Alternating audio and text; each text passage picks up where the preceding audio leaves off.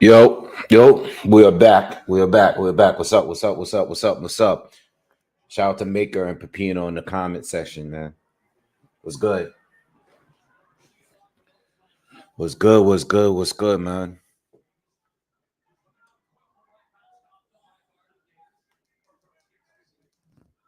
What's good? Let's get everybody in here so we can get this show started, man. The prelims are already on.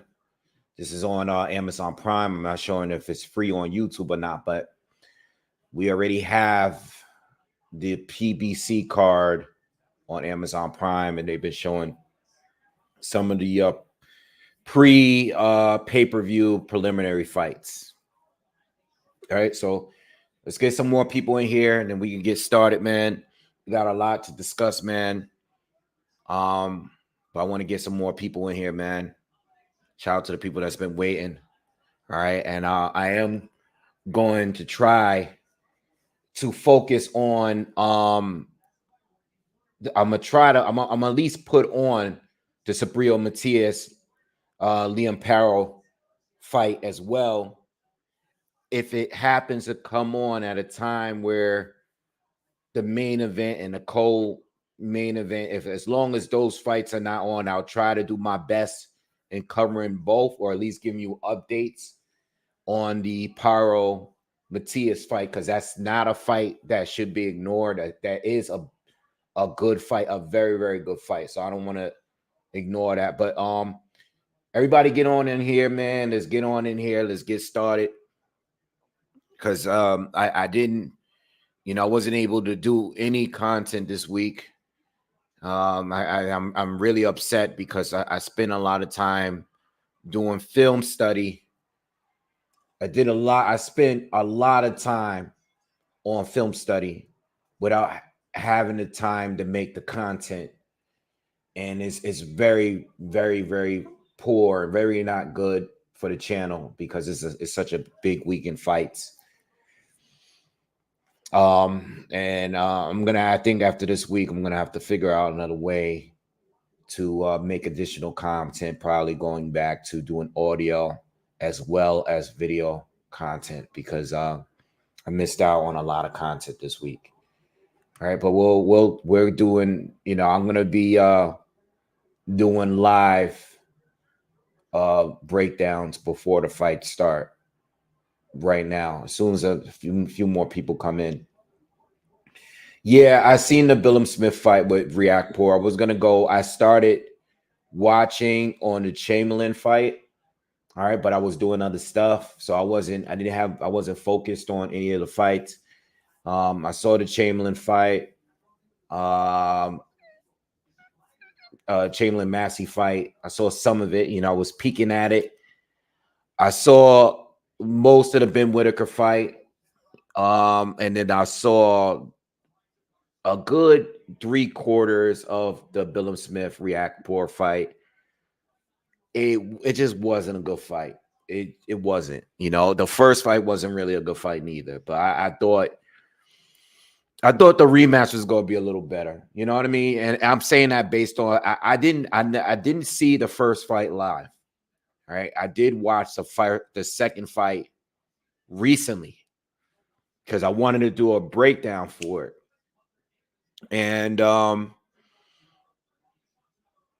the fight today was just oh man, it was just dragging, man. It was just, from both. I think the right man won. I think Reactpour actually won the first fight. But today it was just an ugly fight, just like the first one done. Going back and watching the Reactpour fight, and I might as well talk about this. Going back and watching the first Reactpour Billum Smith fight, I thought it would be better because they both improved since then. And I thought that, Reactpour, always really big guy, a lot of power, but always kind of stiff. And in his most recent fights, it seems like he got better. In his most recent fights, he looked like he got better. And I thought that we're gonna see, some improvements in this fight. And he just looked stiff again. He looked like, Billum Smith pretty much smothered his offense. And he kind of allowed it. He seemed gassed. Maybe he shouldn't fight as a cruiser. I mean, he's a very big guy. I seen this guy in person in the UK. He's a big guy. And maybe he should fight as a bridgerweight or something like that. You know what I mean? Yeah, whatever fights. I have the PBC card up right now. Right now, they're showing Garcia and Davis right now. Elijah Garcia, and Davis. They're fighting. They're in the 6th round, and I'm expecting. I know Garcia is really pushing for a stoppage here, or at some point. He's putting a lot of pressure on Kyron Davis, but it's going to be very hard to stop this guy. But he's going for it. Let's see if he can get it done. So what I'm gonna do, if you guys just checking in, I'm gonna give you a breakdown live today of every remaining fight that I wasn't able to cover. I apologize for not giving you breakdowns this week. I did all the film study in the world since last week, but I didn't have time to sit here and go and film and do the content. All right, so we're gonna do Tank, we're gonna do Matias, we're gonna do Benavidez. I'm gonna give you the couple of bets that I made. And then we're gonna go in there and just enjoy the card. Excellent card, by the way. This might be the best the best PBC card. This is on a level of what we've been getting from the Saudi Arabia cards, in my opinion. I didn't really think about it until I saw the card this week. But this is for a pay-per-view. This is one of the best cards that the PBC has given us in a while. These are quality fights all the way through. I love this card. So I don't know what's going to happen with the PBC and Amazon and how long this is going to last. Especially because of the fact that Turkey is taking over. He's looking to buy everything up, and the PBC and Amazon, they just haven't really given us much. They haven't given us much since Showtime left the boxing game. But this card is a quality card. Tank versus Martin, fight that I actually wanted to see. One of the few fights that I wanted to see Tank fight. One of the few fighters, Russell and Puello is good. Benavidez, Gvozdyk is good. Adamas Gaucher is a good fight. It's a decent fight. Excuse me. You had Mark Messiah on the card. Already saw his fight earlier. Elijah Garcia, up and coming guy, really, really good. He's fighting right now. This is good. This is quality stuff. And then on the zone, we have Paro and Matias fighting as well. So I'm gonna give you a breakdown of all of these fights, and I'm gonna do it live. It sucks. If you guys already placed bets or whatever, again, I'm not a super better, but I made a couple of bets early in the week. All right, and I'll just give you those couple of them that I got. All right, so let's just start out with the DAZN main event. I'm gonna go right there. Let's go straight into Matias and Paro. All right, and that again, that's now on this pay-per-view. So if you are watching, so when this fight comes on, I'm gonna cover the fight round by round, just as long if it's not in the way of the Benavidez Gvozdyk fight, and if it's not in the way of the Tank Martin fight, I'm gonna give you play-by-play because this is a more of a priority than it's a priority fight. All right, it just happens to be on the wrong damn night. Any other weekend, this is a good fight. I love watching Sabria Matias fight. And I think Liam Paro, up to this point, I think he has the best chance of winning. All right. I think there's a few fights here this weekend, especially with the amount of upsets we've been getting because of the quality fights that we're getting right now. I think there are a few fights that can possibly have an upset tonight, So we'll see how it works out. But let's start out with this fight with Subriel Matias and Liam Paro. Now, Liam Paro, I haven't watched him for a long time. I've only seen a couple of his fights, so I'm not going to sit here and act like I've been watching him for years and stuff, but I watched him long enough and I did my research on him and I'm familiar with what he brings to the table, and, most people know, most of us know him from beating Montana Love in the last fight, right? And he's a southpaw. He's from Australia and he got some slickness to him. He can fight. He can box. He can box very, very well. He sparred with all of the top tier fighters out there. He's undefeated. I love the hand speed. I think he got great legs and he has good power. And Montana Love has been viewed as a guy with, power and speed, and he has a little slickness to him, but Paro shut all that down. He beat Montana Love and made it look easy. He outboxed him. He didn't have to bully him. He just straight up outboxed him and overpowered him. So Subriel Matias is the obvious favor, right? The reason why I did put a little money down, and this is the way I got it. The way, as far as betting, I mean, it's not the actual fight. I put money down on Paro winning straight up. No knockout or no decision, just straight up. I put some down on Paro because I don't think he should be a 5-1 underdog. I think Subriel Matias is the favorite to win, most likely to win.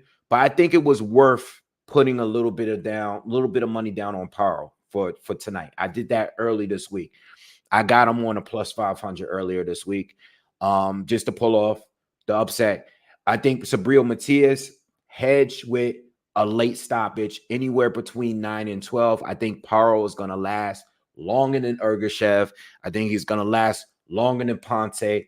I think he's going to do better simply because he's a little bit more economical. I think he's seen, if these guys have watched him, they probably seen the flaw of Ergashev and Ponte. These guys come out too strong because Matias is right in their face and they're throwing everything. They're letting their hands go and they're punching themselves out within the first 2 or 3 rounds.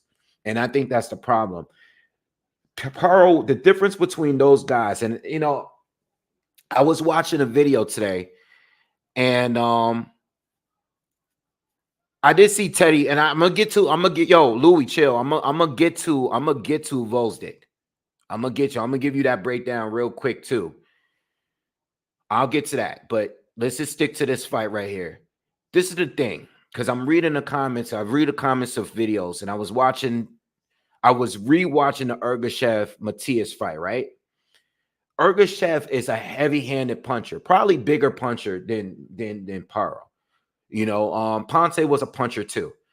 The problem with Ergashev, if you watch that fight, Ergashev is doing more work by just pushing off Matias with that lead hand. He's not moving. He's flat-footed. So even though he's a southpaw, even though he's a big puncher, he's standing right in front of Matias and loading up on everything. And even though he's heavy-handed, Matias is letting him get everything out. He's blowing his whole load within the first 2 rounds. I don't think Paro is going to fight that way. I think Paro doesn't need to fight. He has the legs and the speed to move, And yeah, Matias is a guy that I'm sure he could cut off the ring good. I'm guessing he's going to be able to cut him off. I'm guessing but Matias is tricky. His pressure, especially in the first 2 rounds or so, his pressure is just him being in your space. It's just him being in your space. And these guys load up Ponce, loading up, just boom, boom, boom, throwing all these combinations. Same with Ergashev. They're loading up and they're burning themselves out. And then they don't even have the legs to move.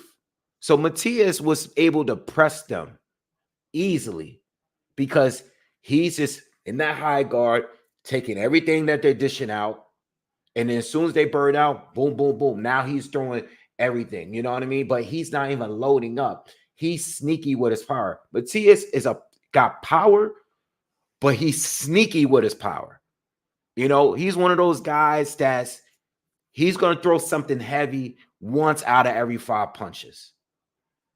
You know, you feel me? So I think that with Paro, the reason why I think he has a chance is because he's going to use his legs. He's going to move. He's not going to stand there right in front of him, pushing him off with the lead hand like Ergashev, burning himself out, throwing big left hands. He's not going to do that. He's going to move. He's going to circle. He's going to turn him. He's going to do more just to get away. Could he get burnt out? Yes. But I think it'll be further down the line. And these guys, because Ponce and Ergashev, they punched themselves out by the 3rd round. It was already over. So I think with Paro, if he loses and even if he gets stopped, I think he's going to last longer to those two guys because he's quicker, he moves better, and I think he's just going to be a little bit more economical, especially going to the fight and seeing how those guys lose. I mean, the camp got to know, like, yo, we got to do something different here because this guy is going to be like RoboCop coming down, straight walking through you, and you're going to be throwing everything just to stay in the fight. While Matias, he's not even throwing anything. He's just in your space. So I think with Paro, because he has the power, because he has the speed, let's just say, hypothetically, Matias doesn't stop him. Let's just say Paro is using his jab. He's landing straight lefts. He's committing to the body a little bit more than the other guys were. Let's just say he's boxing, he's moving, he's doing all of this stuff, and he actually stays in the fight. If that's what we see, and Matias doesn't stop him, there's a chance for Paro to win this fight. Plus, he has power. It's not like he can't punch. He has pop. He might not have Ergashev power, but he knows how to use his power a little better than Ergashev for all the reasons I just explained to y'all. So I think this fight has some seasoning there for there to be some sort of upset. I don't think this is as easy of a fight that Matias has had in the most recent few years or so. All right. So I think Paro has a chance. I think the plus 500 is a good opportunity to jump on. You know, I think Matias still should be the favorite to win, most likely to win because of the pressure. But at the end of the day, I think Paro is going to be making better use of his power and his legs against Matias and not just looking to throw everything in the first 2 rounds like Ponce and Ergashev did. So I think there's a chance for Paro to win, especially right now. I mean, just the feeling in the air, just the amount of upsets we've been getting lately, man, the quality of fights. I just don't think anyone is a clear winner of any fight right now, especially with a good card like this. You feel me? So that's why I got Paro. I got Paro. I got money on Paro winning the upset, straight up, not knockout or anything like that. And I got Matias either the hedging with Matias winning within the last 4 rounds, 9-12. I think that's the only 2 options that I go with. All right. What's up, Ralph? What's up, Pepino? What's up, Nerd? Bubble Maker, Will, Louie, Young Hollywood, Schooling. What's up, man? Damon, Thinker Stink. What's up, everybody? What's good, Gio? I hope everyone is having a good week, man. I hope everyone had a better week than me. Toro, what's up? AO, what's good with you? Focus, Clarence, All right. Rich Franklin, what's up with you, man? Um, what's up, Star Fox? What's good with you, bro? What's up, Jake? Um, all right, all right, all right. Yeah, nah, I don't look like Star Fox. You wild. I don't look like AB. Don't say that again. I don't look like AB. What's up all day, every day? All right, so that's my breakdown of the fight. Um, I'm expecting if I had to pick a winner, I'm probably gonna go with Matias. But I think there's a huge chance of Paro pull off the upset. That's why I put a little bit down on Paro. I had to do it, man. I think there's a chance that we might get an upset tonight. I think there's a chance we might get a couple upsets tonight. I ain't gonna lie. So, oh shit, my man Charles Edward Cheese, what's good with you? I ain't see you in a minute, man. What's good? What's good? What's good? What's good? I hope everything is good, man. Um, yeah, man. I hope you're doing good. Um, real quick, I just want everybody in the comments because my mom, she probably don't want me to say this, but my mom got married yesterday. So just say congratulations to my mom. Just say congratulations because she's probably listening to this and she reads all the comments. She do read all the comments to all my videos. So just give a congratulations to my mom in the comments if you can. All right. She's very proud. She probably don't want me to say that right here, but she's always on here. She's probably on here right now. Just give a quick shout out to my mom, because she do read all the comments and she always watches my videos, just like my dad. My dad was supposed to be here, but my sister is treating him to Father's Day, which is tomorrow. So he's out in Philly right now. So he was supposed to be here. My cousin is actually coming through, but my dad is out in Philly, enjoying eating some crabs and some steak. I just talked to him a few minutes, a little while ago. We were talking about the Ben Whitaker fight. But yeah, shout out to my dad and shout out to all the fathers that's out there, everybody that's out there, all the fathers that's watching. Shout out to you guys. And congratulations to my mom for getting married yesterday. So it was pretty dope, very private little thing that we did yesterday. All right. All right, so let's get back into it. So let's talk Gvozdyk and Benavidez, man. This is one that I really, really wanted to do a breakdown for, man. I didn't have the time this week, man. But I did my film study. And I had recently did film study on Gvozdyk because I had to do it for that Benavidez. I'm sorry, the Bivol Better Be a fight. Now, if you didn't see it yet, it's up. I did a breakdown of Better Be in Bivol. Obviously, I'm going to do an updated one when the fight actually happens. But this breakdown had everything you would need to know up to this, up to that point, maybe before Bivol had his last recent fight. But I had to go back and rewatch the Gvozdyk fight. Now, I've been watching Will Gvozdyk for a long time. All right, I've been watching him for a long. I was actually had the pleasure of seeing him here live in New York. He had fought at the theater at Madison Square Garden one time, and I went with one of my boys, and I was like schooling, putting him on game on this dude, how he was Ukrainian and came from that same, class with Usyk and Lomachenko and all that. And I've been watching him for a minute, and you got to go back to the Better Be a fight. Why? Because that's the only fight that really matters leading up to this fight.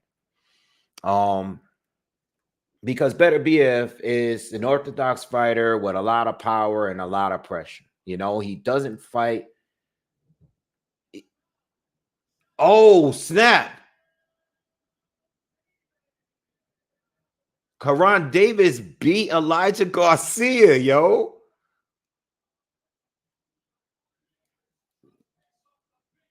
Wow. Oh man, I might have should have been covering this fight. Elijah Garcia, up and coming prospect, man. Oh man, that's damn. Wow, Dave Davis, that's a good win. I mean, I didn't watch it, so I can't tell you if he deserved it. I was talking to you guys, but we'll get back to this. We're gonna have to get back to this one. Wow. All right. Negative 1,800 favorite for Garcia. Oh, wow. That's crazy. That's crazy. One thing I did say earlier, Kyron Davis is very hard to stop. I know people see the 3 losses on his record. He lost to Benavidez. He got stopped by him, but he's tough, man. He's a tough fighter. And we've been seeing him on these cards for a minute. The only issue that I've always had about Elijah Garcia is his defense. His lack of defense has always been an issue, but he's pretty fun to watch. All right, but listen, we'll talk about that later. Gvozdyk. How much time did he take off? He loses to Benavidez back in 2019. Comes back in 2023, has 3 fights. Journeyman, Isaac Balakniks is a decent fighter. He's a decent fighter up at 175. Probably maybe a top 50 guy, but that's the only reasonable guy there. No real work for a former champion at 175 in Gvozdyk. The thing is, these 3 fights don't really prepare you for a David Benavidez fight, and these are just stay busy fights. All right. So Benavidez, I'm just gonna have to nerd. Thank you for the donations. Real quick. He says, "What up, Wave? Happy Father's Day to your father, and congrats to your mom for finding a new love. Let me know when you're ready to shoot pool." Yeah, man. Aren't you in Harlem? I think you told me a minute ago you was in Harlem. We'll link up. We'll link up. I told you last time. We'll link up. I'll hit you on the in the DM and the IG. We'll link up. And thanks, bro. I appreciate it. What's up, Rocket? Yo, all right. So, look, I'm not gonna hold you guys too long. Benavidez, I would have to assume he's gonna be at his best. All right. Benavidez is gonna be at his best because he's at 175. He made the weight cut very easy, as he said. He is going to be the best version of himself. He's young, he's fresh, he's improving. With all the technical flaws, it works to his advantage because he's big, he's durable, he's fast, he's high volume, he has power. So, with that being said, he's going to be at his best. This is the issue. Gvozdyk is better than all those guys at 168. P.S. And I believe that it's either one or 2 things. The matchmakers either made a brilliant plan for Benavidez to win and take a great win like this with timing and fighting Gvozdyk, who is coming off 3 years, 4 years. Well, yes, he's been active last year. He fought 3 times, but those 4 years he's lost. So the matchmakers either made a brilliant plan in putting Benavidez in there with a guy that was at the top of 175 at one point that only has 1 loss to the current one of the best fighters in the world in Benavidez. They either made a great plan in slipping Benavidez right in there in this spot to get this fight, or they made a major mistake in thinking that Gvozdyk was washed up, too old, 37 years old now, not active. Yes, he's been active 2023, but not fighting top guys. they either made a mistake. Because you got to understand, Benavidez, I'm a big fan of him. Even with the Canelo stuff, I don't think he was perfect. I don't think he's completely a victim of why that fight didn't happen. But I side with him. I actually think he beats Canelo at 168. I thought he beats him at 168. The last couple of years, I've been one of the few that's been on here. See, I think he beats Canelo right now. I think that he was the best and most dangerous fighter at 168 when Canelo made his run and picked up those titles. I thought that David Benavidez was the most dangerous one. But he screwed himself twice for losing titles. Cool, whatever. Past is the past. But Gvozdyk is big too. And I was actually surprised to see that weigh-in. And I was like, David always looked bigger than everybody. But now he doesn't look bigger than this guy. And Gvozdyk is in top tier shape. Now, I'm gonna tell you like this. The Gvozdyk that fought Better BF that night beats David Benavidez, any version of him, in my opinion. That guy that lost to Better BF that night, if you never watched the fight, watch the fight. I said this on the recent video I did with Better BF and Bivol. Watch the fight. If it's on the internet, it's on the top ranking. It's a very, very good fight. Don't look at BoxRec and see that he lost to Better BF and then skip over it. It's literally the most challenging fight that Better BF had in his career. Better BF got buzzed in that fight. Better BF took a lot of punches that fight.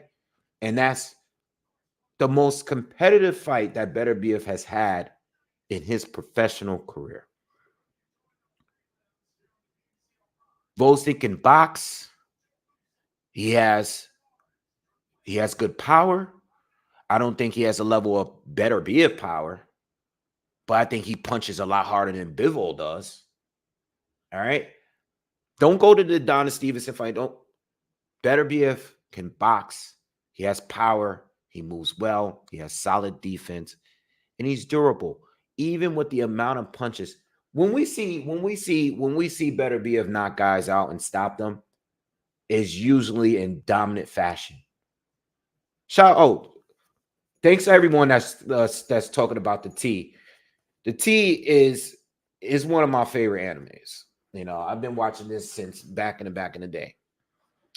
All right, you guys, are very well, and as in America, it is called Fighting Spirits anime. It's a boxing anime.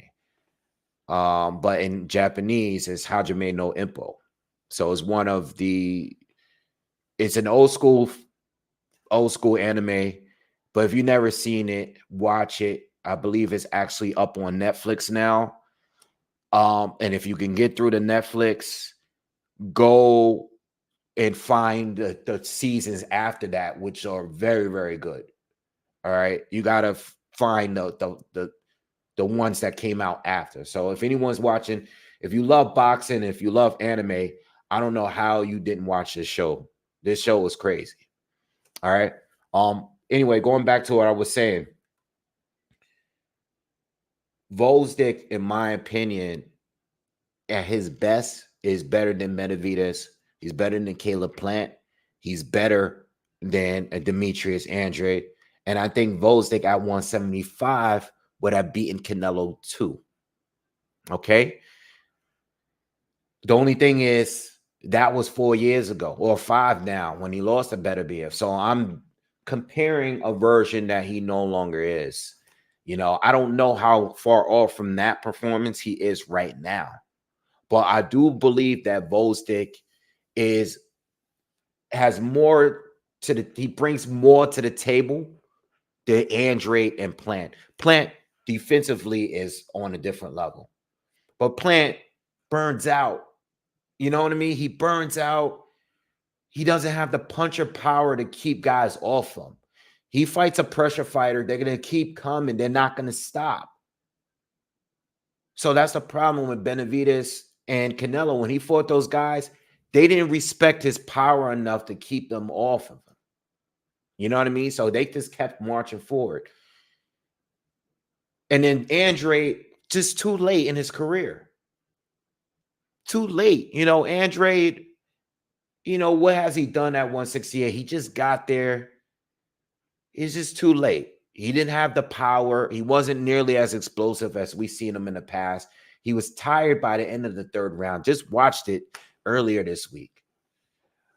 Oh, no. Go to Netflix, Charles, to watch it right now. I mean, I think it's on Crunchyroll. It's probably on Crunchyroll too, but it just got the Netflix. Like, I was scrolling through Netflix the other day and I saw that it was on there.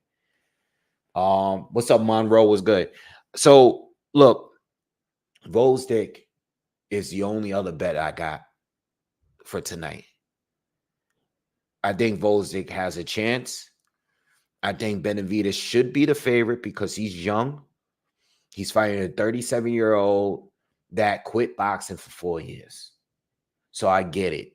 Gvozdyk was something at one point. He was something. He was a big deal at one point. But right now, there's nothing to prove that he's still that. So yes, it may be a great time right now for Benavidez to fight a guy like that. But at the end of the day, Gvozdyk has more. He should not be a 5-1 on underdog against David Benavidez. I think that's crazy. So I placed the bet early this week. I think I got him on a 4 plus 490. You know, and for the people that's rushing to place Benavidez by stopping him, you got to be careful with that. Because what I was going to say earlier is that, remember, Gvozdyk gets stopped by Benavidez, but he looks like he's more tired than hurt. He's getting knocked down continuously. He's getting right back up. He looks tired. Look at the stoppage. Look at those last 2 rounds of that fight. It's more tired than anything. Yes, he's hurt. Obviously, Benavidez punches crazy, right? But at the end of the day, the guy was taking his power a lot better than all of these other guys that Benavidez stopped. You know what I mean? Look worn out. Yes. Is it possible for David to stop him? Yes. But be careful if you're placing that bet on David to win by stoppage tonight. You got to be careful with that because David can win, but are you sure it's going to be by stoppage? Who knows? Because the guy has proven to be durable. Remember, he took big left hands from Adonis Stevenson back when they fought and he became champion. And he took big punches from Benavidez for like 10 rounds. All right. And continue getting up. So just be careful with that. Mike Muller, thank you for the donation, man. I'm gonna do Tank and Martin next. All right, that's gonna be my next one. All right, I just wanted to get this out of the way. I mean, again, Benavidez should win. You know, this is what I said about. It's no different from Paro and Matias. Benavidez should win the fight with his pressure, his volume, his youth, his activity. Going into the new division, I'm assuming he's going to be stronger.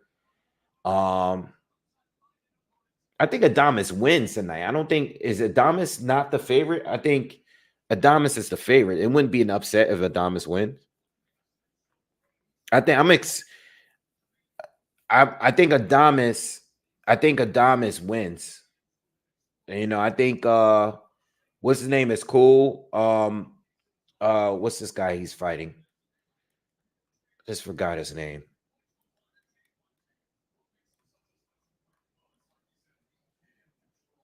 Terrell Gaucher. I think Terrell Gaucher is good. But Terrell Gaucher just never does enough to pick up the win. Now, I'm not sold. I've never been sold on Carlos Adames. And I know his loss to Patrick Chisero was a really long time ago, so I don't want to hold that against him. But I've never really been sold on Carlos Adames. I still haven't seen a fight where I'm like, he's it. You know what I mean? Like, I think he's good. He beat J Rock, but J Rock is past it. The win against Montiel, the win against Derevchenko was cool. So I think he's better, and I think he belongs at 160, and that loss was down at 154. But again, Terrell Gausha is a good fighter. I think Terrell will go the distance with him, but I'm expecting Carlos to beat him, outbox, just do the better work overall. Yeah, he did drop in Tim Tszyu. He did drop Tim Tszyu. And Terrell gave a few people a good fight. He gave Lara a good fight at one point. Who else did he fight? He did drop Tim Tszyu. Tim Tszyu has been dropped a few times in the first round. So I know Tim got dropped by him and someone else in the first round. He fought Erickson Luba and gave, but Terrell is a strong fighter that you might beat him, but you're not likely to stop him. He's durable, he's strong, he's a solid, well-rounded boxer. And I think that Adames wins, but they go the distance. All right.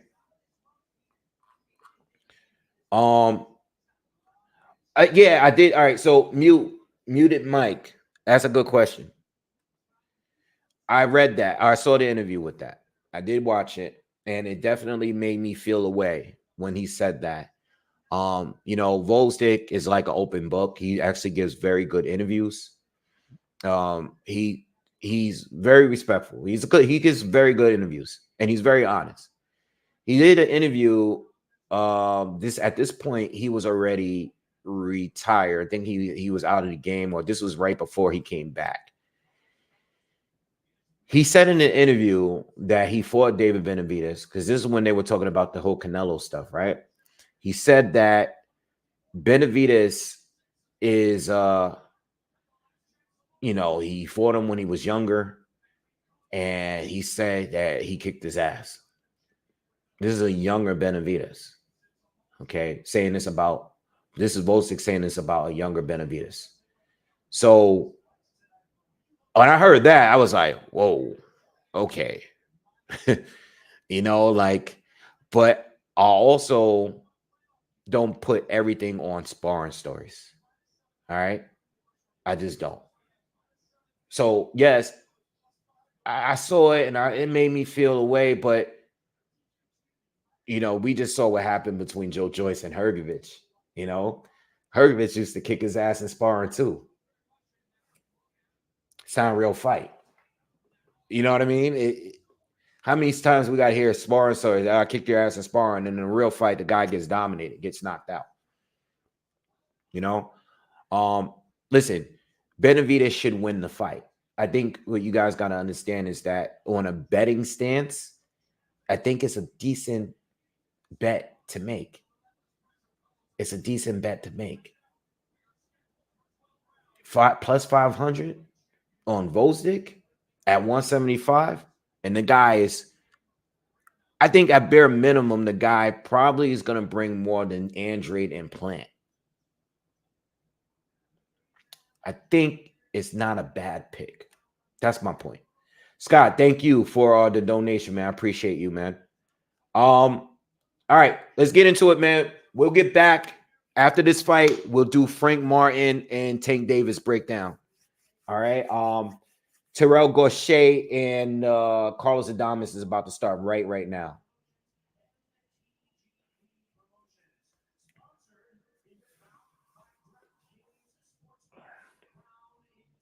I believe Tim Tszyu. I think they already replaced Tim Tszyu. Tim Tszyu, Virgil Ortiz. Damn, who I'm supposed to do a video on that. I thought they already replaced him with hold on, let me go on my notes.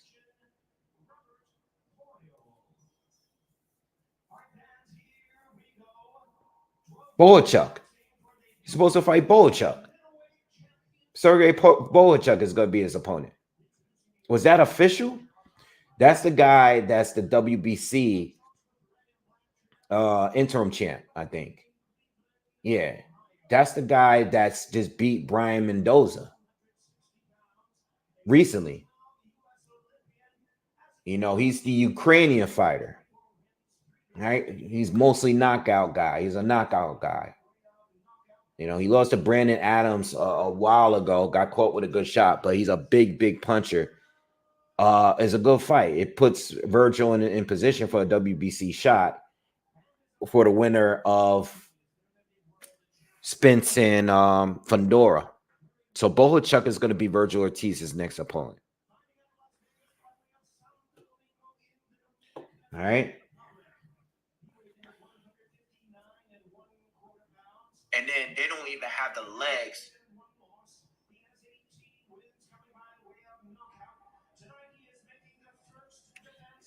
Yeah, I like the fight too. It's a better fight than what we've been getting. But we'll talk about that. That was supposed to be. I have a list of Wave Report topics that I was supposed to do this week that I didn't get to, but I'll definitely I'll go into detail because I got a lot to say about that fight. All right, but right now we getting Carlos Adames again. You know, again, Terrell Gausha is good. I don't know how long he's been. He must recently probably came up to 160. Yeah, because he's always been a 154 guy. His last fight was at 160.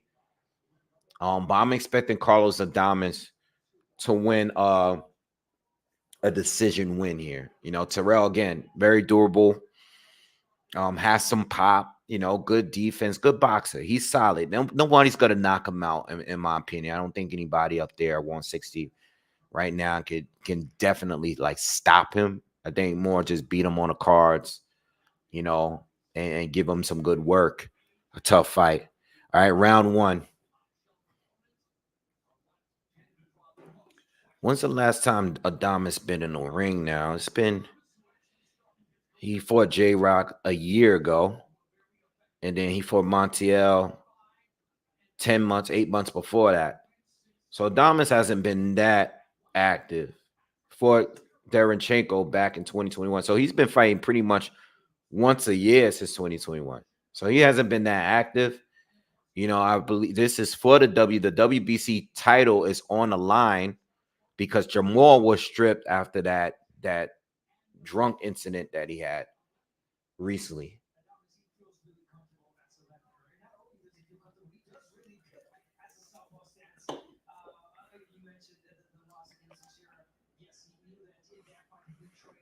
Yeah, but I think this is going to be a decent fight. Carlos is going to win though. He should be able to win, but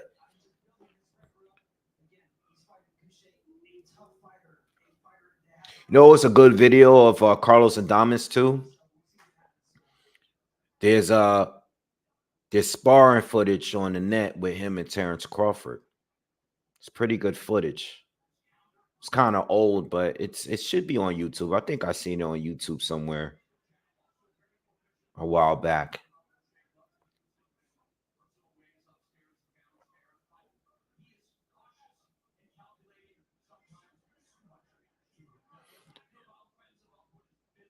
Yeah, that's the problem with Gausha, and they're saying that right now in the commentary. A little too cautious. You know, he never really pushes the pace. Very defensive, always waits. You know, again, tough and durable, but he always kind of loses the big ones. Lowe's losing to Lara, Egerson Lubin, and Tim Zoo.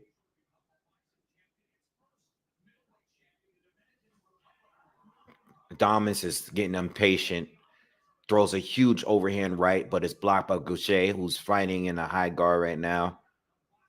Just feigning and keeping the jab. I mean, he's doing good this round with the jab. I mean, Carlos, I don't know where Carlos's jab is right now. I mean, he's not throwing any jabs. He's just waiting. He's just kind of waiting around here.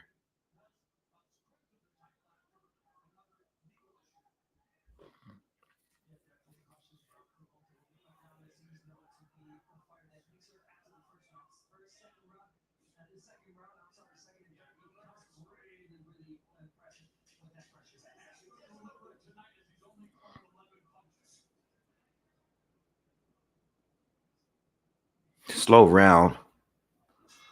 Probably give Gaucher the round. He landed more jabs. You know, he was the only one that was really active in the round so far. Yeah. Yeah. He did come back strong.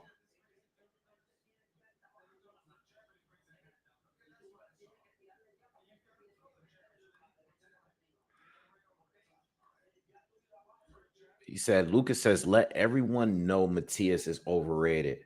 Is he though? I don't know. Maybe we may see that tonight, but I'm not going to tell you that he's overrated.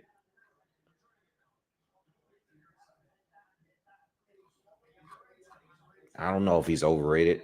We may see that tonight, but I don't know. I think that this is going to be a tough fight, though. Or could be a tough fight. We'll see. Quality card, man. Quality card. Who else is on this pay-per-view? What's next after this fight? Gary Antoine Russell against Alberto Puello. Now, I believe Alberto Puello was champion, right? He popped dirty, I believe, right? And they stripped him. He was a WBA champ at one point. Yeah, I remember that. That's how Isaac Cruz got it now. Yeah, Rolly fought for Barroso. So that's what happened. Puello popped dirty. And then Barroso and Rolly Romero, which is a travesty for that fight to be, be for a title at 140. You know?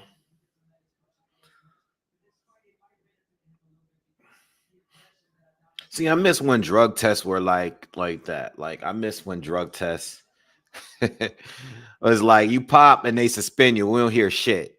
We don't want to hear nothing. We don't want to hear a bunch of people on the internet acting like they're experts on PEDs. When dudes get popped, do you serve your suspension time, and we hear you when you're back. I mean, me personally, I've always said this on the channel. I think with each drug that you pop dirty on, I think you should get a 2-year ban. That's the only way that you can get guys to be careful of what they take. You know, whether they knowingly doing or not. You can't give fighters a 6-month suspension when they're used to fighting once a year anyway. That's not a real punishment. Some of these guys don't even fight every year. You know what I mean? Like, it's ridiculous. Slow fight so far. I mean, again, Cashapp is going to be cautious. And Adames is eager just to land one big shot. There's no jab. There's no jab. He's not throwing no jabs. We got 30 seconds left in the second round. And Adames is just waiting. Good right hand from Gaucher caught him. Adames just comes and lungs in like a wild man with a right hand, but he's going to have to do something to set it up.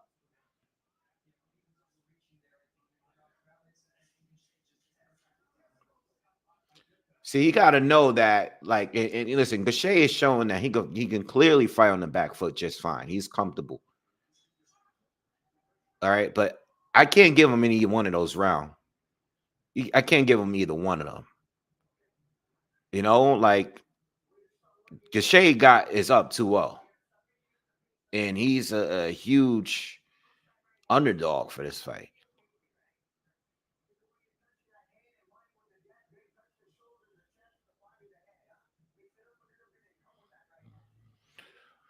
Oh, I don't know what these guys are getting paid for. Like these two. I mean, on this card, the problem is when you're on if you're on a top tier card like this one, the majority of the money, the purse is going to go to, the biggest name on the card, which is Tank Davis. And secondly, the top two paid fighters on this card is going to be David Benavidez and Tank Davis. I would say that Tank, I don't know what he's getting paid for this fight. All right, but let's just say it's 10 million. Let's say David is getting paid, I don't know, 3 million, $4 million. I don't know. I would think that Frank is probably getting a mil or two. These guys being that far down on the card, Carlos Adames is probably, these guys are probably getting paid. Cashapp, maybe 100K, maybe. Adames, maybe 200K, I really don't know. But, every once in a while, you'll see like the entire purse for the entire card, the purse for the entire card. And you can see like there's a big gap between, the main event and then everybody else. There's a lot of fighters that still, on these big cards that get less than, you will see like 15K sometimes. Like I'm sure like Kyron Davis winning against Elijah, those guys are probably getting paid like, not that much. Josh says Adames looks a little out of shape. I don't know. I think he looks like how he normally looks. I just don't think he's not boxing. And Gvozdyk fight like this on. This is the kind of fight he wants here. He wants it nice and easy. He's not going to change it. He doesn't have a different gear. So when a guy is winning rounds in gear 1, he has no reason to go into another gear. All right. I said Adames finally grazed him with an overhand right there. But he has no reason to go into a different gear because Adames is just lunging in with big power shots with the backhand, and he's not landing anything. There's no setups. All right, but he's having a little success here and closing out this third round. So let's see where it goes. I think the problem is, and it's clear that Adames is bigger. He's definitely bigger. They both from 154, but Adames looked like a bigger guy. Good right hand to the body. I think Adames needs to just box. Stop loading up on everything. Just box. Jab, feint a little bit. You know what I mean? Just give him some different looks. Just throwing those big bombs every single time is switch it up a little bit.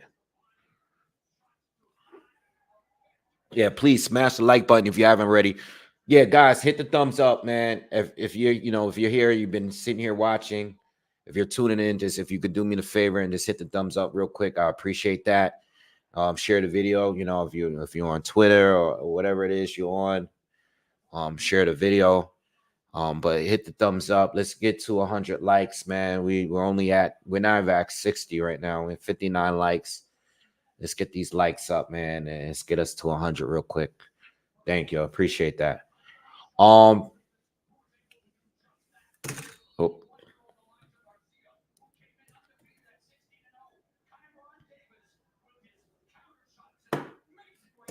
All right. So I got it. The way I'm scoring it right now, I gave a Shea the first 2 rounds. I gave Adames the third. Again, Adames is starting to let his hands go a little bit more, and he's starting to get in range now, and he just landed a good right hand, a clean right hand to the body of Cashapp. Again, the jab is barely there. Shayless landed a good jab. Adames is just too predictable right now. I think he just needs to change it up just a little bit. He's really eager to get the knockout, and I think that this is not the guy that he's just going to land one big punch and knock him out. I think think he has to work a little bit more. Nice combination there from Gachet.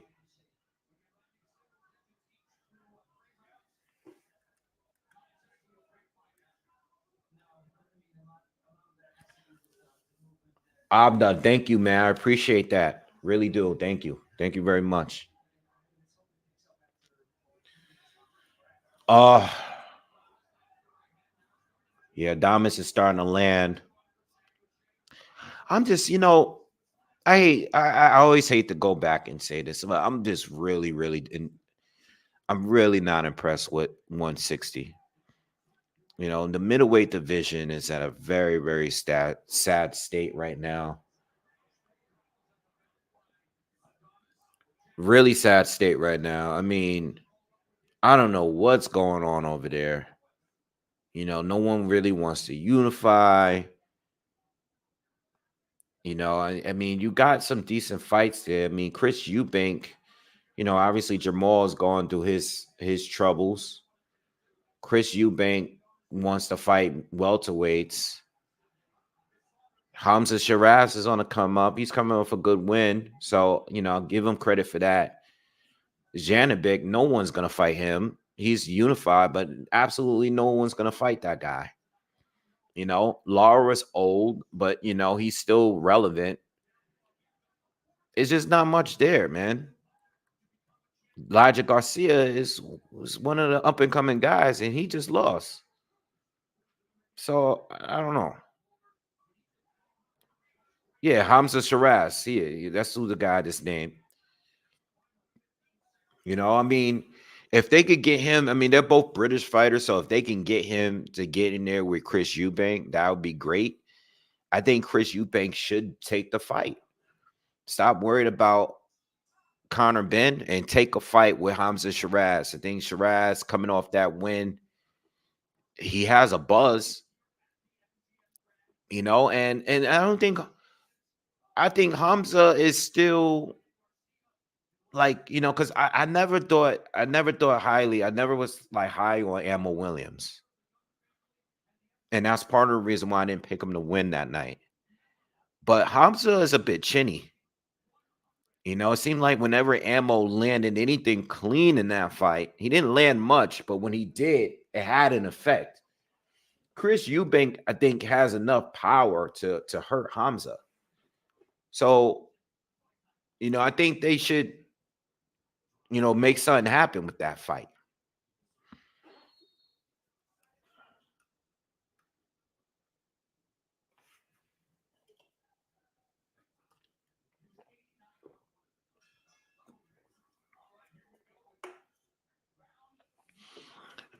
All right, so we're in round 5. I have it 2-2. Terrell Gaucher won the first 2, but Carlos Adames is now starting to pick up the pace, and he's starting to let his hands go a little bit more. He's landed some clean right hands now. So let's see how this go.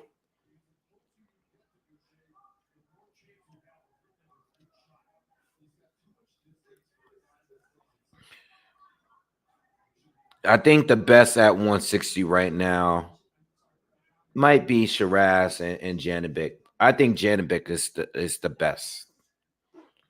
I think he is the clear best to me from right now.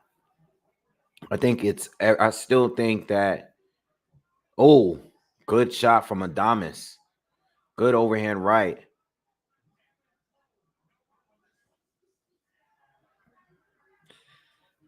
Flurries from Gaucher, but it has no real effect on Adames, Joe Goosens giving Adames all 4 rounds.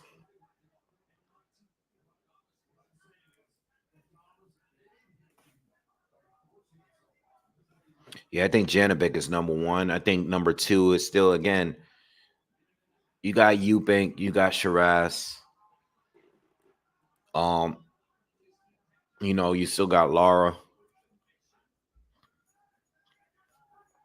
I'm not exactly sure if Shiraz beats everyone that easy, I mean, like it will never happen, right? But just look at Arizona and Lara, right? I know he's old. I know he's old, but Shiraz can get hurt. I think it's proven. We've seen him drop. We've seen him hurt in other fights. We've seen him hurt in his most recent fight.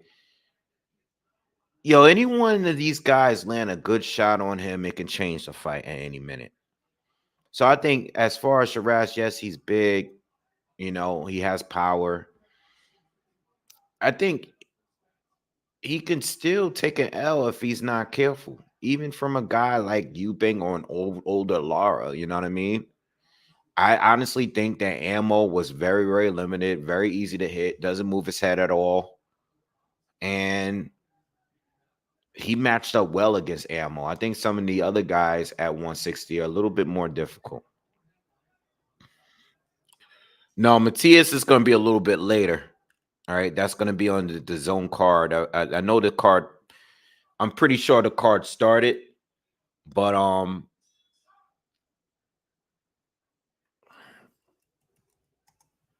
let me see where we're at on that card. But that fight is the main event on that card, so I'm pretty sure that fight will be. Hopefully, it doesn't overlap the Benavidez or the Tank Davis fight. Yeah, you have a female fight that's on right now on the zone. Pinheiro and Tapia.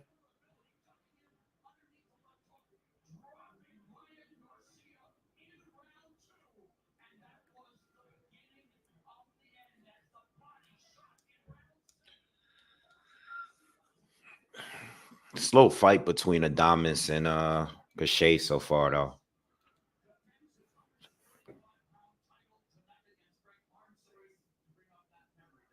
So after this fight is over, and I think it's probably gonna go all 12.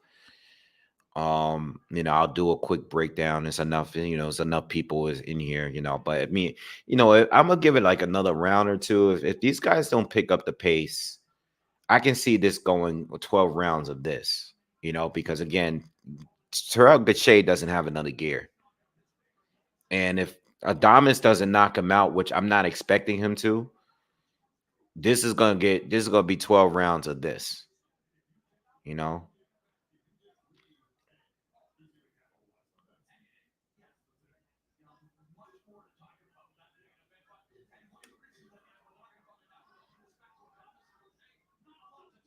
I'm not really that impressed with Carlos Adames though.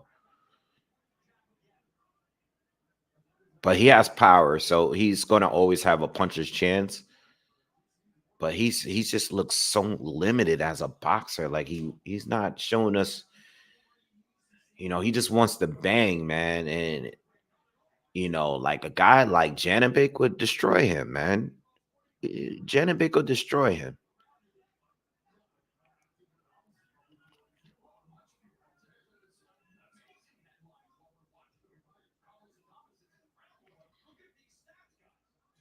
Yeah, Pepino, I agree. This fight is boring.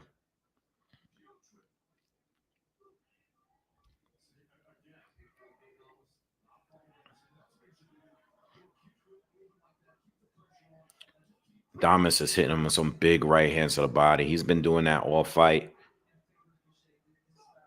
All right, look, let's talk tape. I ain't gonna wait because I know a lot of y'all want to hear Tank Davis against Frank Martin. Now, look, this is a fight that this is one of the few fights that I wanted Tank to get involved in. Obviously, I wanted Haney. I wanted Ryan. Not Ryan, but I wanted Haney.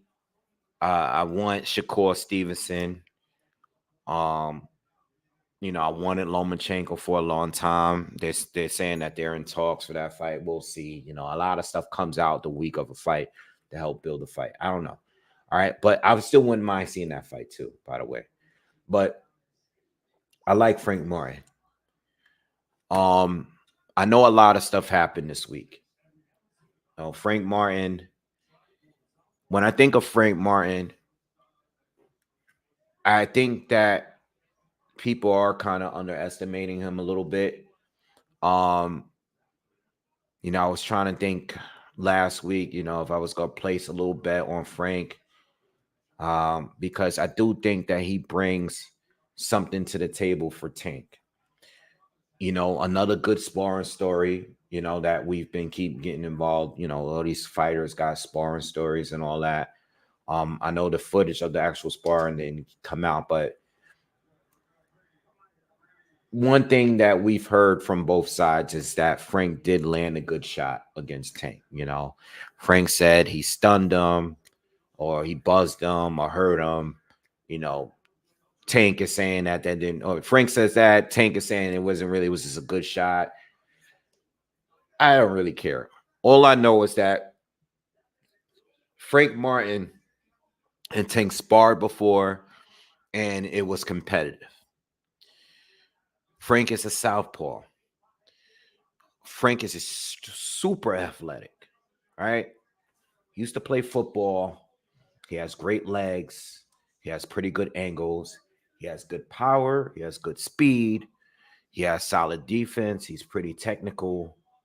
Frank is solid. He's well-rounded.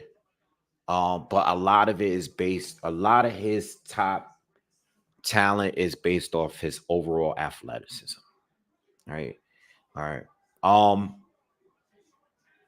The thing with Frank, though, is that he lacks experience at a professional level in a real fight.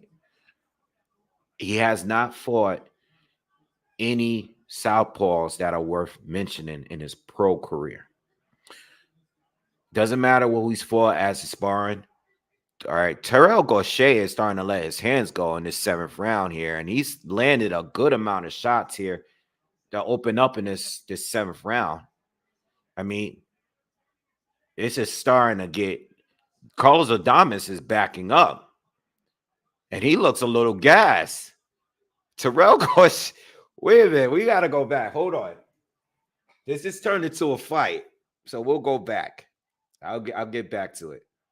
Oh, Adames comes back now, lands overhand right, and backs up Gausha. And Gausha looks like he got buzzed by that shot.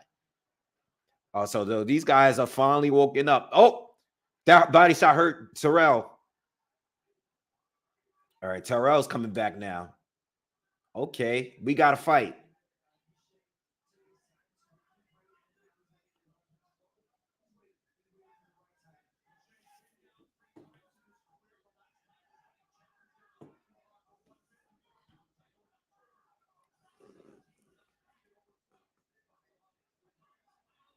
Good round, good round. Just over a minute left in the 7th round.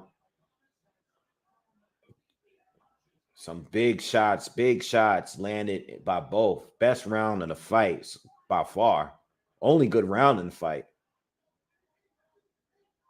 Good combinations from Terrell Gausha.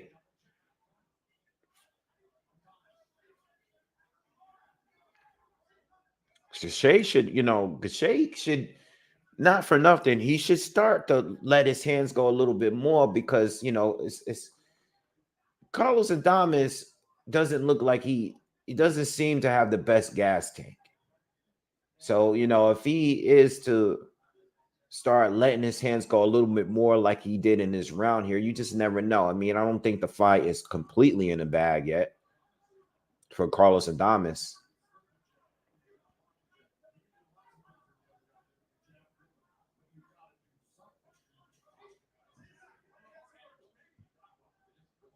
Oh, good uppercut from Terrell Gausha. This was a good round, man. I don't know who got that round. That was a good round. Good round, very good round. All right. So let's get back to a quick breakdown. Frank Martin doesn't have any pro experience fighting southpaws, and Tank is going to be his first one. Now Tank hasn't fought a lot of southpaws, but he's fought a couple. One in Hector Garcia, which was 2 fights ago. Frank, I think the mystery with Frank is one of two things. How well is he going to do against the southpaw? And how well is his chin going to hold up?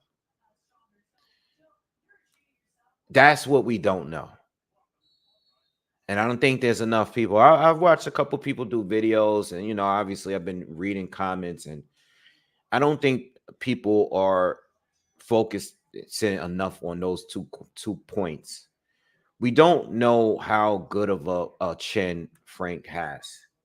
We don't know. You know, if his chin is able to hold up against Tank, it could be a good fight because he's definitely going to get hit. So if he has a chin like an Isaac Cruz and can take the bulk of Tank's power, Tank is not high value. This could be a fight. If he can fight well against a southpaw, even though we've never seen it, doesn't necessarily mean that he's not good at fighting southpaws, but we just haven't seen it. So the lack of experience and going to a guy that I believe is a better boxer in Tank Davis. Tank is the better boxer to me, you know. But Tank, again, he's not high volume. He makes his punch count. He'll give away rounds to get your timing down or get you to slow down, get you to wear yourself out. A lot of fighters had some early success. Hector Garcia was doing well the first 3 rounds or so. Leah Santa Cruz had some success in their fight. Mario Barrios, especially, was winning the fight on points before he started getting dropped. So I think that Tank can be outscored. But how long are you going to keep going before he lands a big shot and knocks you down? I mean, even Rolly Romero got the first 3 rounds. Had me nervous watching that fight. Because of the way Rolly was so aggressive and he landed some big shots. So, look, Frank has a shot. I think with Frank, how he could give Tank some problems is because, again, he has some really good legs. He's very, very good on his legs, man. Very, very quick legs. Knows how to move, knows how to circle around you, knows how to duck and roll and get away out of shots. He knows how to step around you. He's not going to just be standing right there in front of you. Nice shot, Adames. Oh, good shot from Gaucher. It's another good round between these two. Gaucher is starting to open up a little too much, though. He got to be careful. We got to remember he's being overpowered here.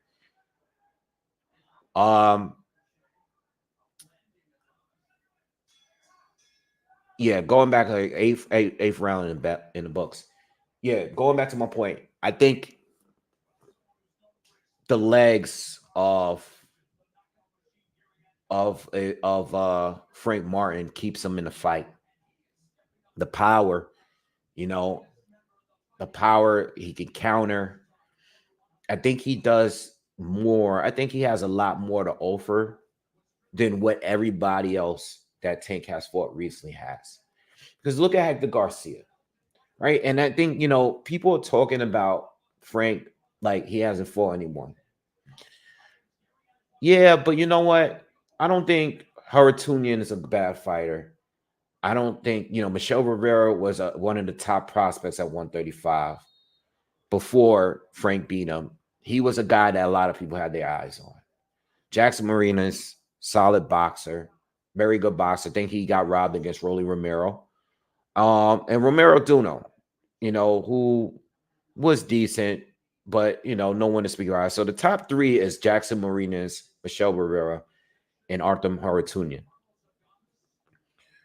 I know a lot of people like to nitpick the Haratunian fight because Haratunian was winning, was giving Frank Martin a lot of trouble, especially with him coming forward, being very aggressive, going to the body a lot.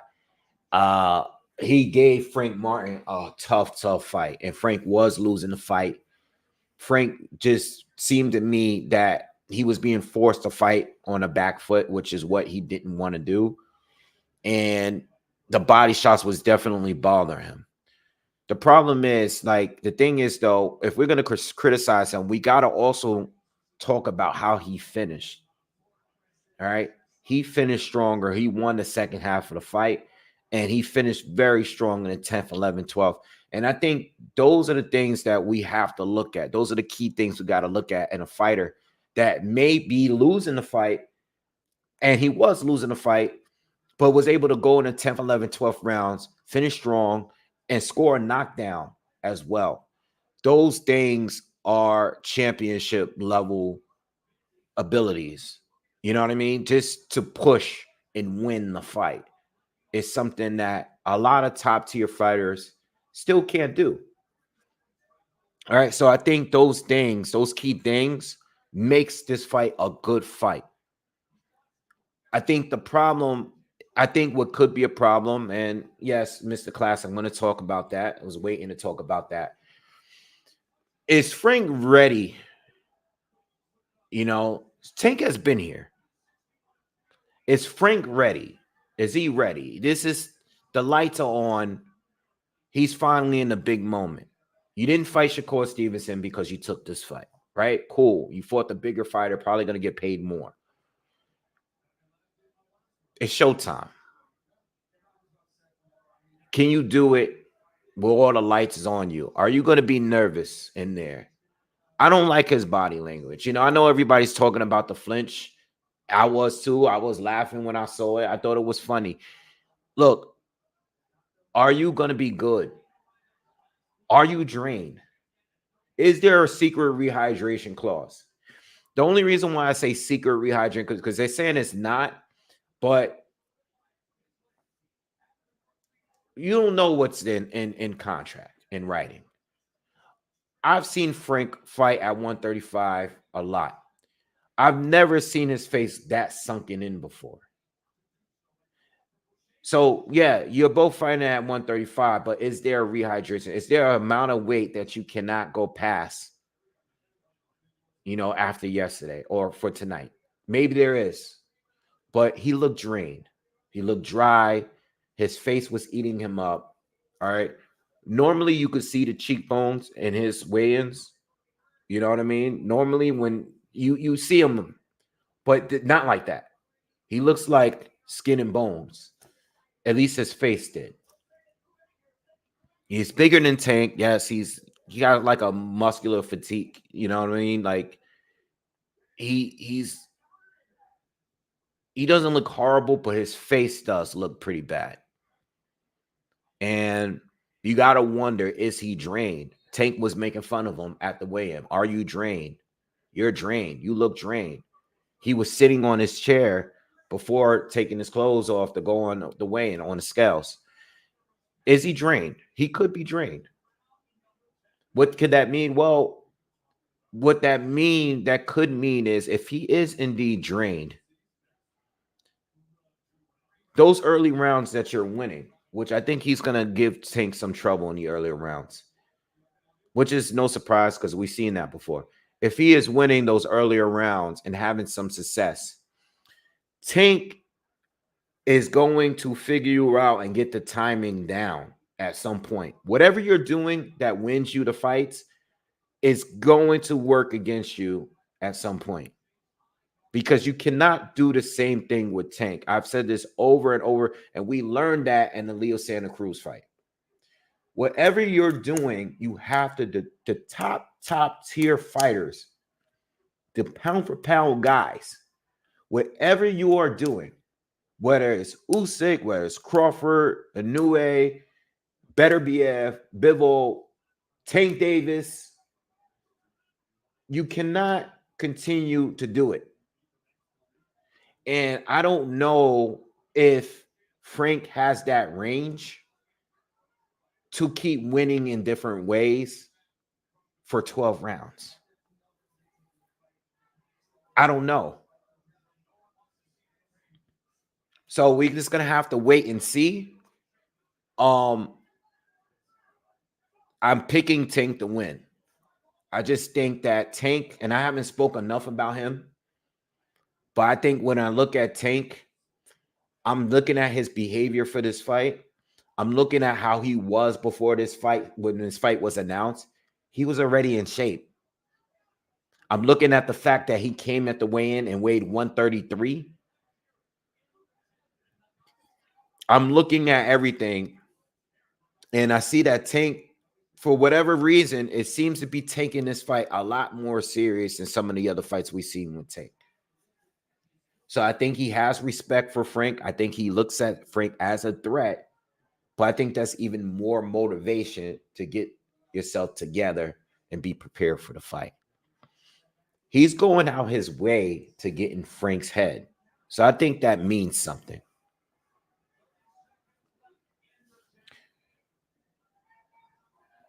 Are you guys talking the fight? Yeah, the fight turned into a fight. I'm still looking at it while I'm talking to y'all, but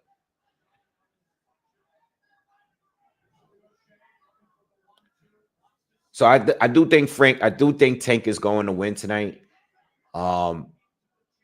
Again, I think Frank has a better chance than some of the guys we see. I think he has a better chance than Ryan. And that's not to take anything away from Ryan. We know he beat Devin Haney recently and all that. But Ryan had one punch. And again, what did I just say about Tank? Whatever is your strength, you got to have some other options. If you only have the left hook, Tank is going to avoid the left hook, which he did, and counter you for it. You know what I mean? It's not, you need more. I know Devin Haney got caught by it, but Tank was ready for it. Tank was really ready for the left hook. And Ryan just couldn't land it. So I don't think Ryan was a tougher fight. I don't think Hector Garcia, who can box really well, but he doesn't have the athleticism as Frank.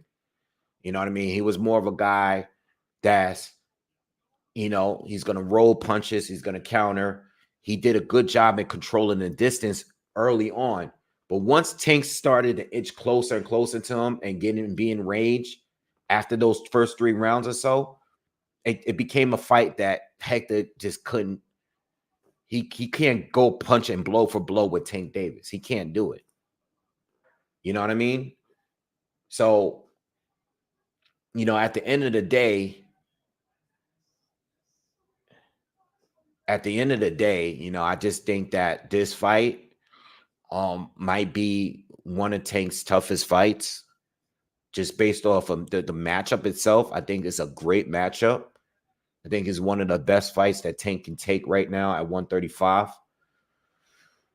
But, I don't know if this guy, Frank, is going to be drained. I don't know how his chin is going to hold up. I don't know how he's going to look against another southpaw. You know what I mean? And we never seen him before. You know what I mean?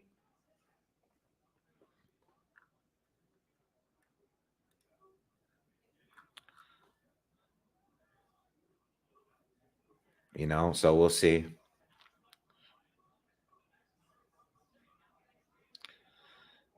Yeah, was Ryan drained? Yeah, Ryan probably was a little drained. But again, I'm talking, low blow.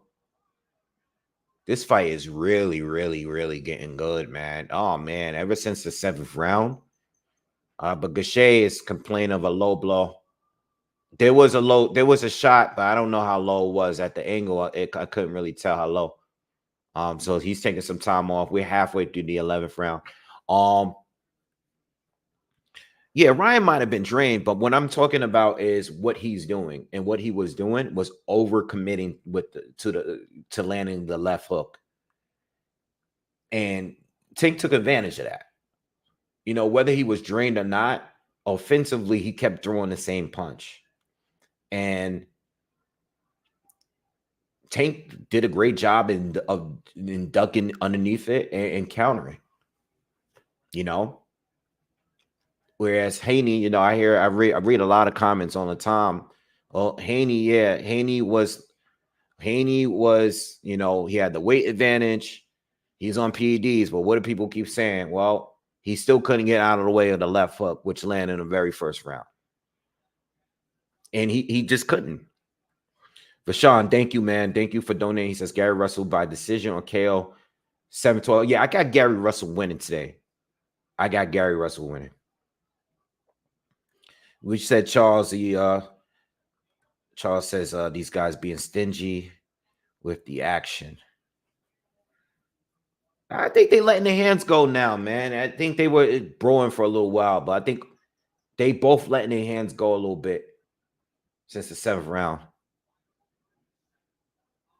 Yeah, I got Tank. I think Tank. I like the fact that Tank was in shape early. He didn't blow up. I know it's been a year. He did his little prison time, and but I saw that he was in shape a while ago. So I was like, nah, I think he's gonna be good for this fight. I just, as far as it being a knockout or decision, again, I don't know how good Martin's chin will hold up at this level. Because Martin has shown to be he's shown to be pretty durable guy, but he's never fought someone like Tank. So it really depends. I really don't know how his chin's gonna hold up tonight. But I think listen, all I'm gonna tell you this. I think Tank is gonna win, but I like Martin's chances of beating him more than all the other recent guys. That's all I gotta say. When it comes to all these guys, Barrios, Rolly, Ryan, Hector, I think I like the way I like Ryan. I think Martin, I think Frank got stylistically only because he brings something I ain't seen before, like when it comes to Tank.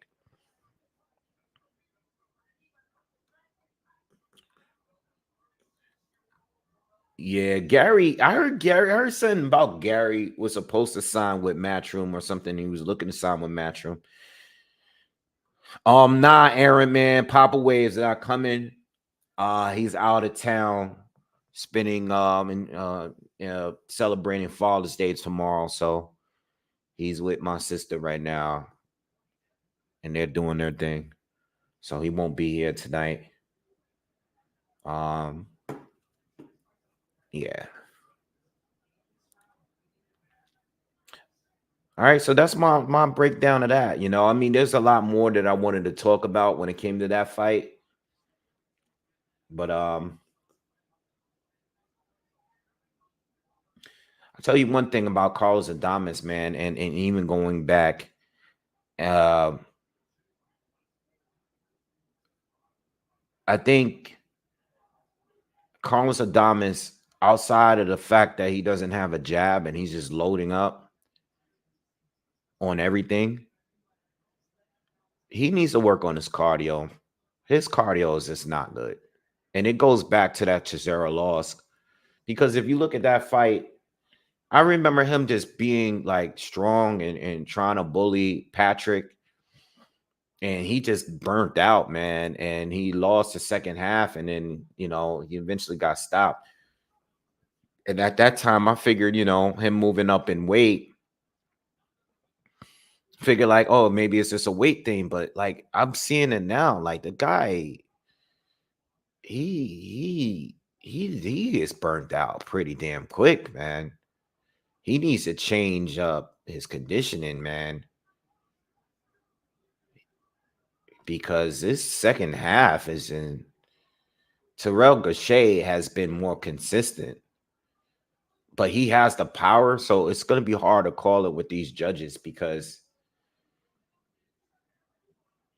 I don't know how they're going to look at these rounds. Like, Carlos lands a good shot and he backs up Terrell, but Terrell has been putting in the better work in these last, few rounds or so, like more consistently. See, Terrell is gonna be this might end up messing around being a draw. Yo, this might be a draw, yo. Damn. This might be a draw, y'all. This might be a draw.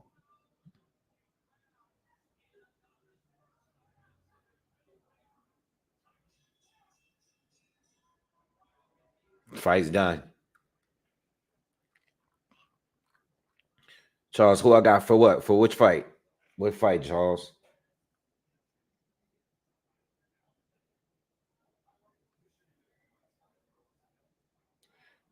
Probably go with Damas. I mean, he's a name, you know. I mean, well, let me not say he's a name because neither one of them really got a name, but you know, he's the undefeated fighter, and he's technically the champ. You know, we'll see. I don't know. You know, I didn't. I think the way I had it scored when I was scoring before I started talking about Tank and Frank, I had it 4-2 for no, I had it 4-3 for Carlos because I scored the first 7 rounds. So I gave the 7th round to Cashapp,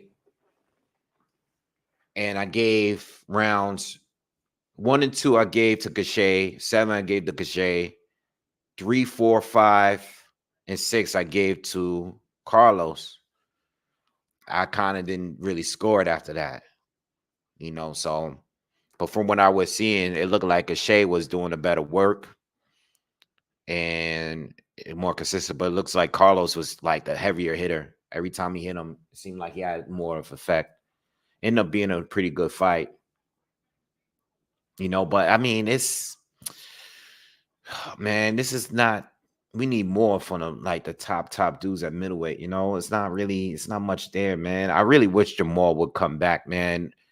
I'm really sad that the Charlo brothers just kind of like, you know, just everything fell apart for these two.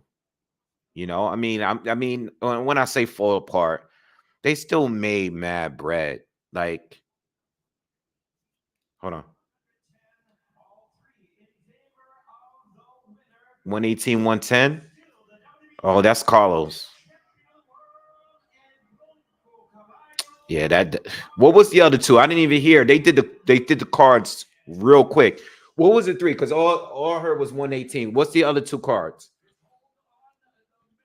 119, 109 is crazy. 118, 110 is crazy.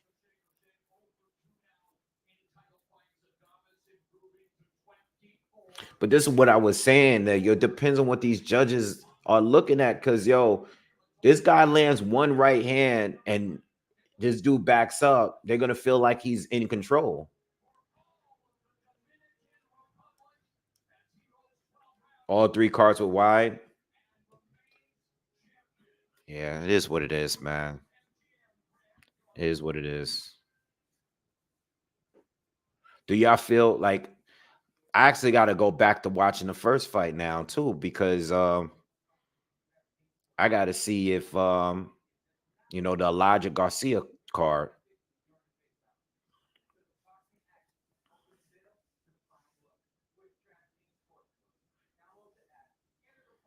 Yeah. All right, so we got Gary Russell next. Gary Russell is a beast. Gary Russell is a beast. Antoine, he's a beast. But that fight with what's his name? Two of those stoppages was weird, man. Like they shouldn't have stopped the postal fight, but he was clearly winning the fight. But that fight where he what was the other fight? Let me look it up. That fight with Barthélemy? Nah, man, that was some bullshit. Remember when they stopped that fight? And I think at that point, Gary Russell's the momentum started going in his favor. But Barthélemy hurt him like 2 or 3 times. Like he buzzed him with a good shot. And I think Barthélemy was doing the better work the first few rounds or so. And as soon as this guy, that was some bullshit. I ain't gonna lie. So Gary Russell, I think we all can agree. I've been wanting him to fight Subriel Matias. That's the fight I want to see. You know, it's if somebody please, like, and I know Subriel wants to unify, and that's cool. I get that. Like that's priority. Let's get a unification. But if they could make a fight right now at 140 with Subriel Matias, If he wins tonight, I want to see him against Gary Russell, Antoine. I want to see that fight. I've been saying that for a minute because somebody's gonna have to go. Somebody's gonna have to move backwards. Someone in that fight is gonna be forced to fight on the back foot. Is it gonna be Gary or is it gonna be Matias? You know, I mean, they both pressure fighters, but they do it differently. I think Matias is a little bit more technical in the way he do it, whereas Gary is a little bit more raw and rugged. Like he's just wild. But I think the clear disadvantage, the clear flaw in Gary Antoine Russell is his chin is there to get hit. You can time him lunging in. You can catch him with a good shot on the way in or even on the way out. Sometimes he's a little too wild and reckless. And in the Barthélemy fight, you can see Barthélemy timing him rushing in. And I think if you got the skills to move and you got a good timing and you're able to circle and step around him, catch him on his way in, you can at least hurt him or at least outscore him for a little bit. I mean, even Postal being old, Postal was old as hell in that fight. But Postal was still, he just didn't have the power, but Postal was doing some decent boxing or whatever. But I think Gary Russell against Subriel Matias is one of those good fights. That's a good fight right there. You said AI could replace CompuBox, but promoters will never allow it to determine the outcome, especially if one of their cash cows is on a fight. Yeah. But I don't know what's going to happen with boxing, man, because Turki Al-Sheikh and this whole league thing, it's like, there was a part of me that felt like this takeover and these recent cards is working towards a bigger cause. Like I knew that there was something behind all these cards. I just didn't know what yet, but it's starting to come out and it's starting to realize like he is trying to take over the sport. And what I will say is that what I do like about it is that we are getting quality fights. The fighters are getting paid good enough to agree to take these fights, which is great. I don't know if him creating a league, like the report I read said that he was trying to buy out the Zone and Matchroom. Well, maybe not the Zone, but Matchroom, Golden Boy, Top Rank, Queensberry, like for $5 billion. Now, I don't know if he can get all four of those for $5 billion. $5 billion is crazy, crazy money, but like only Charles Edward Cheese good at that money. I'm playing, but like $5 billion is crazy. And now they're saying that he's trying to have a whole new league. I don't know, man. Like, I mean, if that were to happen, that would be pretty similar to like how the UFC is. And in some ways that's great because it won't involve all the extra bullshit that we get with the sanctioning bodies and stuff like that. I'm sure the quality of fights will be better. The rankings will be better. It'll be more difficult to duck. But I don't know. I guess I don't have nothing against it. It's just the fear of the unknown, I guess, with me. But right now, he's giving us what we need in boxing. So I think if he is in control, it will be better than what it's been. I mean, this year has been This has been the best. I mean, recently it's been the best. I think the only complaint I've had, I want to say in the past year, I hate the fact that I'm basically paying for a pay-per-view every weekend or every other weekend. It's expensive, man. You know, um,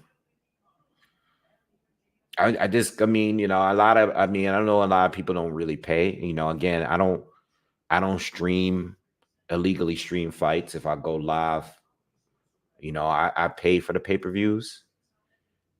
Um, because I don't trust links, but it's been very, very expensive. But they're all pay-per-view type of cards, so I get it. Not all of them, but a lot of them are. You know, we just gotta wait and see what happens.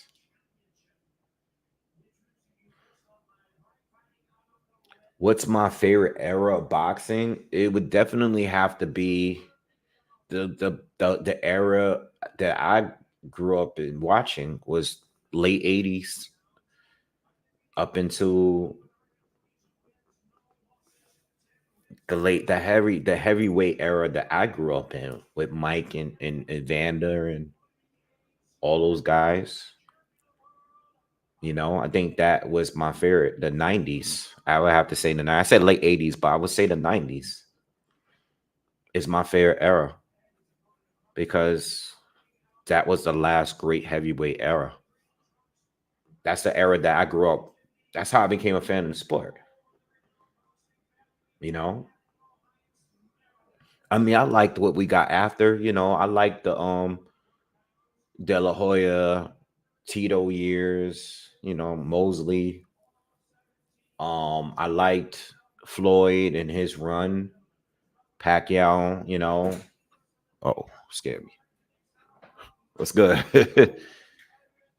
I love those eras, but nothing beats the '90s heavyweights time. I have to say. What's good, cuz? What'd you get?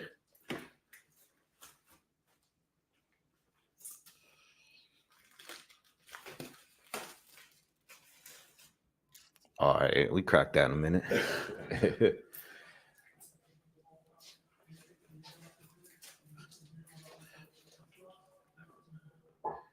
Yeah, some good fights so far. All right, Gary Russell, Puello, round one about to start.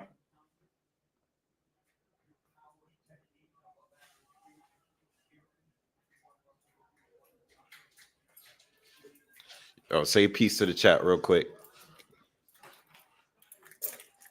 It's my cousin Joey.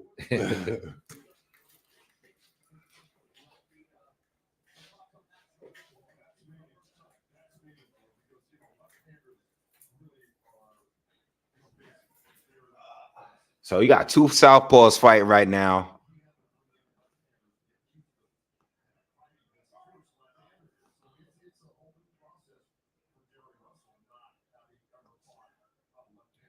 They both fighting kind of wild so far. I hope we don't get no headbutts. Puello is both of them. Both of them are. It's gonna be a good fight. Gary already got him against the ropes, doing some work. Good counter right hand. Nice hook from Puello. He's landed it a couple of times so far.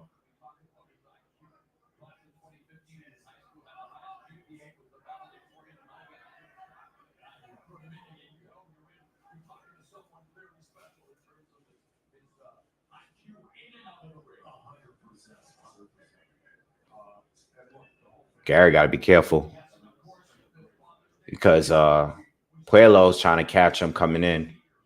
You can tell. And Puello, he got the legs. to turn. He's circling around Gary. He's doing a little bit of what I was saying with Barthélemy earlier. See how long it's gonna last, but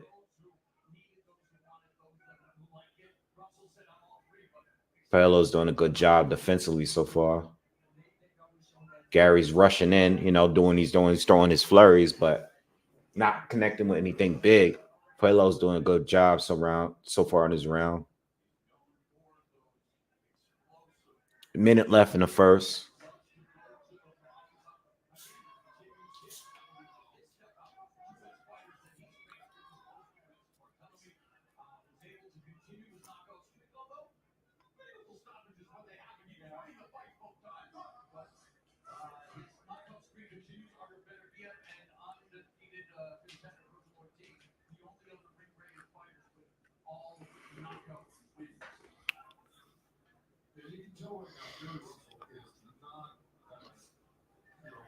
Yeah, jab. That's what Gary needs to do. Yo, the time has been frozen on the screen. I don't know how much. Oh, we got 10 seconds left. The time on the screen is stuck on 1 minute and 6 seconds, y'all. So the round's coming to an end, but the time was frozen. Yeah, Gary Russell's hair is changing. His braids, his braids was floating in the air.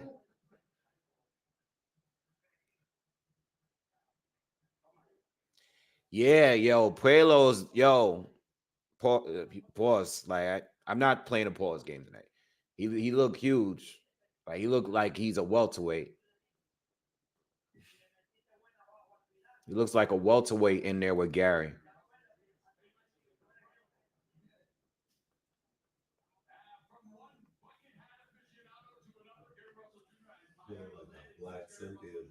Who?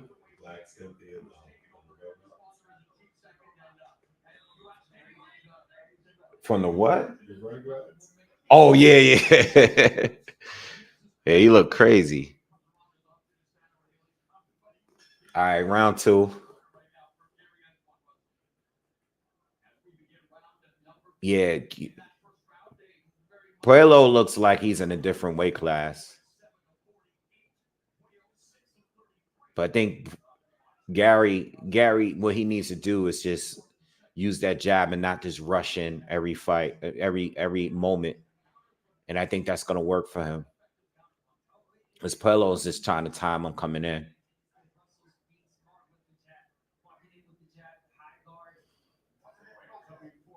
They're gonna have a head clash though. Good hook from Puello. They both listen. I mean, I think right now, it's only the second round. They took the time off the screen, so something's wrong with the digital timer on the screen. They just removed it. I can't see the round or the time. But they're both doing, in my opinion, what they need to do to win. I think Puello's doing a good job maintaining the distance, trying to keep his back off the ropes, and also circling around Gary. And Gary, on the other hand, he's doing a good job. Instead of just rushing in, he's using his jab before he steps in. And he's feigning a little bit, to throw off the timing. So far, it's pretty even so far, in my opinion, between the two. Again, I don't know how much time we got left in the round because they don't have the clock up.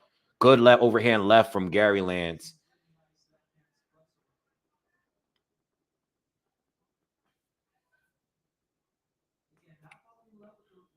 Gary Russell's hair, look, he's having a hair malfunction right now.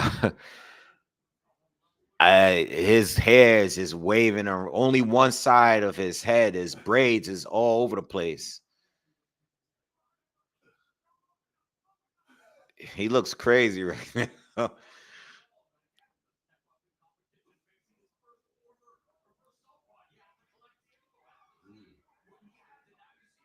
Good exchanges between the two. Puello's doing good though.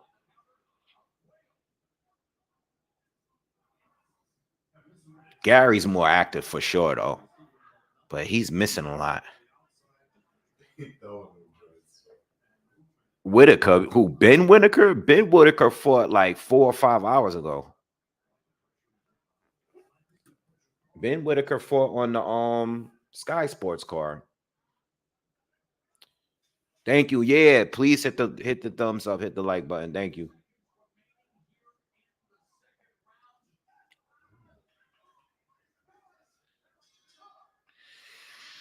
I mean, look, man, these two first rounds are tight.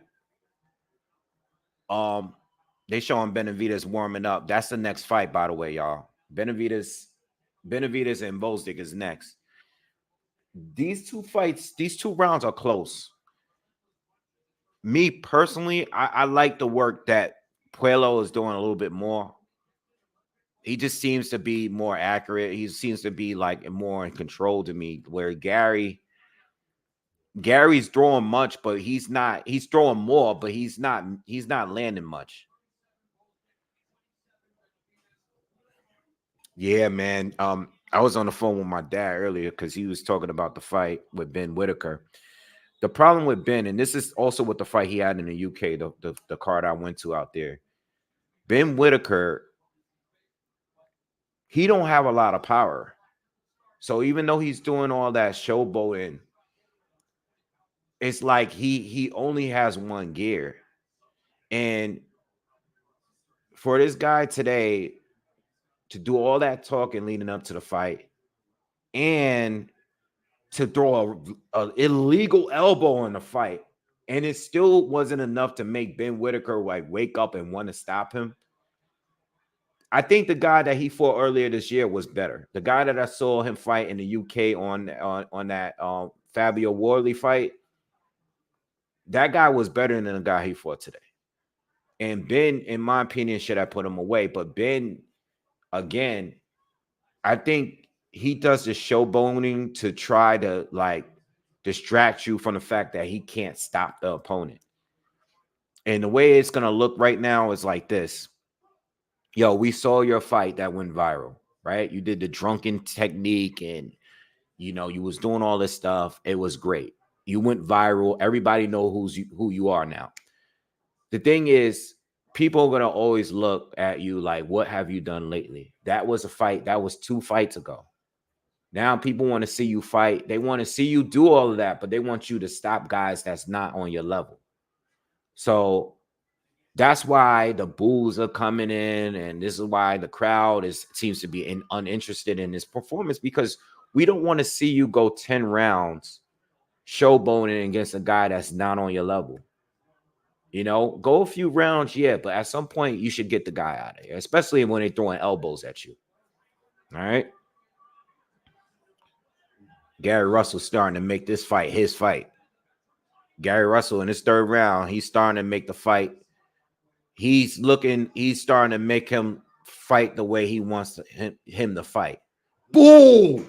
Gary caught him with a big left hand.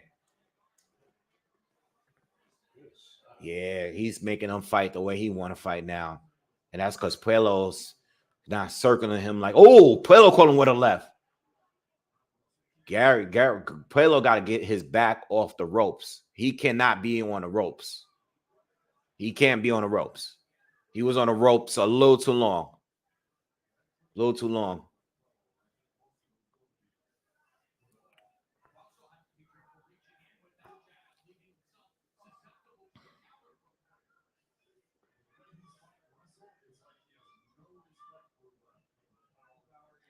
Oh, that was low. Ref didn't see it though. Ref was to his back. Puello landed a low blow. Oh, Puello caught him with a clean. Whoa. Damn, Puello caught him with a clean left right between his high guard.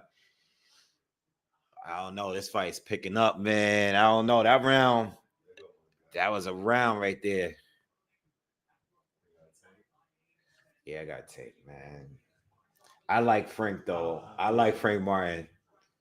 I think Tank is going to win, though.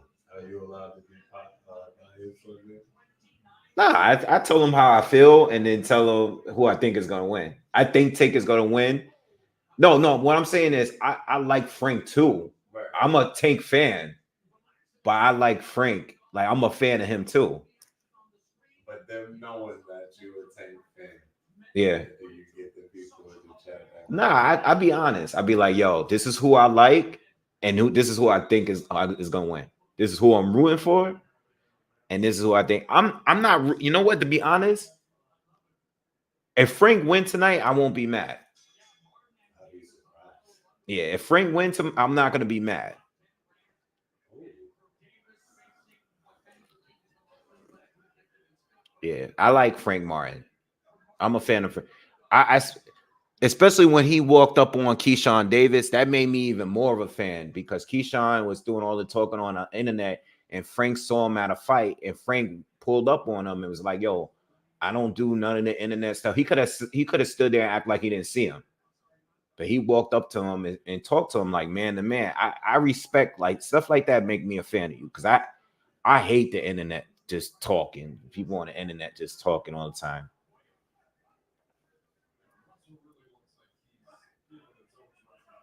This fight is a good fight. This is the best fight tonight. This is the best fight I've seen so far today.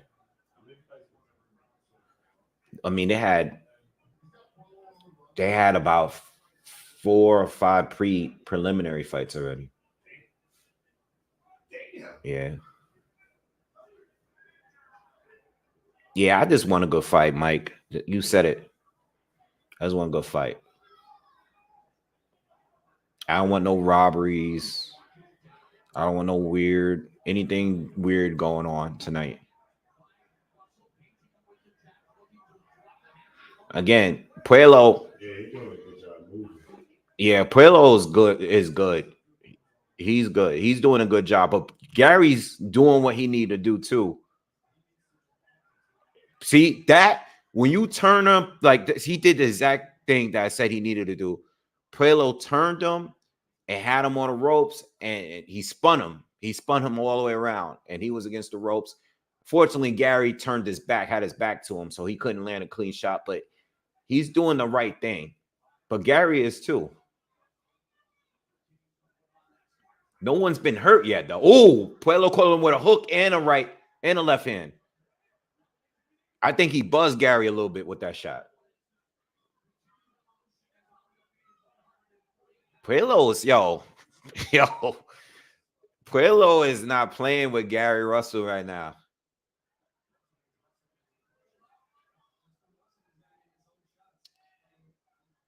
I just don't know how long Puello can keep fighting at this pace because Gary is he's just gonna keep coming at him and see who gets tired first. That can change the fight.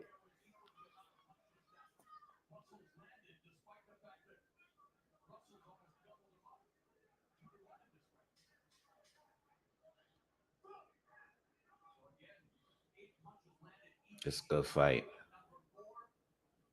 I just hope we don't get a headbutt, man. Puello hit him a little bit after the bell. Again, this is another round where, I mean, I gave Puello the first two. I think Gary won the third.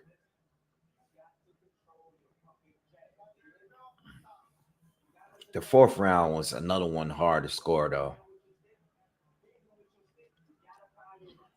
Gary Russell Jr. is in the corner giving his brother instructions right now.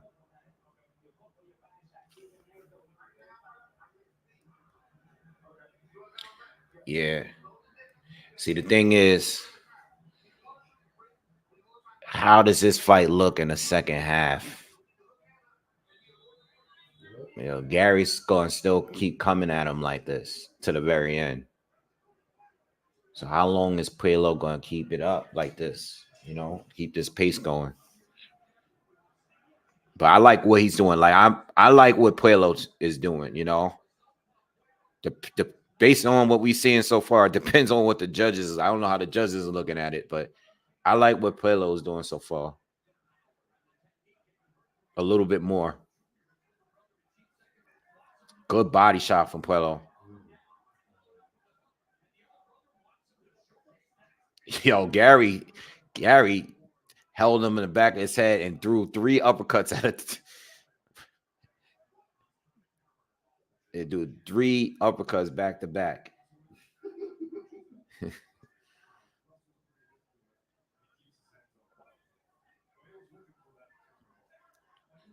Russell should jab him to the body a little more.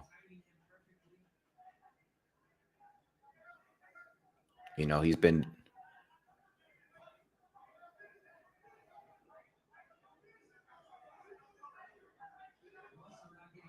Oh, nice jab from Puello. Popped him back a little bit.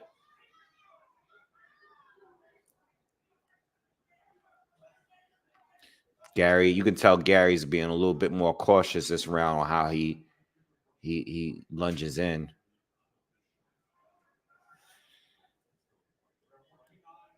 Yeah, Gary's telling him to use a jab. Yup.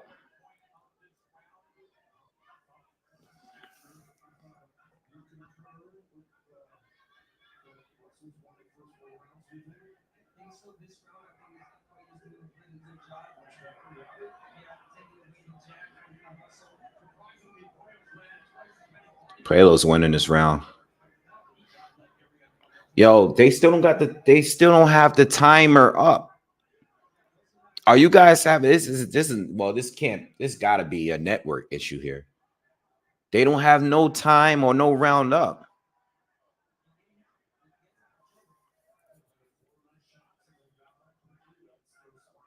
I can't see the timer. I don't know how much time we got left in the 5th. Puello caught him with a clean left hand just now. Gary's using his jab, but he's liking it. He's stuck because he's stuck because he's being less aggressive this round. He's following instructions. I mean, he's using a jab, but Puello is still timing him. He's outboxing him from the outside.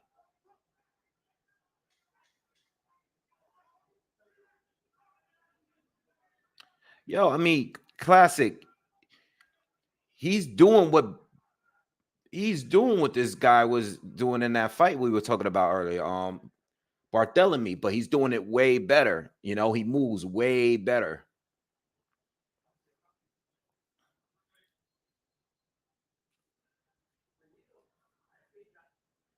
Yeah, I gave Russell the 3rd. That's all I can really give him right now. And even in that 3rd round, I mean, that probably was the best round. I mean, I gave Russell the round, but Puello landed. He got off on that round too.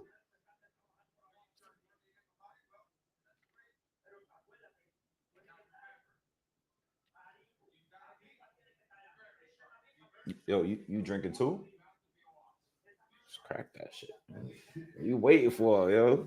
So we gonna crack that in a minute. Nah, let's crack that, B. Playing. You ate already? Yeah. You want some? You ate?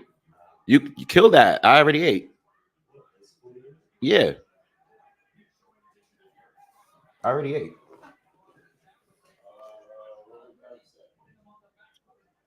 By the sink.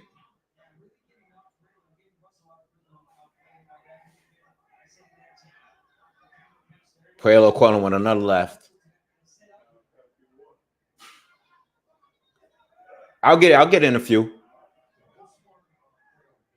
The glass is on the other side. Whatever you want.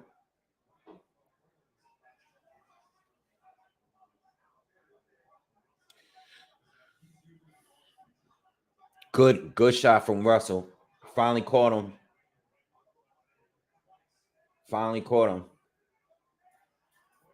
But Puello is still. Oh, Gary, see, this is where Gary works. You know, another thing is too, Gary doesn't keep his head off the line, and I'm noticing that right now. Gary comes straight in and he doesn't move, like he doesn't move his upper body or his head at all. It's always dead center no matter what. And this is why Puello's getting these opportunities of catching them coming in.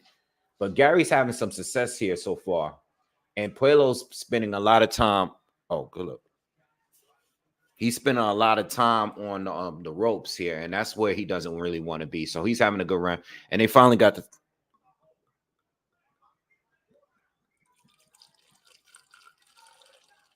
Good look. Yeah, no, that's good. Yeah,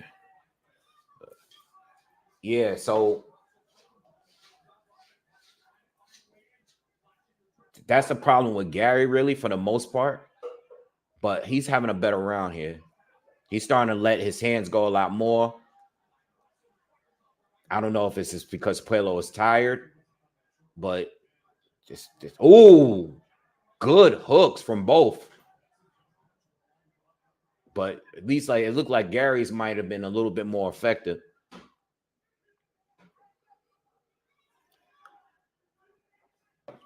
This is a good fight. This is the best fight today I've seen so far. Even on Sky Sports Card, this is the best fight. This is the best fight. Oh, Puello caught him a nice uppercut there.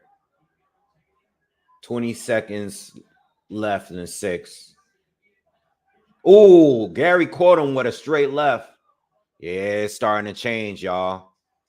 It's starting to change. It's starting to change, y'all. It's starting to change. Gary's starting to get to him.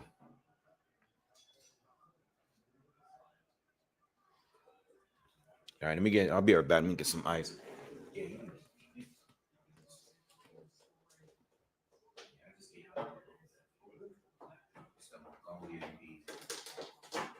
I had 2 meals. This was the second one. I didn't even really.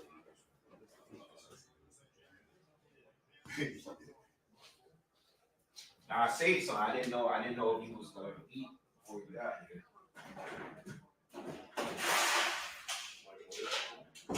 Yeah. Just do a minute though. All right. Yeah, Charles. Say you called it. How's it gonna look in the second half? Yeah. All right. Well, I got it 2-4. Let me write that down now before I forget.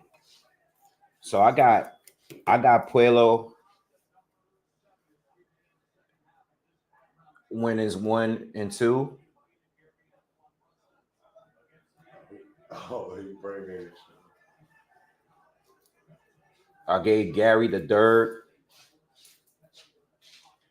I gave Puello the 5th and 6th. I mean the 4th and 5th. And I gave Gary the 7th. I mean 6th. So I got 4-2 for Puello. Again, like a couple of those rounds, like maybe like the 4th round. I don't know how these judges gonna look at it. These judges are funny. So I mean, that's how I got it. But Gary seems like he's in control right now. And he's just, again, it's not like he's doing anything different. It's just that he just got the better gas tank and he's just coming straight at him. He's not slowing down. Puello's starting to slow down.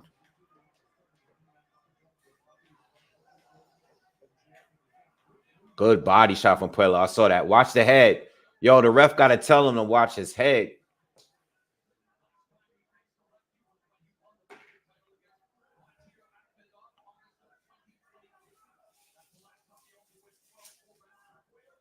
Oh, good clean shot from Puello. Nice counter.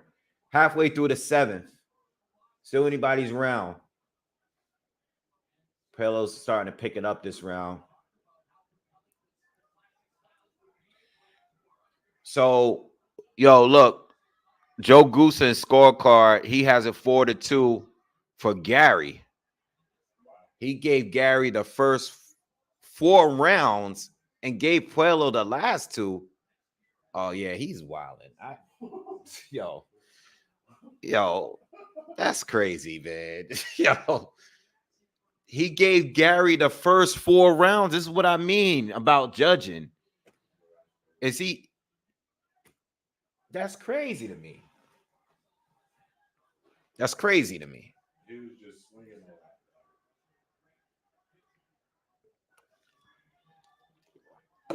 It's crazy. This is what I mean. I don't know how the judges got it. The judges probably not gonna have it scored the way I don't know.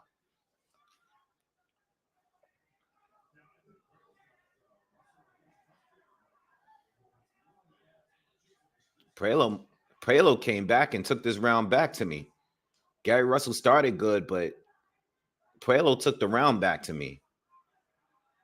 He's starting to make this dude miss like crazy again. Yo, all right, yo, I like that.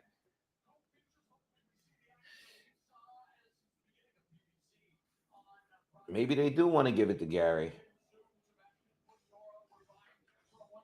I mean, listen, I just want it to be fair. I'm not like really, I want Gary to win too, but I'm not going to be here giving him rounds I don't think he won. you know, it's not.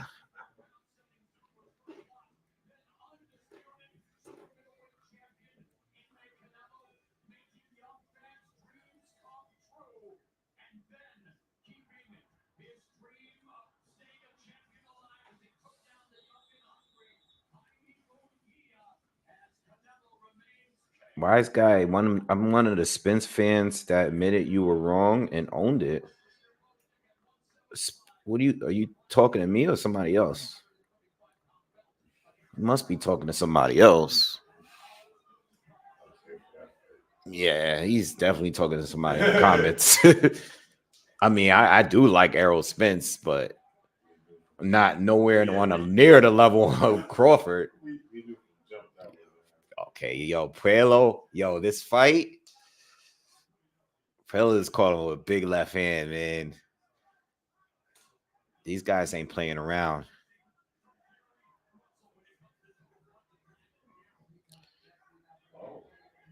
I don't know. I don't know, man. Puello is starting to pick it back up. I thought in the 6th round, Gary Russell was gonna turn it around, but I don't know. Puello looked like he's still in this fight. It looks like he's still in this fight. I thought he was burning out, but we just gotta wait and see. Puello caught him with another left hand. He's just catching them coming in. I don't know, y'all. Like I told you, I think Puello's winning the fight.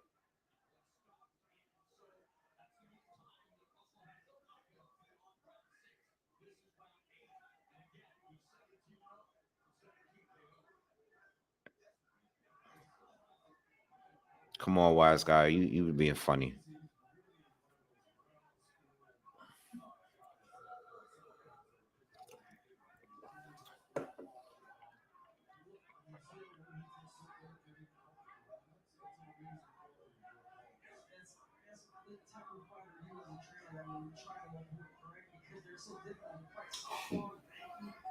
This dude's weaving crazy.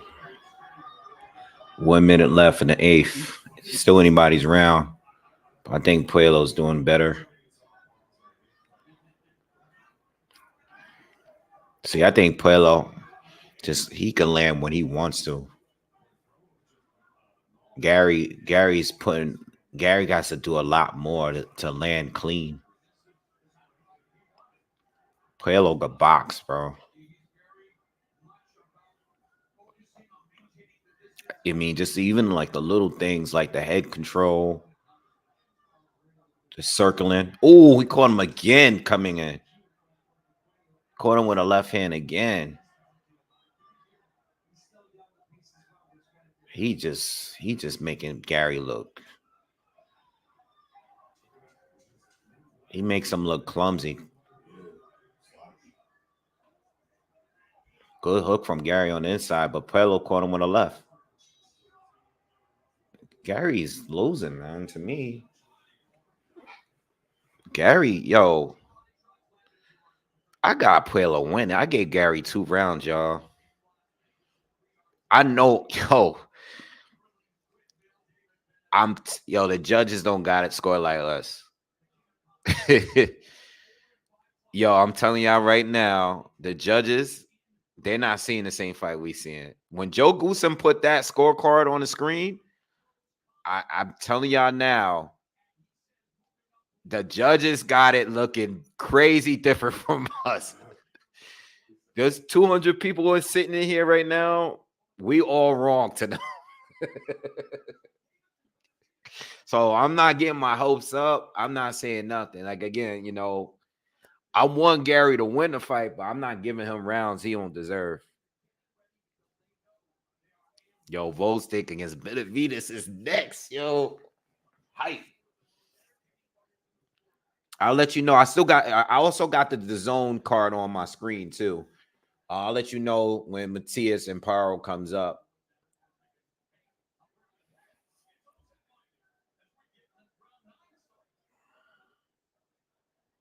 Yeah, Joe Gooson's card is crazy, bro. He gave the first four to Russell and the last four to Puello. He's just being random. What happened?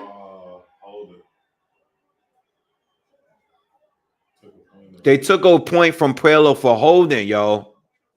Oh, this is over. Puello lost. I already know now. This is what it's all about. I don't even. That's it. It's over. The judges got it their way. They took a point. Nah, this is crazy. Nah, I don't care no more. Gary Russell is winning this fight. Now they just both brawling now. Gary's looking at Gary's doing what he got to do. Gary's looking at the opportunity right now, and now he's making it a fight. And Puello is he's fighting his fight this round. And it's at least the first minute he did. Let's see what he does now. Puello got to keep doing what he's doing, man. Gary comes in, lands a clean combination. Yo, that point just turned the whole fight around, y'all.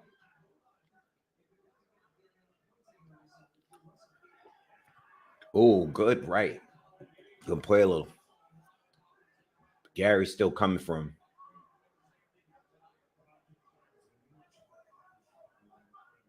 House of Food.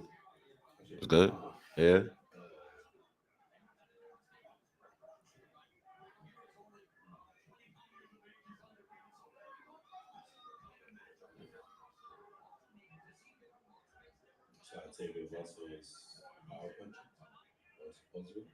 Yeah, he's more just like a pressure fire. I don't think he has like a huge punch, but he usually just brawls and just beats up everybody he faces. I mean, this is the first like real fight he been in. Like real tough fight he been in. Ooh. He grazed him with that. Excuse me. 30 seconds left in the ninth. I do think Gary Russell's winning this round. And the point was taken too, so. Good shot from Puello, but Gary is just, he's on the ropes for too long. Good shots from Puello too. Good exchange from both in this last 10 seconds. Good shot. Yeah. What round was that? I gave that round to Gary.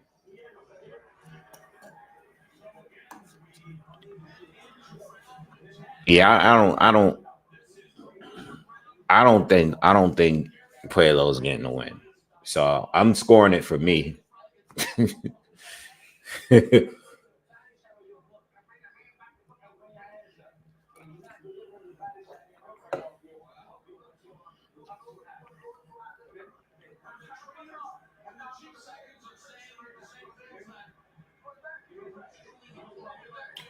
No, I don't think this Tia. I don't think this is the first fight since I think it's been a little while since their dad passed away. Good question though, but I think it had to be. I don't think it was like last year. I think it had to be like 2022. I feel like it's maybe I'm getting my timing off, but I feel like it's been longer than just a year. So I think their dad passed away like maybe at least maybe 2 years ago, I'm thinking. And he's had a few fights since then. I mean, Gary's really mainly Gary Russell Jr. is mainly coaching the two of them right now. The two other brothers.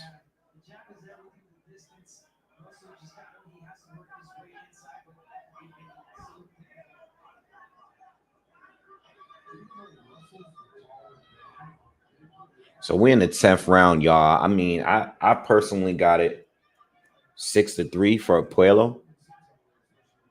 But you know, point was taken from Puello for holding. Oh, good left hand from Gary lands. I do feel like what I will say though is I good. Oh no, I mean low blow lands. Low blow lands for Puello, and Puello goes. I think Puello's doing that. I think he's doing the acting job, which he should do. Because you need the time. It looks like he's burning up. Oh, he's not going to take the time. All right. Gary definitely landed a low blow. But I thought Puello was acting a little bit. I thought he was going to take the time. He should have taken the time. He's crazy for not taking the time. Yo, listen, it's all about winning. And when you find a pressure fighter that kind of has the momentum right now, you got to take the time. You got to beat, yo, if this was Bernard Hopkins, if that was Bernard Hopkins, he would have been on the floor rolling around. Yo, Bernard Hopkins would have took 15 minutes. This is a good fight, though. I ain't gonna lie. Oh, Puello. Gary got him on the ropes again. Gary going to work to the body.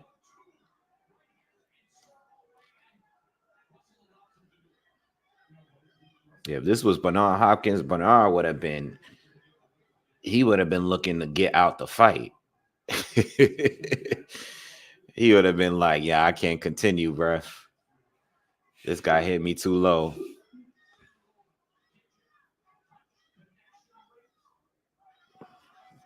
Especially when they took a point from you. It wasn't even, it wasn't not nearly that much amount of holding to take a point. That's Puello caught him with a clean left hand to end the round, but I don't know if he won the round to me though. Let's see the low blow. Look. It's on the bell. I don't know. I don't think it was that low. I'm saying if you're gonna act it out, you might as well take the time. Got to remember, it's based on the navel. It has to be below the navel, and we can't see it because his shorts are high.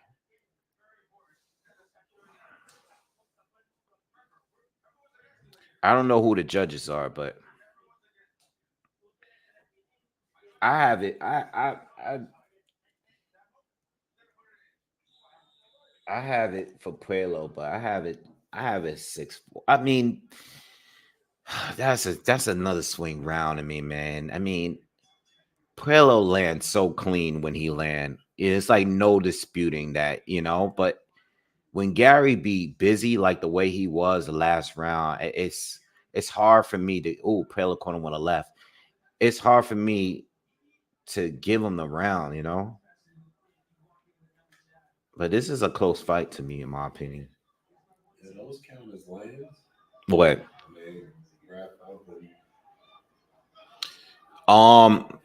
Nah. It depends.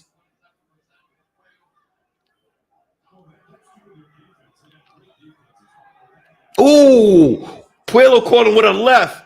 They both exchanged him on the inside, and Puello caught him with a big left hand.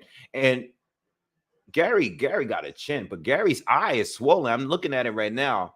His left eye is swollen pretty bad. I didn't even notice it because of the braids.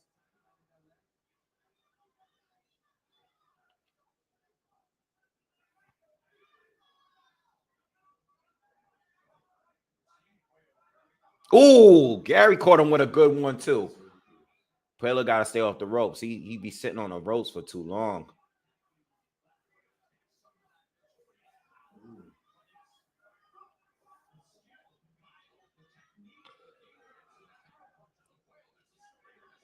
I mean, classic. As soon as they took the point, I already knew what it was. You know what I mean?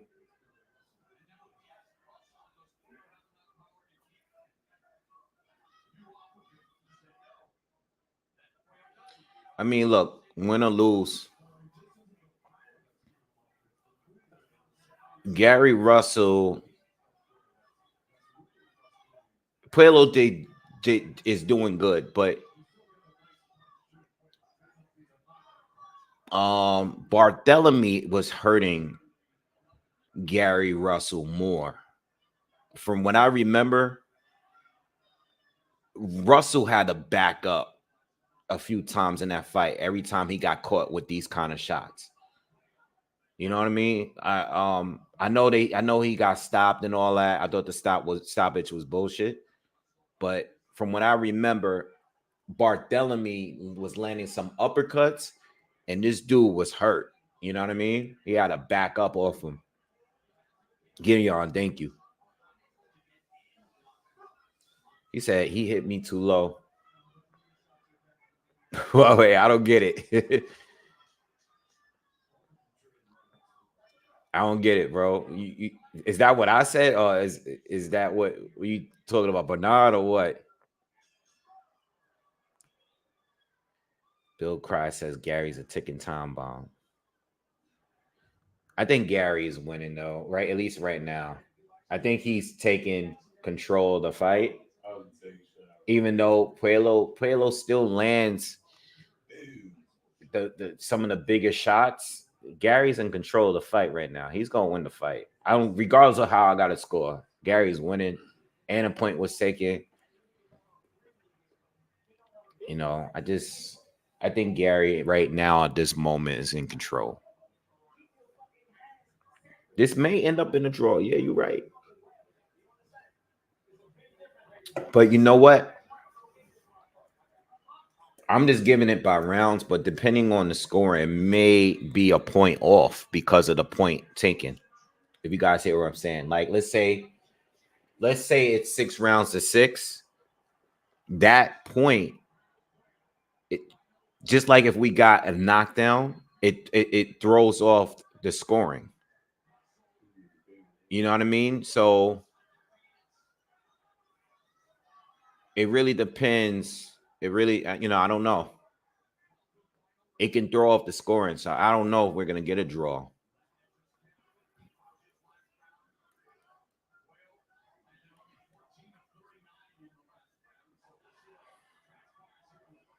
I think Puello should pick it up here. Like I know he's waiting on a counter and he's had a lot of success with it. But I think right now he should win the fight as if he needs to win it. I think they both need to fight that way. I think both fighters need to fight as if they're down. I don't know what their corner told them, but in this 12th round, they need to fight as if they need a knockout to win. Oh, good shot. Oh, wait, was that low? Wait, Gary is down. He took a knee.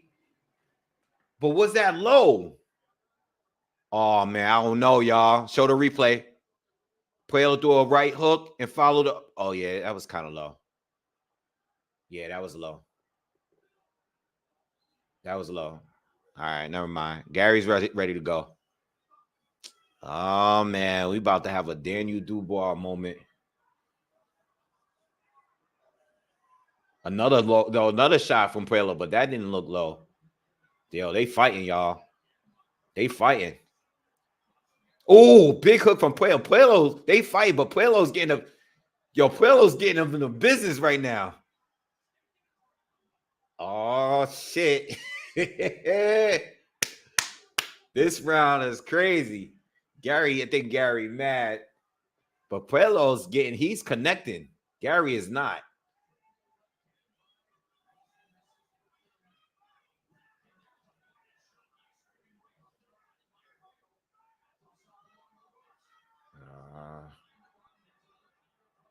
Good counter from Puello. Gary's throwing, but he's not landing. Another body shot landed from Puello. All right, we got 55 seconds to go in the 12th. Oh, Puello caught him with a good two-piece. Puello's winning this round. Clear. Unless Gary does something. Puello's winning this round clear to me.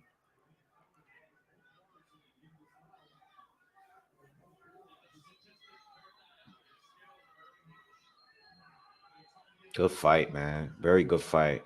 Good hook from Puello lands. Gary's just throwing but missing.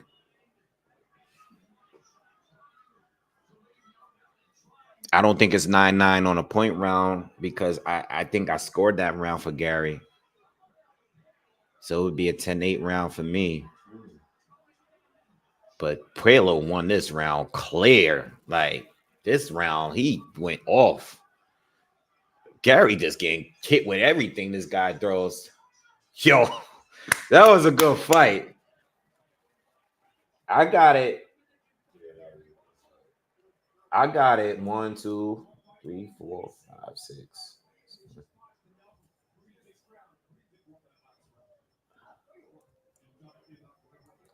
I got a 7-5 for Puello. Again, a couple of those rounds were swing rounds. Plus a point deduction. So I think Puello barely won, but I think I'll give it to Gary, in my opinion. Puello won to me, but I think they're gonna give it to Gary. I just hope it's no wide cards, man. All right, but I have it. Yeah, 150. That would be that would be because of the extra point. Oh, damn.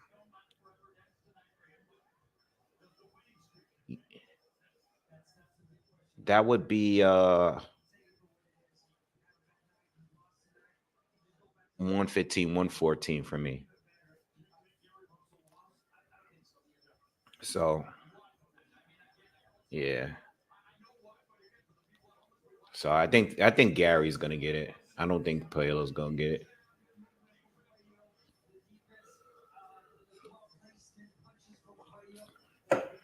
Yeah, there are a couple of swing rounds too. Like Gary picked it up in the second half. I mean, but Puello won that round. I gave Puello in the second half. I gave him the 7th, 8th, and 12th. Now I know one of those.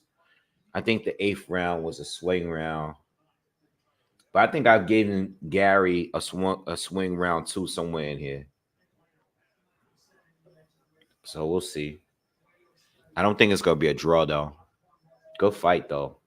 That was a very, very good fight. That's the best fight I've seen today on all the cards I've seen so far.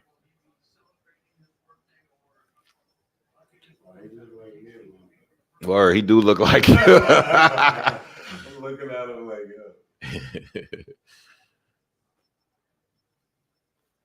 damn, that's crazy. That's mad funny. Split decision, y'all. Split decision.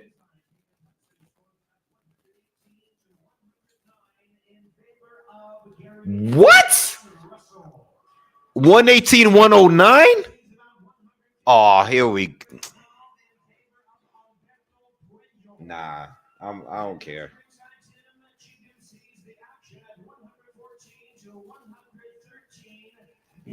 Gary Russell.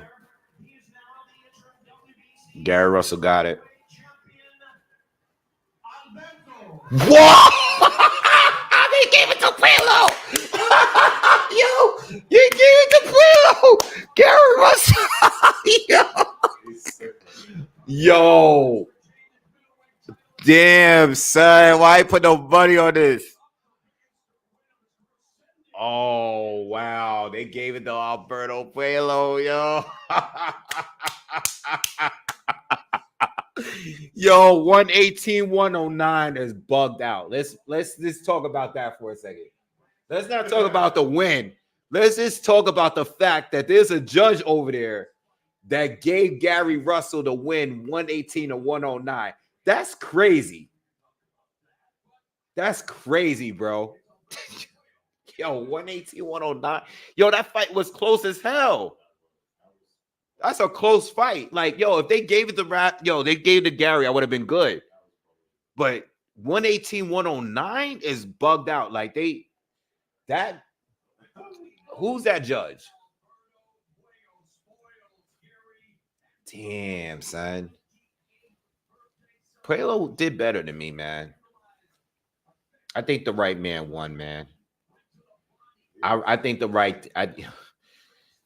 man won the fight, man. At the end of the day, Gary had his moments, but Puello was more consistent. He landed the cleaner punches. He landed the harder punches.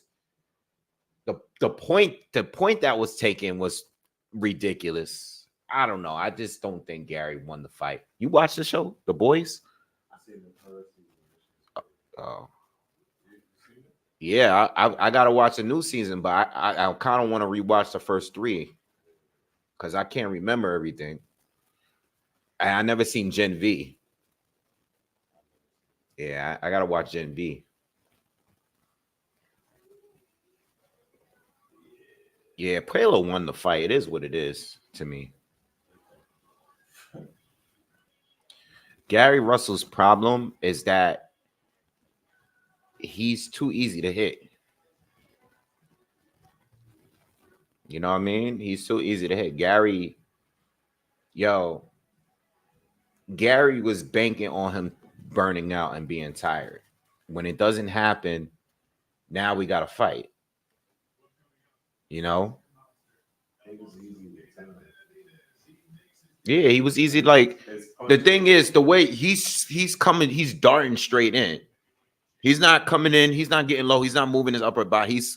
He's coming straight in all the time. He don't move his head. He's not like moving his head. He's not slipping. He's just coming straight in, bro. It's like, Nah, yeah. This guy, all he needs to do is throw whatever he's throwing, whether it's the uppercut, whatever he's doing. All he got to do is throw it right in the middle. This guy's head is gonna be there. Benavidez, Gvozdyk is next. This is gonna be a good fight too.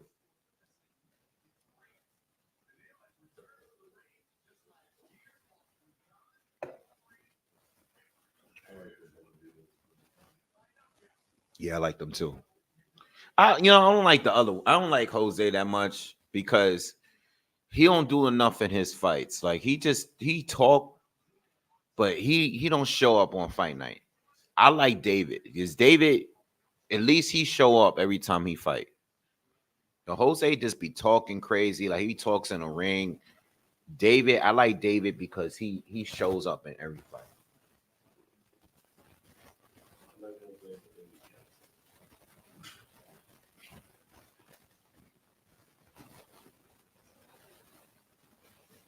Damn, man. Listen, we've been getting upsets all year. This is why I said to y'all earlier, don't sleep on anybody tonight. Don't sleep on Liam Paro.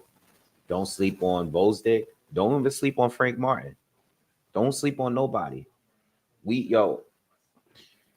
I know y'all don't have boxing channels, but you gotta admit you've been wrong on some shit this year. This year has been wild. It's been all over the place this year. This year, listen, if you like gambling and you like picking underdogs, this is the year to do it because these fights are good fights. Anybody can lose. For real.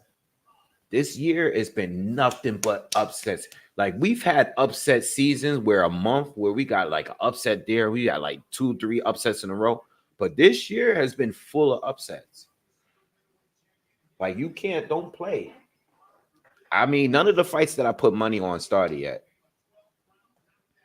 I got Gvozdyk. I put money on Gvozdyk and pulling off the upset. Now, if I'm wrong, I'm wrong, but I'm gonna put money on fights that I think I can get it. You know, there's a chance. And I like David. Like, I want David to win. Like, as far as like a fan, I want David to win because I like David. Like, I've always liked David. But like, as far as like betting, they have Gvozdyk like way down, way too down, like way down.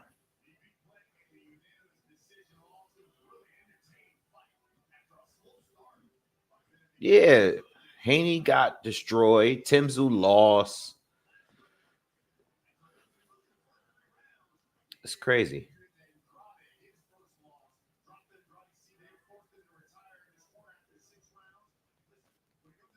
Yeah, that weigh-in made me feel weird about Frank. Like I thought Frank had a chance, but I just don't like the way he looked. I mean, I'm not putting no money. I ain't putting no money on that. I just think Taker's gonna win. Taker's not losing tonight. But don't sleep on Liam Paro and don't sleep on Gvozdyk. But I think Frank, yo, Frank is still good, but again, that weigh-in has definitely made me like, I was picking Tank, but when I saw the weigh-in, I was like, nah, Frank, nah, his face looked crazy. Even earlier in the week, I was like, when he did the arrival and when they did the press conference, I was like, nah, Frank, I don't know, man. This weight cut might be a tough one for him. David Benavidez is about to fight now. The zone card, Matias ain't fight yet. So most likely Matias and Paro is going to overlap the Frank Martin Tank card or fight. But I have my eye on it, so I'll let you know if anything happens,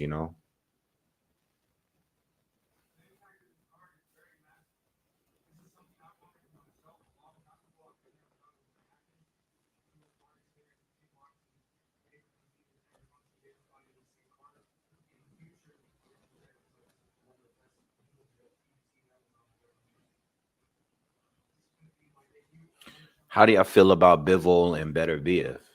Do y'all feel any different? I know Bivol had a recent fight. Does it change? I mean, for me, it doesn't really change. I know I didn't give you like a final pick. I am leaning towards Better BF though.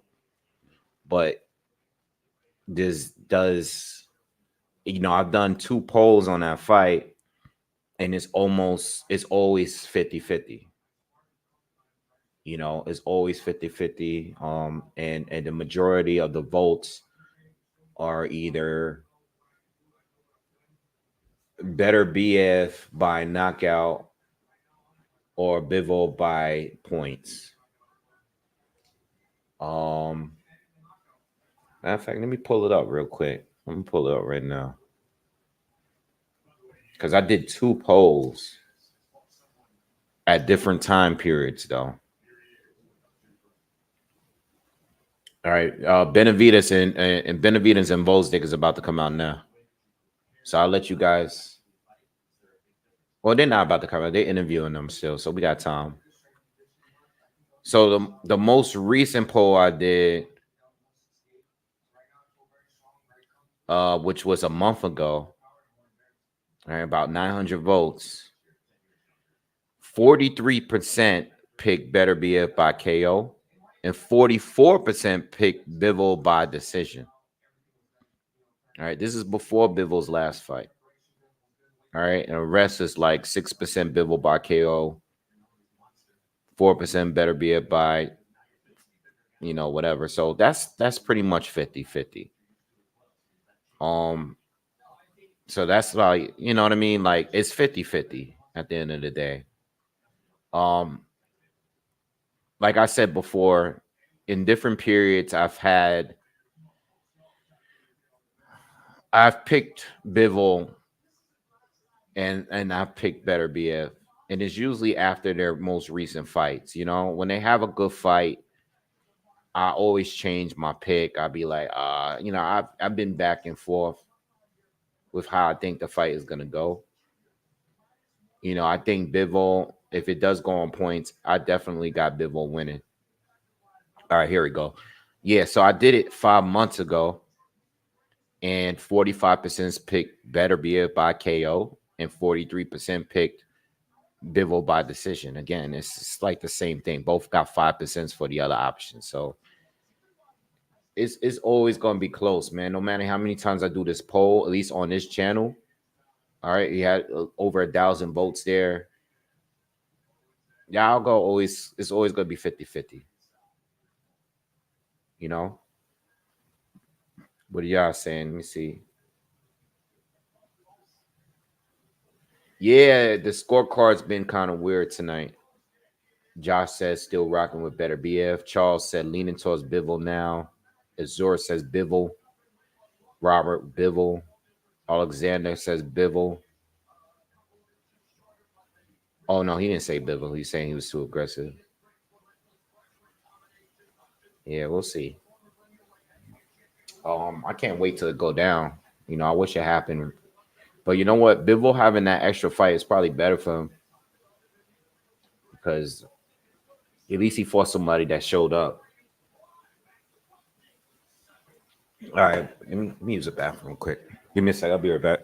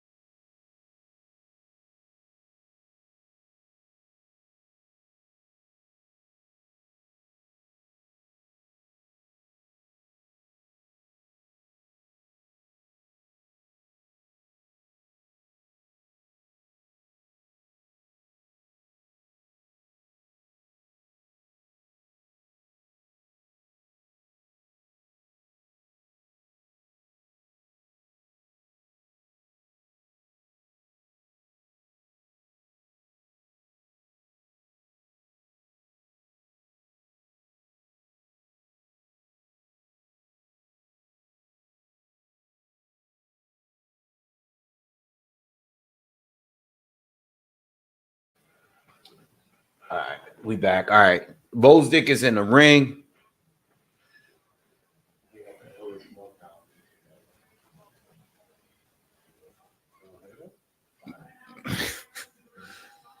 He's Ukrainian.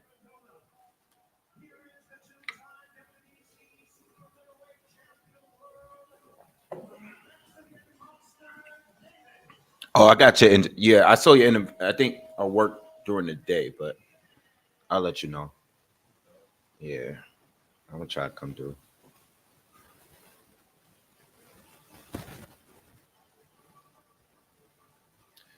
All right, David Benavidez is doing his ring walk. Don't sleep, y'all. That's all I gotta say. Don't sleep on an old man. I mean, to be honest, yo, I think if Benavidez win, it'll be his best win.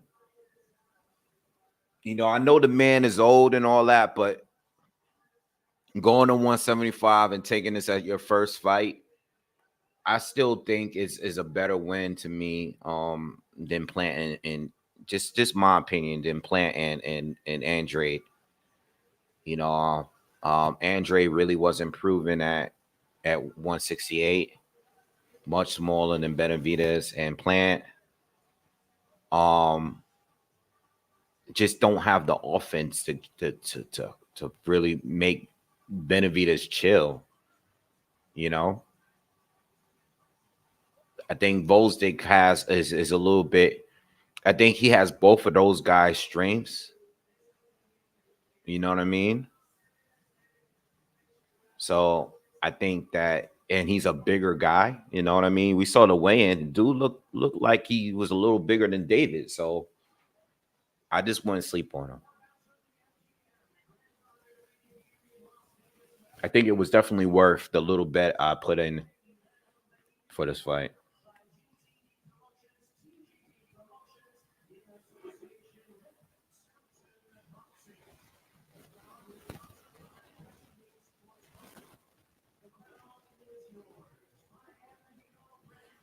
Classic Metal said, "What if Gvozdyk starts strong and knocks Benavidez?" Well, then he knocks him out, man, and then I win some money. That's it. That's all I can really say. You know. Listen, man, I like upsets in boxing. We need them. You know, so sometimes you might be rooting for a certain fighter, but sometimes we need these upsets to go down. And I think this year, especially because, see, what I will say is this, and you know, I I don't want to put all the blame on Floyd, but it happened in his time. The whole undefeated shit is overrated. You know, keeping guys wanting to keep their O and defending their O and all of that. We need to end that. You know, I said this is one thing I've said about MMA for years. A lot of the legends in MMA got double-digit losses. You know, and they still legends and they still was getting paid big bucks. You know, like it's okay. The reason why they got so many losses is because they have to fight the very best. They can't avoid them.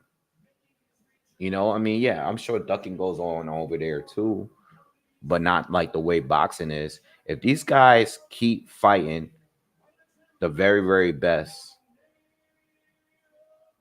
the majority of them are going to take losses. You're going to have to take a loss. See, look at who they were saying, like, all the four kings. T.O. took a loss. Ryan took a loss.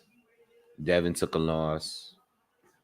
You know, Tank ain't take a loss yet, but Tank didn't fight none of them dudes. Well, he fought Ryan, but Ryan was the greenest out of all of them.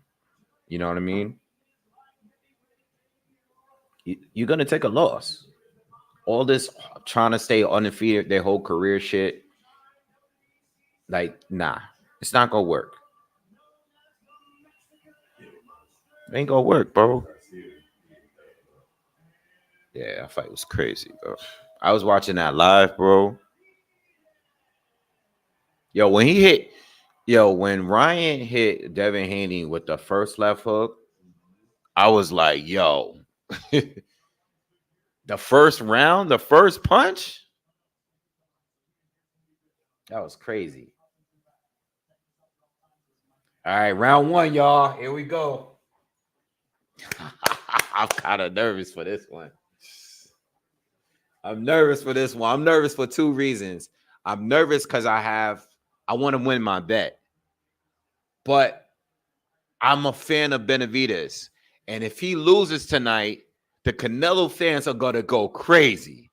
They're going to be like, yo, he was a bum. I told you he was a bum. All this for no reason. Here we go. So I don't want David to lose. I want to win my bet, but I don't want David to lose because I know how they go. They're going to try to cancel him if he loses tonight.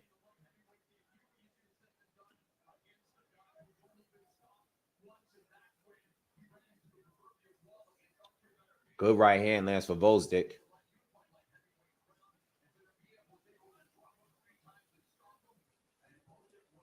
All right. This is a real fight, y'all. Both starting out very, very fast. I'm going to let you guys know the energy is no playing. Benavidez is already coming forward. He's already going. He's letting his hands go. Hasn't landed anything clean yet, but he's already putting pressure on the older Gvozdyk. Gvozdyk so far seemed to land the cleaner shots, but he's getting a lot of pressure from Benavidez early. Gvozdyk is doing a lot of push off. I don't know if the ref is going to allow that for too long. Good left hook to the body from Benavidez.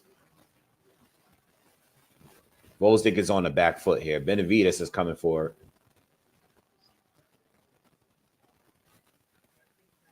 Gvozdyk uses in the ring. Lateral movement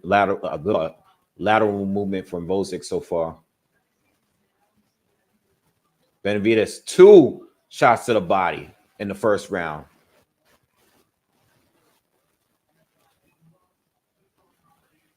A lot of pressure from Benavidez.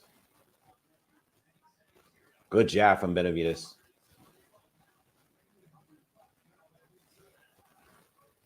Gvozdyk is going to have to fight. He's not going to be able to avoid him. He's going to have to make a decision now because Benavidez is starting out fast. And even if you win these first few rounds, you don't want to deal with this kind of pressure. That's another right hand to the body landed by Benavidez. And that's exactly what he needs to do to the older fighter. Benavidez looked good. Oh, another body shot. Benavidez looks good. Benavidez looks good. He looks good. Jab from Benavidez. He's definitely winning the round. Right hand from Benavidez. Oh, Benavidez looks good, man. Gvozdyk's gonna have to land something heavy to let this kid fall back. Yo, Benavidez looks strong. Yo, he looks strong that first round. He looks strong, man. That first round, listen.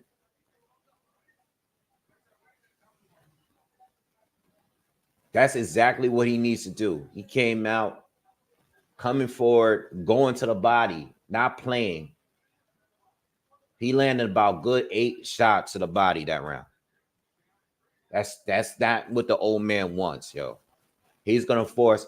That's what I'm saying. Like, Gvozdyk has to land something heavy now because he doesn't want Benavidez to just be walking through him.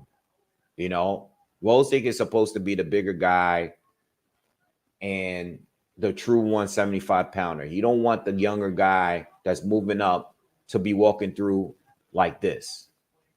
Benavidez, the first shot he landed in the second round was a right to the body. Oh, Benavidez, nice hook lands, but Gvozdyk has been taking the shots good for now. We're only second round in. I see that Gvozdyk got a little something underneath his left eye. I saw it late in the first round.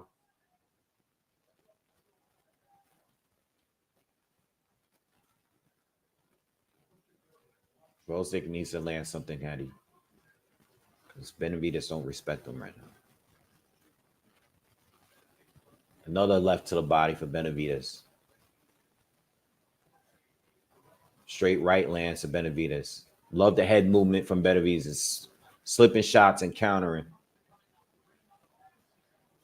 Gvozdyk has to keep trying to push him off, but I don't think the ref is going to allow that for too long.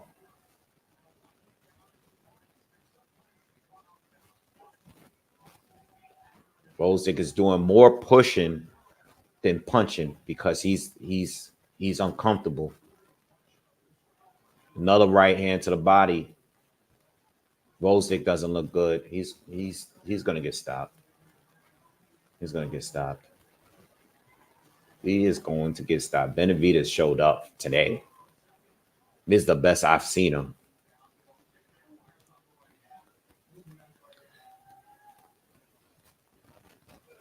Oh, this guy is just Benavidez is just killing his body.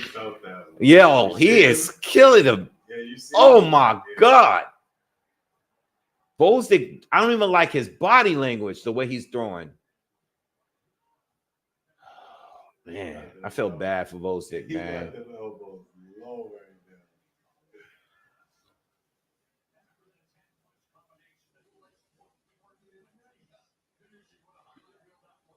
That's why Canelo didn't want to fight this guy. Canelo, come on. Canelo did not want to fight this guy. He's not going to fight this guy. And this guy is even better right now. Gvozdyk needs to land something heavy now. Like now. Right now. Each round that goes by, he's just took 2 more shots to the body. He taking shots everywhere. Damn, Benavidez is killing him now. Nope. Benavidez is killing this dude. Damn.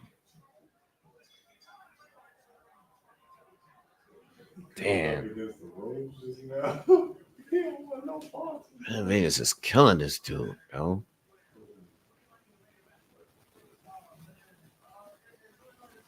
He's killing this dude, bro. He walking through him. I'm telling you, strong at 175, man.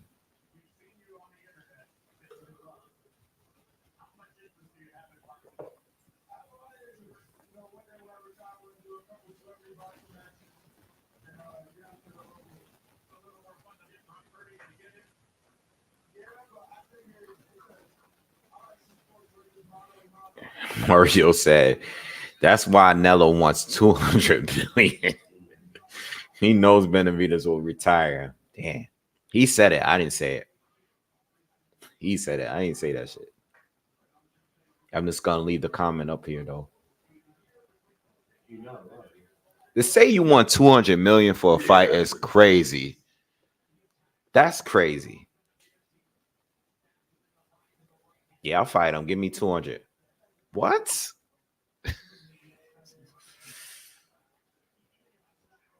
That's crazy, bro.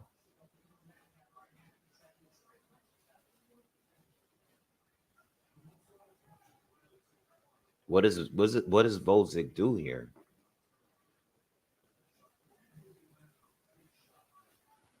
I haven't seen Gvozdyk throw anything to the body.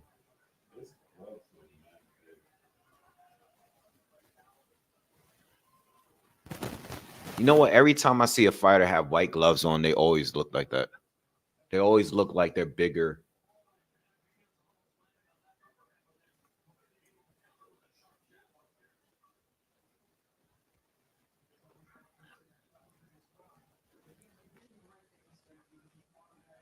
Gvozdyk is tough, though. I mean, you know, with all the stuff that I've been saying, you know, Gvozdyk's been taking a punch as well. You know, like I was saying earlier in a breakdown,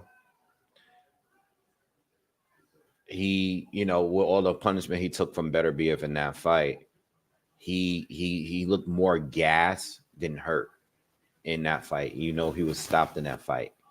He showed us that how durable he is, because Benavidez normally stops people by just beating them up and just causing too much damage. With Gvozdyk, looked like he just couldn't continue because he kept getting knocked down, but he was tired.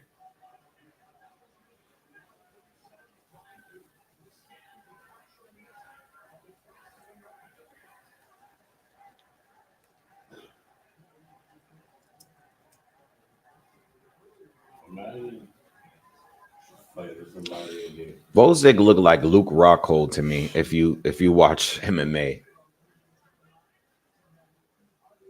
Gvozdyk looked like him to me right now. Even being the older guy. Reminds me of, both look similar, kind of similar build. Big left hook from Benavidez as he continues to walk down Gvozdyk. Gvozdyk is holding his ground, though.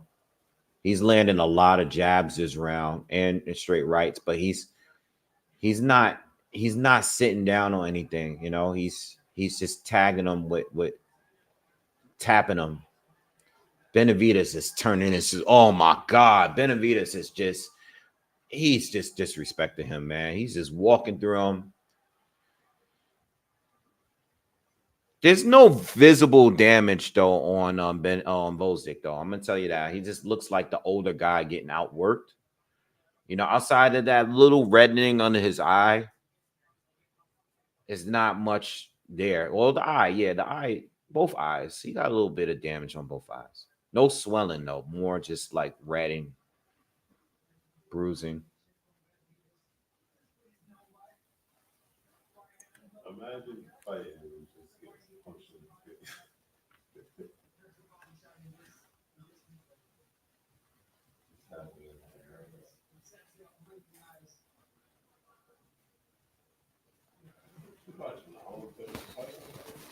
Yeah, the zone got a different fight card on right now.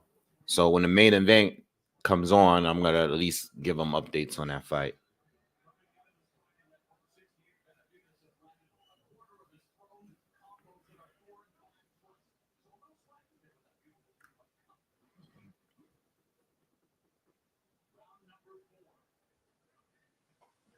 Said Benavidez is getting tired. I don't know. I didn't. You think he look a little tired? It's the first time I see him backing up. Gvozdyk is not doing anything to the body. Have you guys? What's up with that? Why isn't Gvozdyk attacking a body? I know I didn't do a breakdown, but if I did do one, that was one of the few things, the key things that I was going to mention here in this fight is that Gvozdyk needs to get to this kid's body. You know what I mean? We know he's durable, but we don't see enough guys really attacking his body like that. We know Benavidez was going to do it, but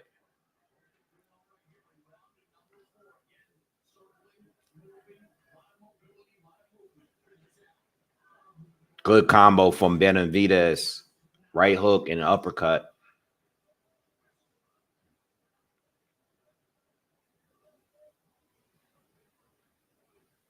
Good 1-2 from Benavidez. A right hand got through the guard.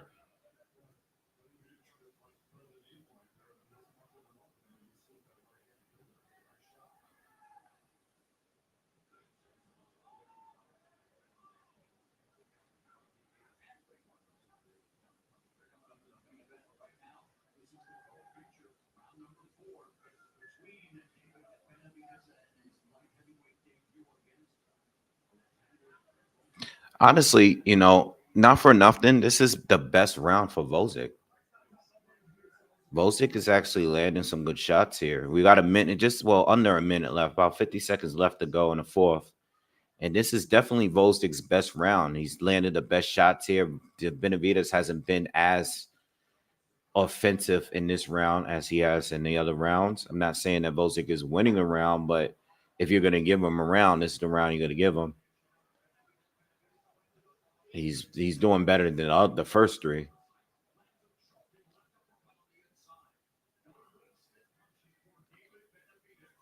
Gvozdyk is letting his hands go. Nice hook from Benavidez, though. Benavidez lands an uppercut and a right hook with the same hand. Oh, now then Benavidez just took the shit. Benavidez is starting to beat him up now. He just woke up. He might steal this round just because of this burst he had. Oh, he's landing some big shots here. Gvozdyk got a chin. Gvozdyk got a chin. Gvozdyk got a chin. Because Benavidez went off, bro.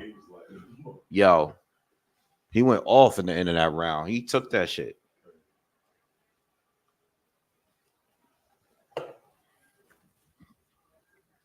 The Wale says David looks tired, y'all. Yeah, he looked tired to that last 30 seconds.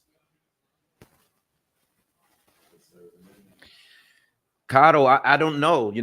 I was saying this earlier. I don't really know what the strategy is. I would think is to land something heavy to, at least make this guy get off of him for a little bit, but he's not really doing that. He's just landing the little pity pat punches.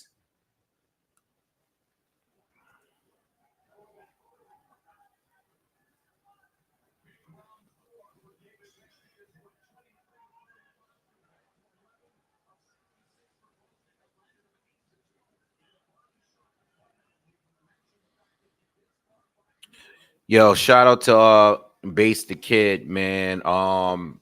His father passed away. A YouTube channel. If you guys follow him, shout out to Base the Kid. I see that he's actually live on right now. I'm gonna send him a quick message real quick on here.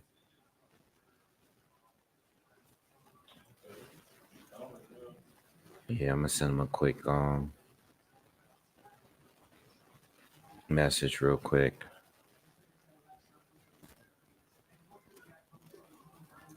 Sorry for your loss.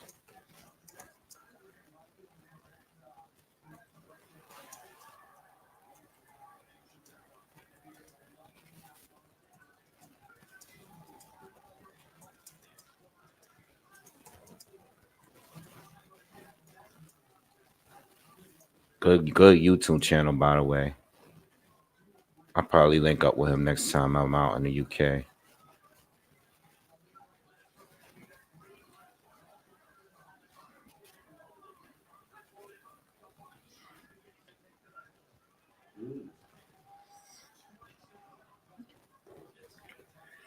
All right, halfway through the fifth.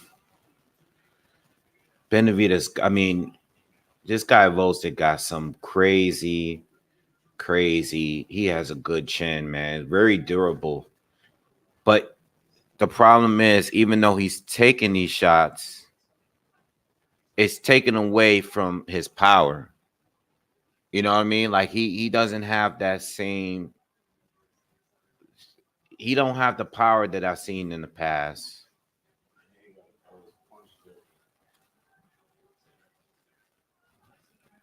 Yeah, I don't know, man. Even if Benavidez is slowing down a little bit, Gvozdyk is more affected by the shots. You know, he can't afford to throw any power punch. I don't think he got it in his body. Yeah, Benavidez is just putting too much. Good right hand from Gvozdyk though. Good shot from Gvozdyk. He caught him with a good shot right there. I think Benavidez is slowing down a little bit. Not from punishment, but from just throwing. Good right hand from Gvozdyk. Most of these shots are getting blocked though.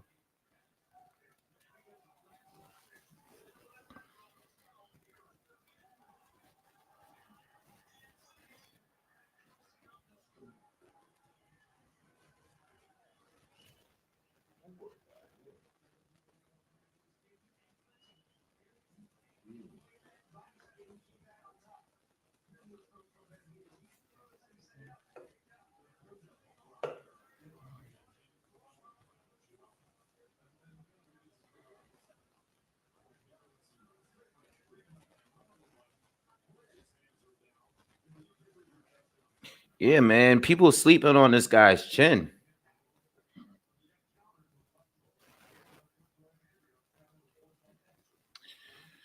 Yeah, even if he hasn't won a round, Azure, I think the last two rounds they weren't as dominant as the first three. You know what I mean?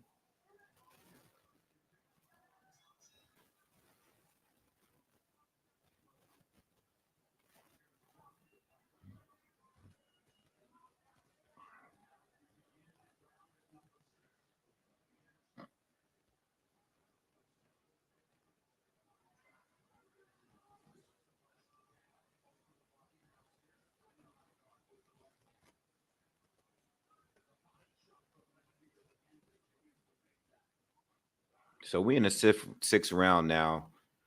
I mean,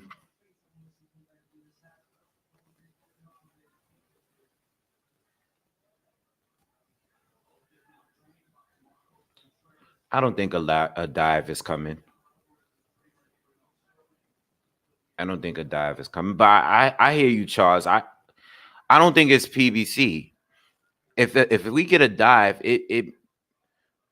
it might just be from Gvozdyk. You know what I mean? Like he's lost. He's fighting a younger fighter that he's he has respect for and he's worked with. And he might not, he might like yo, I'm taking punishment here. I don't have a shot. I don't have much in me. It's it, you know?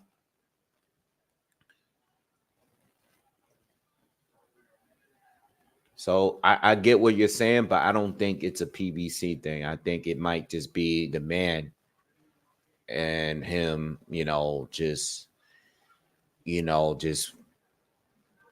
uh wanting to give up.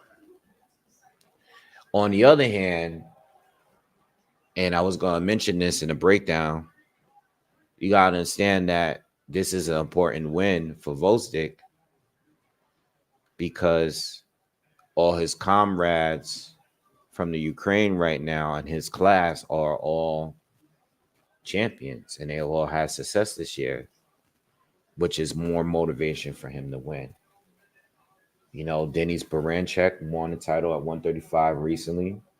Lomachenko won at 135 the same week, I believe.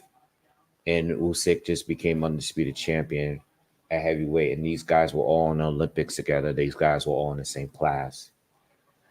So if you needed any motivation right there, that's the motivation you need, Unfortunately, he's old and he's fighting a guy that's hungry and has something to prove.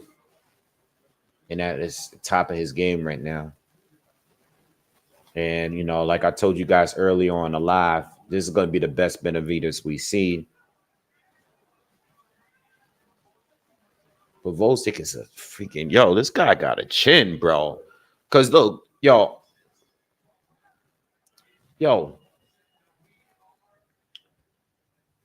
Gvozdyk has already taken more damage than Plant and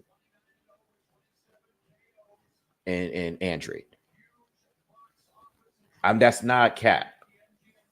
Andre didn't take much for him to be damaged. And Plant, at least the first 5 rounds or so, he barely got hit. He didn't get hit like that.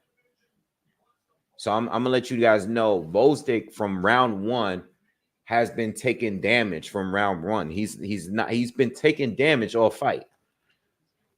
And he's still in there going back and forth with this dude. He ain't winning, but this is what I'm trying to say. This is why I said the dude ain't trying to quit, bro. Them Ukrainians right now, they're trying to win whatever they can get. You know what I mean? For their country. Especially him, because he's one of the main dudes. He's one of the 4 main dudes from there right now.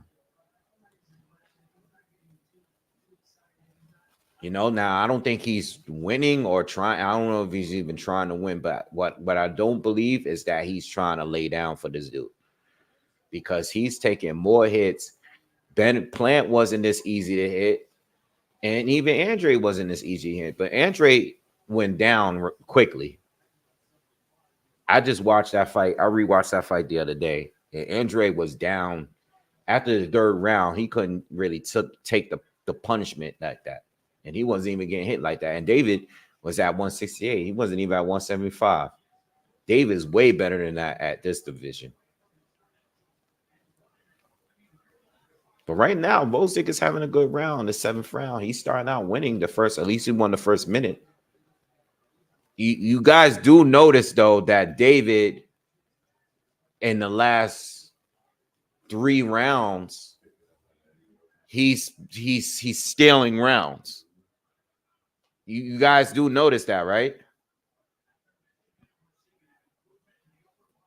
You guys got to at least agree with that. David in the last 3 rounds have been stealing rounds and instead of working the entire round like he did the first 3.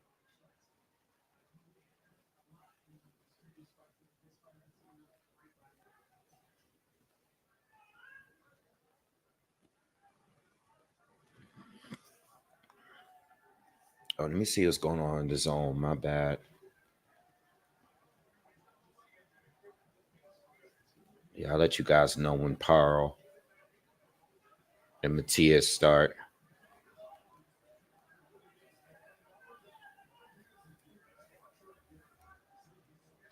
Shout out to everyone in the chat, man. Please hit the thumbs up if you can. hit the thumbs up, man. Subscribe, all that.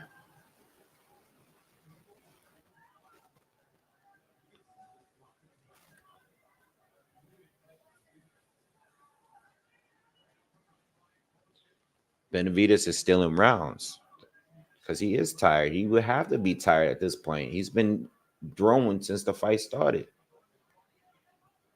And this guy hasn't gone down. See, like, look, every last 30 seconds of each round since the fourth round, he starts going crazy in the last 30 seconds. The best shots Benavidez has landed in the last 4 rounds was within the last 30 seconds. He's stealing the rounds. Gvozdyk worked all around, but the thing is, Gvozdyk don't got no power to let that guy like back up. Yeah, Benavidez was a fat kid. I seen this already. Yo, Benavidez at 15 years old was 250. That's crazy. I can never weigh 250 in my life, bro. I'll never be there. How much you weigh now? But you what, 6'4"? Yeah.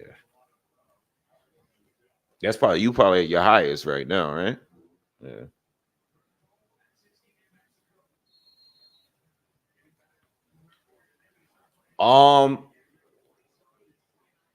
Frank looked like he's, he probably got the nerves going, but I think that's what happens when a big fight, your first big fight. Hell no, me at 250 is crazy. I would never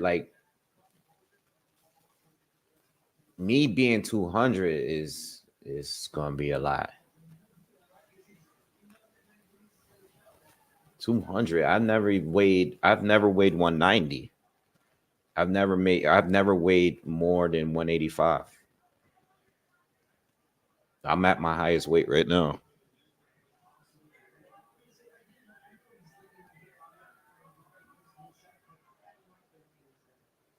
I would have to bulk up to weigh over 200.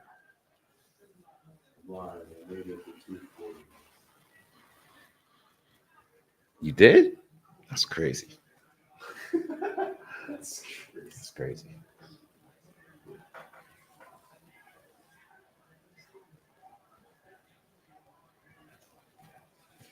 Yo, Mark, what's good? It's good, cuz. I'm 6'2".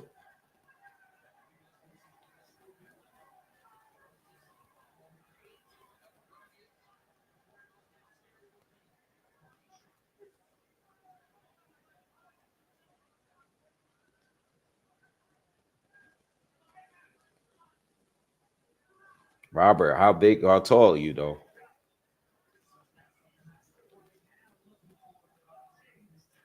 Yeah, 250 at one. Yo, it doesn't even matter how tall you are. 250 at 15 is crazy.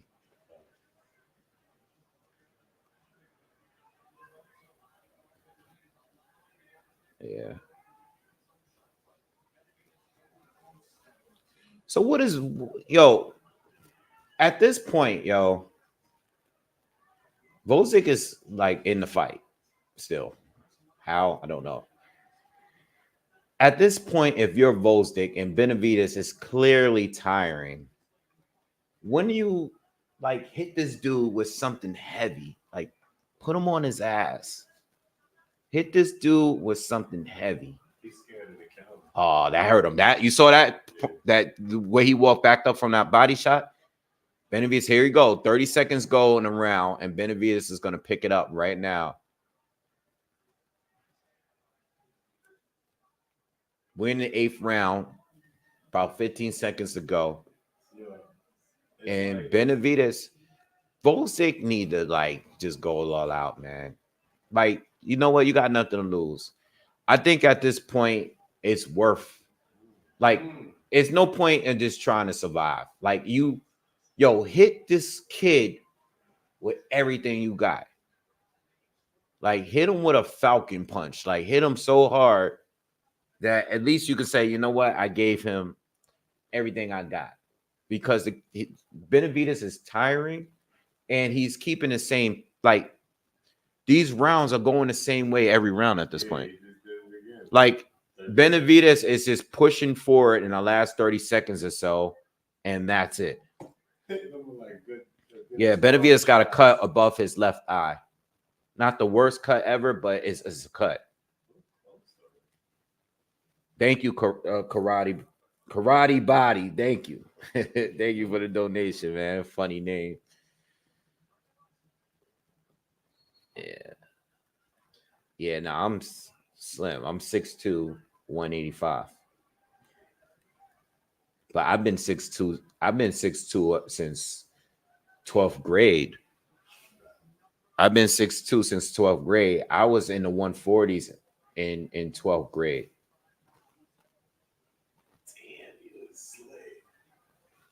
But nobody knows I'm tall until they see me at fights, or they'll see me like on Instagram or whatever.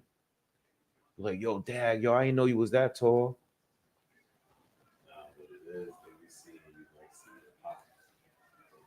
Yeah, they see me next to my dad. If I see it next to you, I'll be looking like a midget. Wow, tall. Nobody in our family is tall like that, though.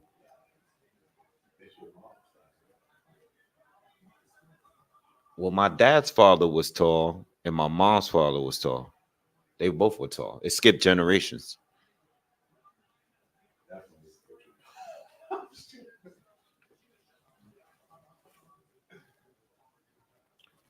Yeah, I'm gonna commentate Paro when it comes on, but it's not on yet.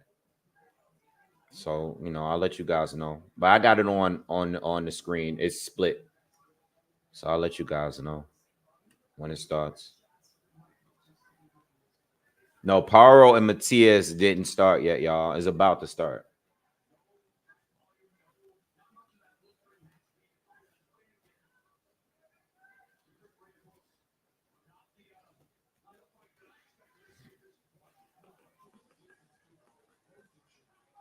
Yeah, 6'7" is crazy. See, Gvozdyk needs to, yo. I mean, we're in the 9th round, y'all. And look, David's winning the fight, right? We all agree that he's winning the fight. But he might not have the power anymore to stop Gvozdyk. This is what I was warning y'all about earlier when it came to the bets. Because Gvozdyk got stopped by Benavidez based off being tired. You know, and Benavidez is a much cerebral puncher. He's crazy. His punching power is crazy.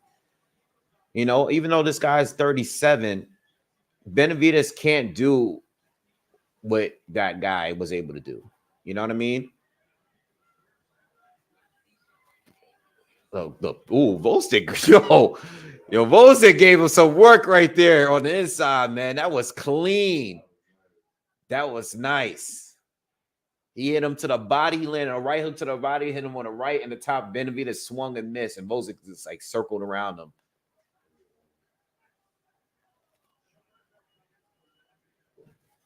Oh, Gvozdyk got to go for it. Gvozdyk got to go for it, yo. He got to go for it. You know how Benavidez is feeling it? Benavidez is trying to touch gloves. Like respect, like as they're going to each other's cover. Yo, Gvozdyk got to go for it. You got nothing else to lose at this point. You're in the fight still. This guy is giving you everything he had, and you're still in the fight. At this point, you got to go for it. He's been trying to steal rounds for 5 rounds. Yeah, I mean, he's not going to win the fight on points.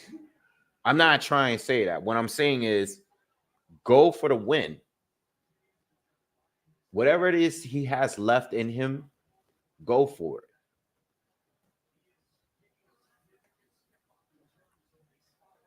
You gotta put a little baby in that guy's locker room. A little baby in the back. Yeah.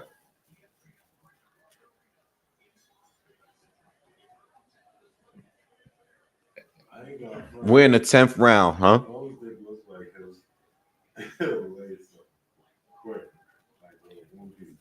Yo, at this point, I'm gonna tell you like this: if you just get in here, first 3 rounds, dominant Benavidez. 4 or 5, Benavidez is winning, but he's starting to like steal rounds. Every round since maybe the 6th or 7th round, it's just been like Gvozdyk winning the majority of the rounds and Benavidez just landing some big shots towards the end. He's not even coming forward right now. He don't have no more power in the shots. He's tired, yo, because not because his gas is not good. It's just that you've been punching at a dude that's been able to take your power. The guy was durable before tonight. So listen, Benavidez might have stopped some other dudes tonight, but Gvozdyk is the durable fighter. It has nothing to do with Benavidez. He just fought a guy tonight that was able to take his power. Andre couldn't do it, not a true 168 fighter. And Plant gasses out in every fight and still went the distances with Benavidez. That's why I said be careful on the stoppage bet. If you guys bet it for Benavidez to win by stoppage, be careful. If you're going to pick Benavidez, I know that's where the money is at, but this is why I didn't put money on Benavidez to win tonight. The only reasonable bet when it comes to this fight is picking Gvozdyk to pull off an upset. And even if he loses, cool. I'm cool with him losing. I don't put no real money up. But even if he loses, it was the reasonable bet. He's winning this round. He's probably won the last few rounds. He's definitely winning this round. Benavidez is barely even landing anything at this point.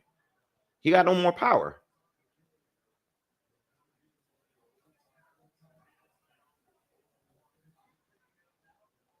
But Gvozdyk is what I don't like about Gvozdyk is that he's coasting. He's not changing gears. Maybe he can't. Maybe it's too much that is taken out of him from the look. David, 30 seconds left. There you go. There you go. David's going back 30 seconds left in the round, and now he's going crazy. Every round he's been doing this since the 5th or 6th round.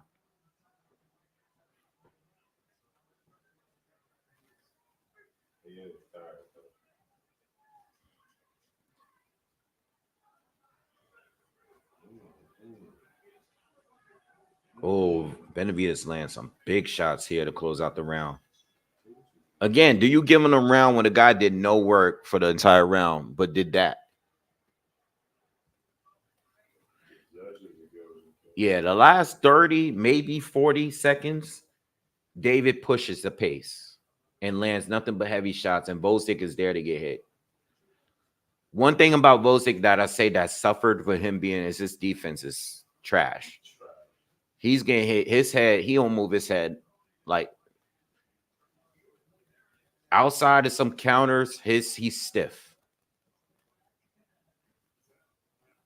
Oh yeah, Charles, the criticism coming, you already know. They are probably on Twitter right now.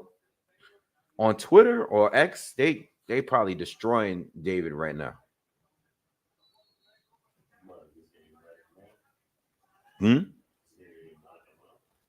Nah, because everybody feels like Canelo was ducking him.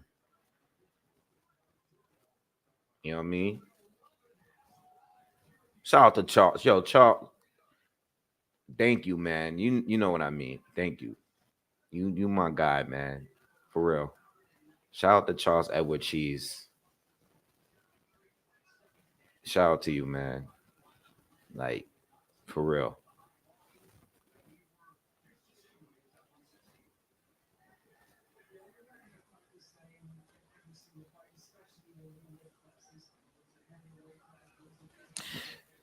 Jayon, yeah, I feel you, but his defense was sharper than what it is right now. You know what I mean? Especially when it came to slipping and countering.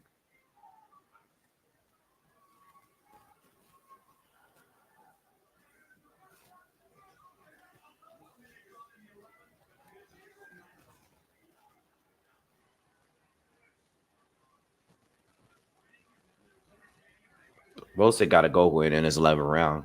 He's not going for it.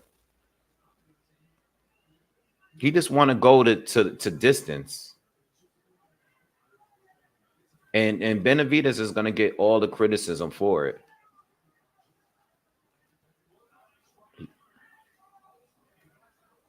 Or maybe he just doesn't have it. I mean, he took a lot of damage. By the way,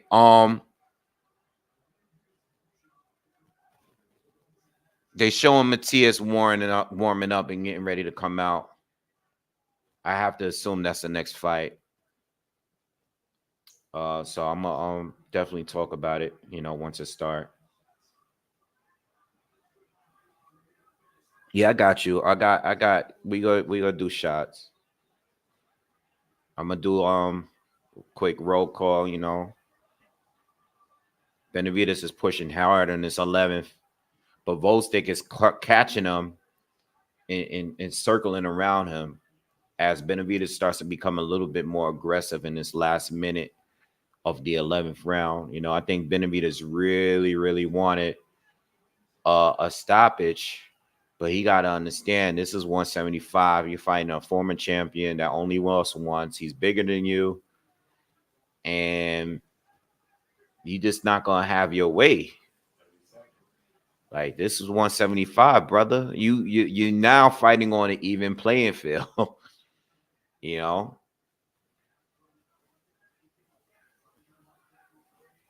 Benavidez is trying to push heavy now, but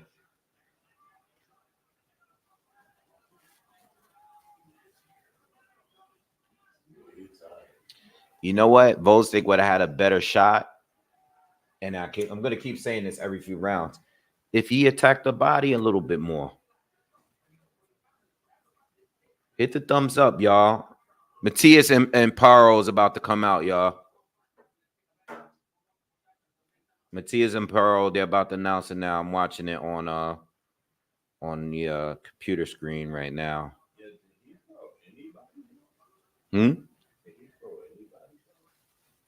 He's not throwing I don't know. He's thrown some, but he hasn't thrown many.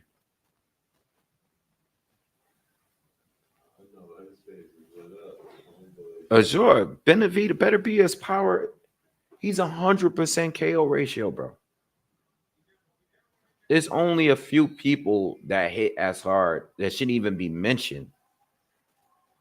And he's more cerebral. Like, it's more properly placed punches.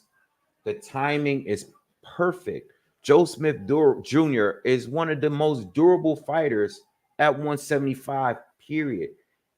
And I went to that fight, and this guy just got hit and was hurt immediately. So look, unofficially, Joan Goosen's giving Gvozdyk the last 3 rounds. I think Gvozdyk at least won the last 3 or 4 rounds. I'm not giving Benavidez any more of these rounds unless he turns up a little earlier in each round. No more 30 seconds. Damn, the Ripper said, give that boy some Osterin. Damn. Bird. Gvozdyk should go for it, bro. Go for it, man. It's the last round. Both of you guys should be going for it.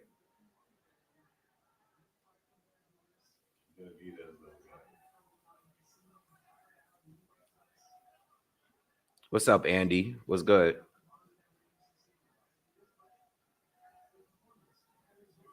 Damn, y'all killing. Yo, what's up with y'all killing Frank Martin, man? He looks that bad in the locker room. Damn. They all saying that he looked crazy nervous in the locker room. He probably is. Yeah, he should definitely be.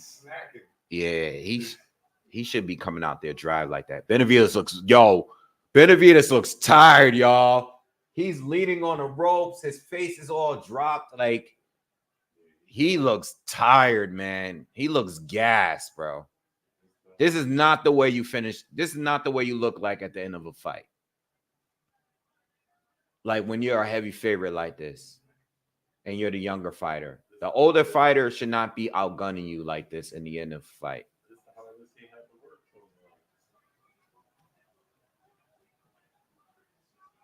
None of his power punches were.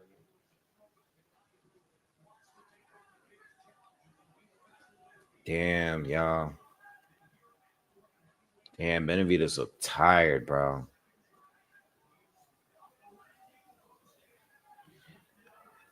I still think Gvozdyk beat people up at 175 though. Nice, good shot, good jab from Benavidez. But Gvozdyk has won at least the last 4 or 5 rounds. I know the judges are not going to say that, but Benavidez look, yo, he's gonna get smoked on the internet.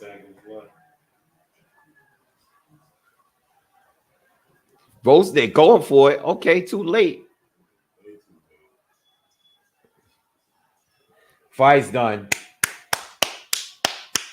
Good fight. Good fight. Good fight. He's gonna get smoked on the internet though.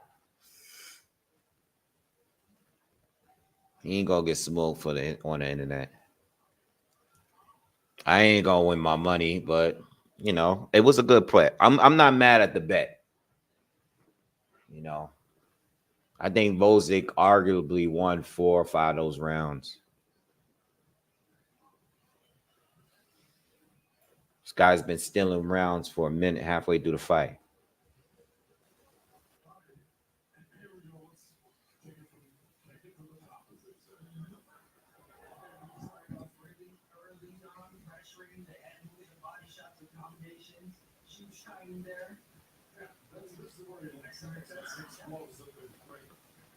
I think he scared him in the first few. Yeah, based on the cards tonight, that shit gonna be like 118, 109, bro. It was worth the bet. Yeah, Gideon. It was worth the bet. It wasn't really a good fight though. It wasn't a good fight. It wasn't a good fight. You know, you had a guy being dominant in one half, and then you had the other fighter being, I want to say dominant, but just clearly coasting through every round. You know, that wasn't a good fight. Especially after watching that Puello Gary Russell fight. That fight was. All right, hold on.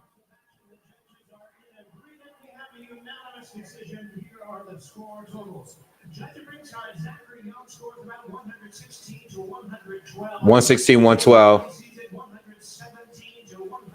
117, 111. 119, 109. What I just say? What I just say?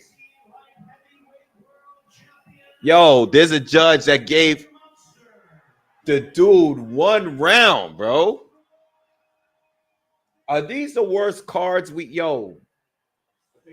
I think every single card. No, they switched judges. Yo, I think every fight had a crazy card. Am I lying? Like, I think every fight had a wild ass card, right? Since the first joint. Like, yo, this is crazy. 118, 109, bro. What was the last round David won, bro? Yo, this is bugged out. Oh my God, B. This is crazy. Yo, this is crazy, yo. Yo, get this Jew. Yo, get this judge out of here. Yo, this is crazy. We gotta talk about this card.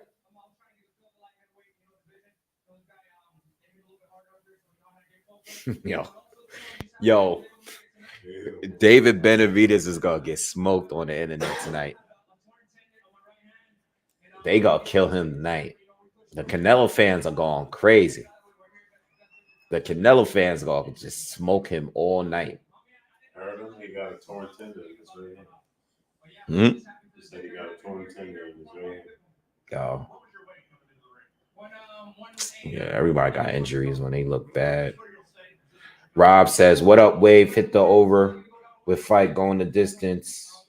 Next up is draw in a tank fight. Yeah, going the distance was the way to go. Shout out to you, Rob, because this whole stoppage thing was a little out of control. You know,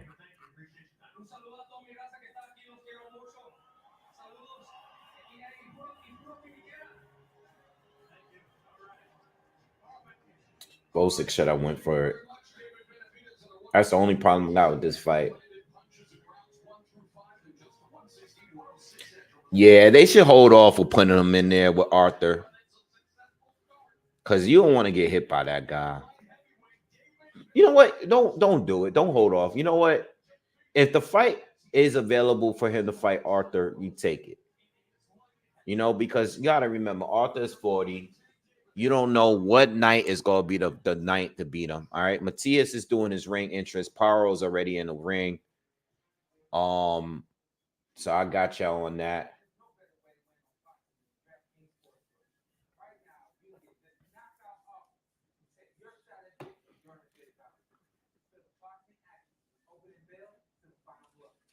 Let me see something. Let me just turn to the other fight real quick. I'll go back to the Tank Frank Martin fight as soon as they get ready to come out.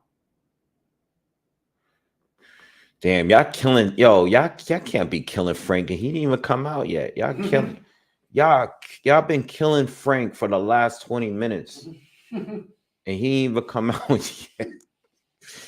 Y'all are ruthless, man. Oh man, what if Frank win? That would be crazy. What if Tank got knocked out? If Tank get knocked out, I might just not even cover boxing no more, yo. That's cap. Yeah, that's cap. If Tank get knocked out tonight, you might be nah, upset. I can't see Tank getting knocked out. Yeah, you know how you say you might not be upset. I think you might. Tank getting knocked out is crazy to me. You won't By be anyone. Upset. You won't be upset if Tank loses, but you'll be pissed off. If Tank got knocked out, bro, by Frank Martin after all the shit that happened this week, nah. I don't have to take a break from YouTube. By Frank Martin? By anyone at 135. That's crazy.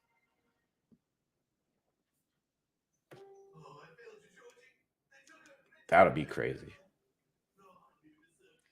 And Baltimore's already in shambles. He said Baltimore would be in shambles. Baltimore has been in shambles my whole life. Yeah, I never know Baltimore. You ever been to Baltimore? That times, and I've never. Yeah, Baltimore's crazy. New York is bad, but Baltimore ain't nothing like Baltimore. Philly is bad, but Baltimore is crazy. Yeah, Baltimore. The only other place I can put up there, like though, just the way it looked, is Detroit. Oh, I've never been in Detroit. I would never go to Detroit. Detroit's not. Yo, I feel like you would have fun in Detroit, but you would be. I'm not going to the bad side of Detroit. Same thing with Chicago. The city is the bad side.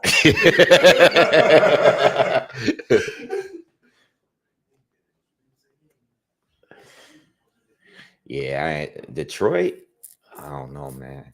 I've never been to the Midwest. Nah, Detroit not bad. I'll be in Chicago and August. Yeah, Baltimore. I remember I went to Baltimore like years ago. Like this had to be like in 06, man. And my friend was like, "Yo, you want me to take you where they filmed The Wire?" So I was like, "Yeah, I want to see what if it really look like the show." Yo, it's nothing but boarded up homes for like miles, bro. It looks just like the TV show. I couldn't believe how bad it looked over there.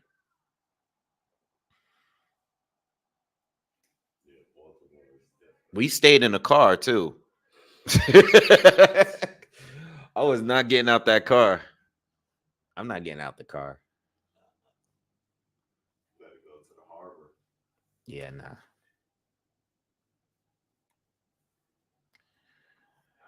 Do I think David hangs with Bivol or Arthur? Nah, I don't see him being better than those two. I didn't see him being better. I mean, look, this fight doesn't answer all the questions because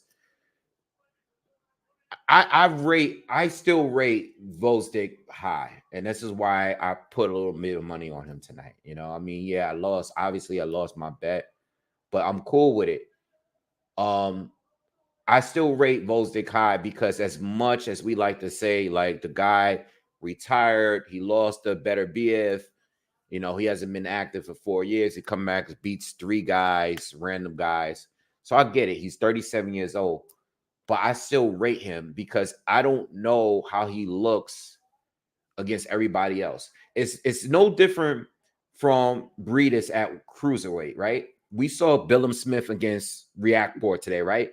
Can we all agree that Jai Opatai and Breedis is still the best two at the division? I know the guy's like 38 years old, but I still rate him even with him being inactive. Until somebody proves that he's old and he's washed up, I can't just say he's washed up. You know what I mean? Like Deontay Wilder just lost to a 41-year-old guy that's never been a champion. Deontay Wilder.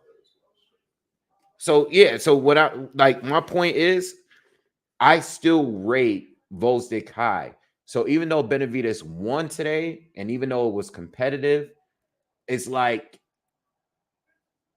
how does Gvozdyk look against the rest of the division? You know? So Subriel Matias, Liam Paro is about to start. This is the only other fight tonight that I put a little bit of money down. Like I told y'all earlier. I put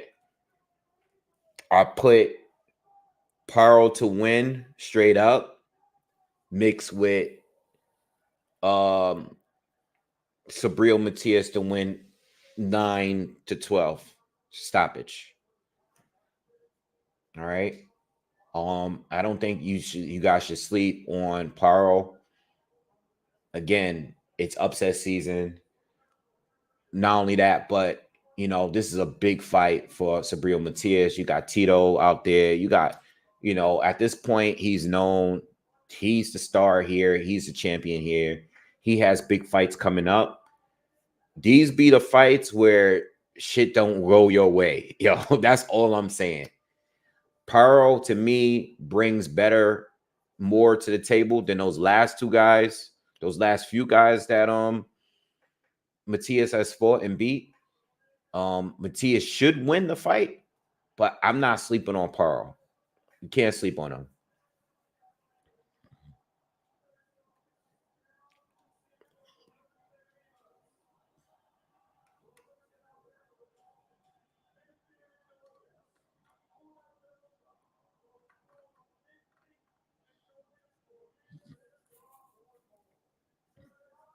You know, Jai Opatai looked bad to people because of who he was facing.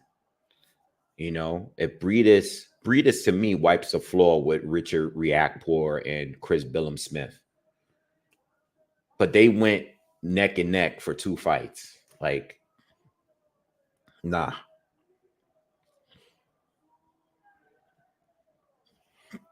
Like when Breedis and Usyk were both cruiserweights in their prime, you can't tell me that these other guys would even be champions there.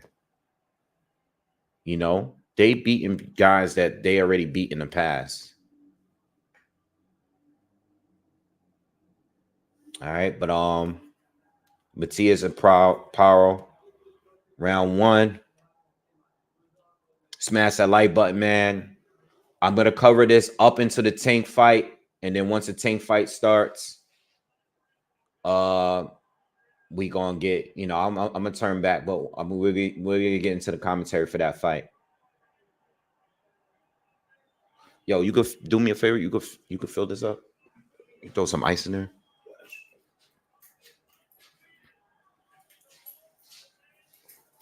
All right, round 1. Let's get it.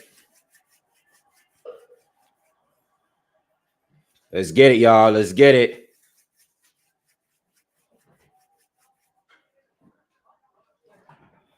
Watch the pushing. Liam Paro already pushed Sabrias. Oh, yeah, I said Sabrias. Matias. Twice. Ref already told him to stop.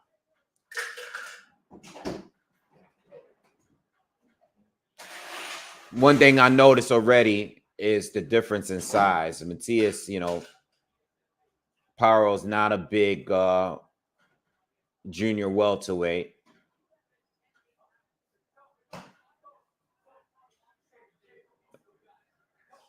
All right, ref. Come on, ref. Come on, ref. Get out of the way. Let these guys fight. Good shot to the body. So far, Paro's doing all the work. Matias lands a jab. Paro's landing some good combinations. Matias is, coming straight forward like he normally do. Paro got to be careful though. He's already allowing Matias to get in his space. Look. Yo, this is my shot because this is straight Casamigos right here. Charles, I know you was talking about a shot earlier. Cheers, everybody. Cheers, cheers. Salute.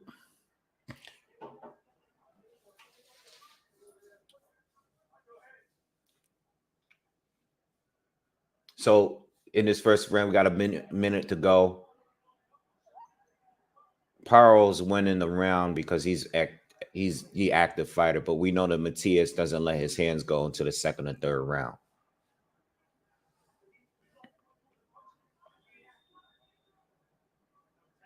Paro's doing a lot of pushing off. I don't know how long the ref is going to continue letting him do it. He already warned them about it in the beginning of the round. I don't know if he's going to continue. He's going to be able to continue doing that. So we just got to wait and see.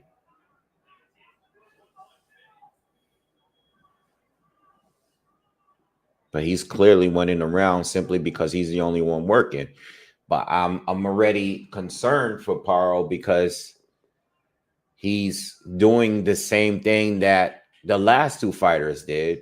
And they're just letting everything go in the first round or two. Like Subriel Matias backed up when there's 3 seconds, 4 seconds left in the round and smiled at him like, okay, I know what you're gonna do. Like this is what I do every fight. Let me turn back to the tank card. Let me turn back because I don't want to miss when it starts. Yeah, like he walked away before the round ended. Like, all right, I'm giving you the round. I'm not trying to win this. He that's what he basically did and smiled at him.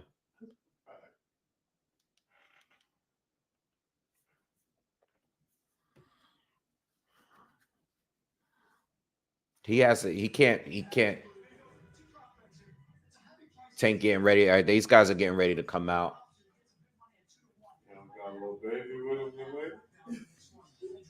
He's gonna come out with somebody. Frank looks nervous. He do look nervous, but I mean, he got to be nervous. You about to fight Tank Davis in the biggest fight of your life. He ain't throw no punches yet. He's still sitting down.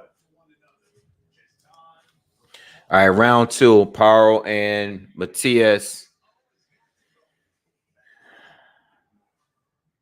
So now Matias is being a lot more aggressive this second round. Now there's a lot more upper body movement, not throwing that many punches, but you already see the changes and the difference in the way he was fighting in the first round.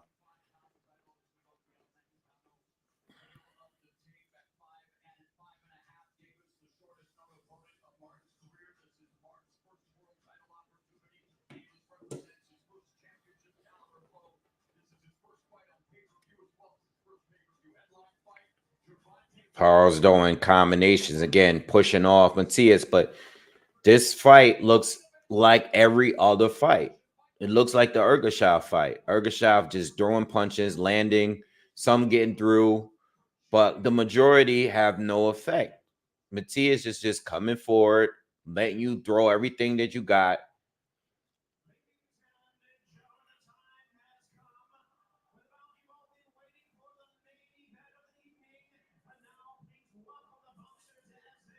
I just want to see a good fight, y'all. Even if Frank loses, I just want the guy to show up. Give us something. That's it. Matias is starting to come forward now. Starting to let his hands go a little long. Laying a nice, good left hook. But Paro's doing the majority of the work in this last minute of the second round.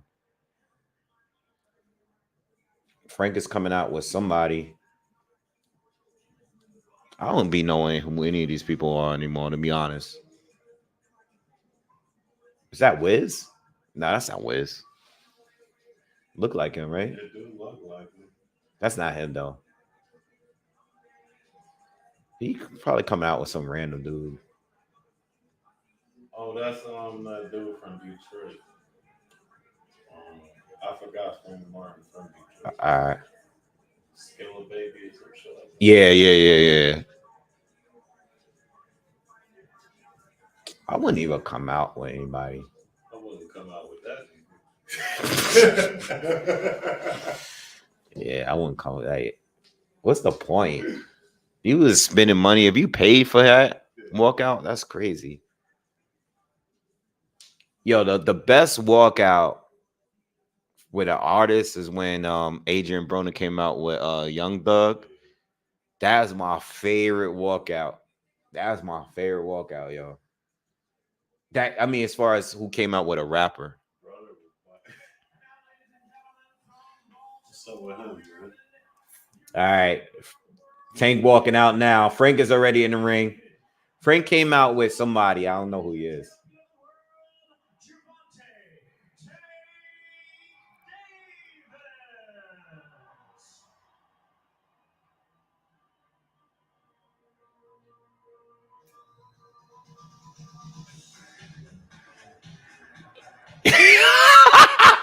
Yo, Tank is coming out the Ghostbusters theme song.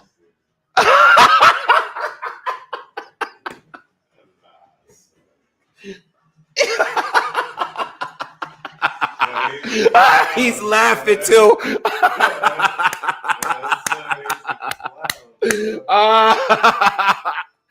Oh man. All right, he turned it off. Yo. I don't know who that is neither. Oh, they came out with the worst rappers ever. Yeah, I don't know who the rapper is now. They turned it off. Yo, he should have just came out to the theme song and walked out to that. Yo. Yo, that was crazy. Aquaria, what's good? What's good with you? Damn, Tank should have just came out to the Ghostbuster song. Damn. All right, let me just go back to the Paro Sabria Matias fight.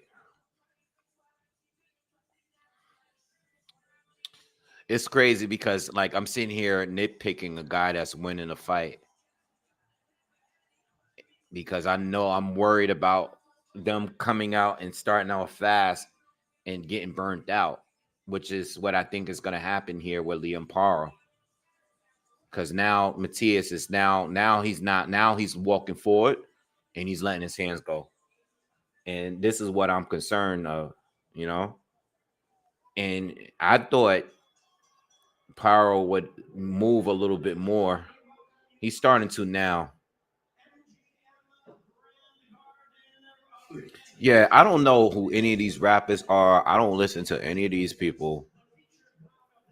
Like, I just... Both of them said... Yeah, all of them is coming out. I don't know. I don't even like that kind of rap. They all look weird. They got the same chains on. Those chokers look corny.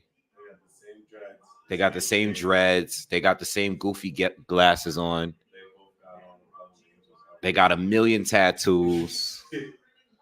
Nah. And they don't like girls. Yeah, you said. didn't reach out. I'm not repeating that. I don't know who's on here. Sorry. Mr. Classic Metal said that is a very weird looking guy. The rapper walking with Tank. I'm reading that in like a super professional voice. It's a very, very weird looking guy. All right. Frank looked like he's healthy though.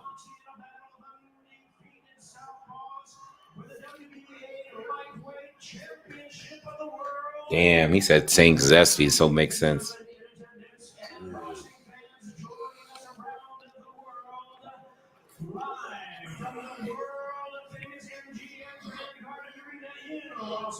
All right. He looked nervous. Listen, all jokes aside, I think Frank bring more than all these rest of these dudes that Tank's been fighting. Even if he might, you know what, he might get beat up tonight, but I personally think Frank got a better chance than some of the dudes that Tank fought. He's super athletic, bro.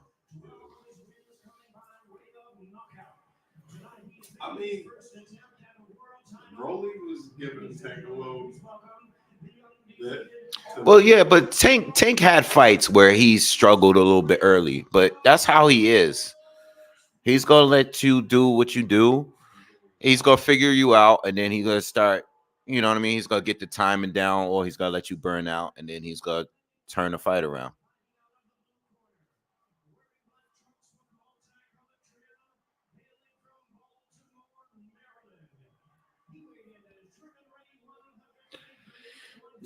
I don't know when Frank. I don't know when Frank has been claiming Detroit. You know, at first I thought he was from Texas because they keep saying he's based out of Dallas. But I'm assuming that's just based on where he's living now or maybe where he's training. But I know Tank recently said he's not really from Detroit. He from the suburbs or something like that. I mean, I personally don't care where people are from. That doesn't that doesn't Like saying, yeah, you're not from the Bronx, you're from yeah, I know. Like Yonkers. exactly. From Mount Vernon. You from Mount Vernon, like all right. Diddy from Mount Vernon, he's a killer. Diddy from Mount Vernon. All right. Let's go, y'all. Let's go. Let's go. Let's go, Frank. Diddy's a wild boy. Diddy is definitely not from Harlem. Ain't nothing about Diddy is Harlem. That dude is from Mount Vernon, bro. Yeah, Harlem not claiming Diddy though. We Harlem never claimed Diddy. All right, here we go. Round one. Here we go. Let's go. Let's get it. Let's go. Round one. Frank coming out. Frank coming out very active. I'll take a peek here and there at Paro and Matias, but Tank and Frank round one is on. So far, Tank just walking them down, stalking them. Looks like Matias is all over Paro from what I'm seeing here.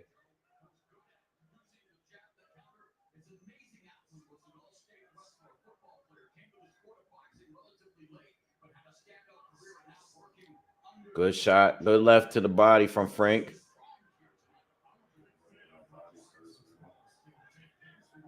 Tank lands a jab. Tank is calm. Look very relaxed and already closing in. Feinting, getting him bite off his feints already.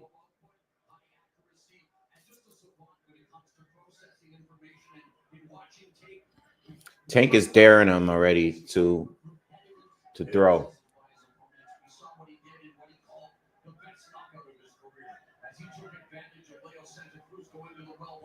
All I don't think Frank looked comfortable.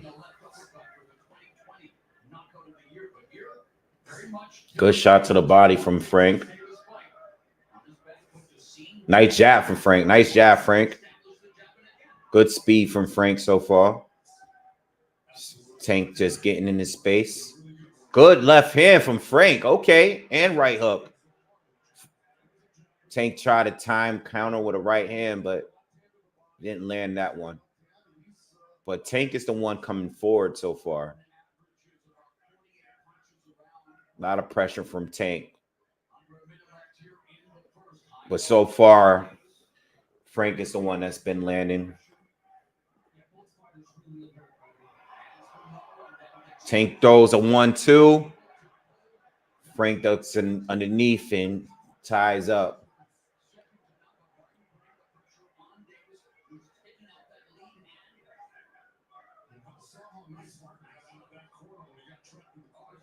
$30 seconds to go in the first.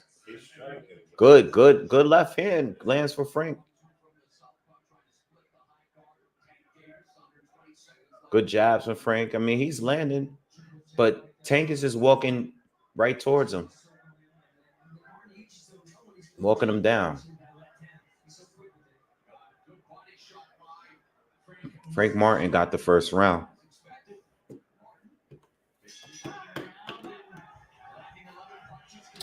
Got the first round, which is expected.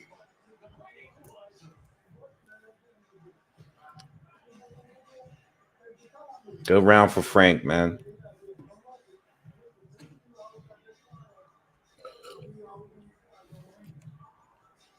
What's going on? Paro and Matias. Chris Mannix unofficially has 3 rounds to 1 for Paro. We're in the 5th round right now. Minute and 15 seconds to go. Yeah. At the Division 1 up from this one.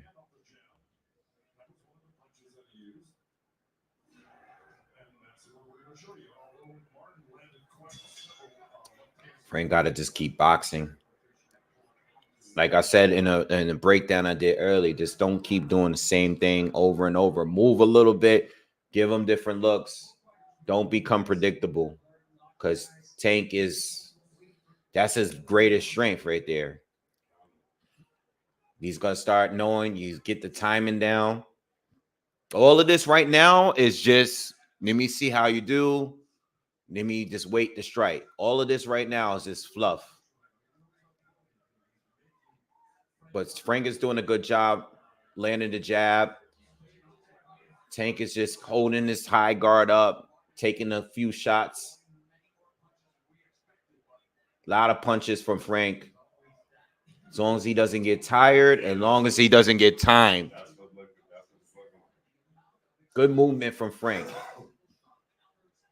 He tried to hold up Tank, and Tank just pushed him off. The first minute on the second round is done.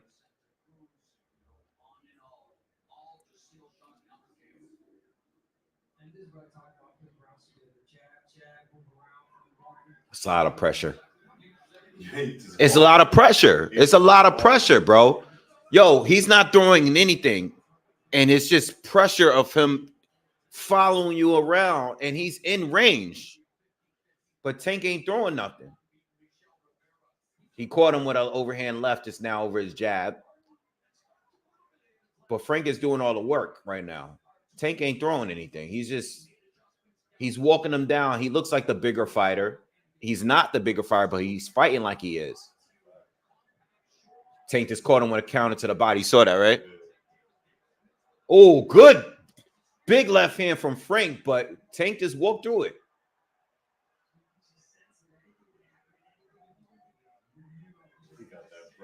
Tank is starting to counter. Tank is starting to counter, y'all. 50 seconds to go. He started to show him, like, I know you already. Frank is doing a good job, though. He's doing a very good job. He just ducked underneath a big hook from Tank and tied up. Those are the little breaks he needs. If he can keep that momentum going, And I don't know if he's gonna be able to do it for 12 rounds. I don't think he will, but he's doing good so far. But it's a lot of pressure, yo. Tank's starting to throw. It's a lot of pressure, yo. It's too much.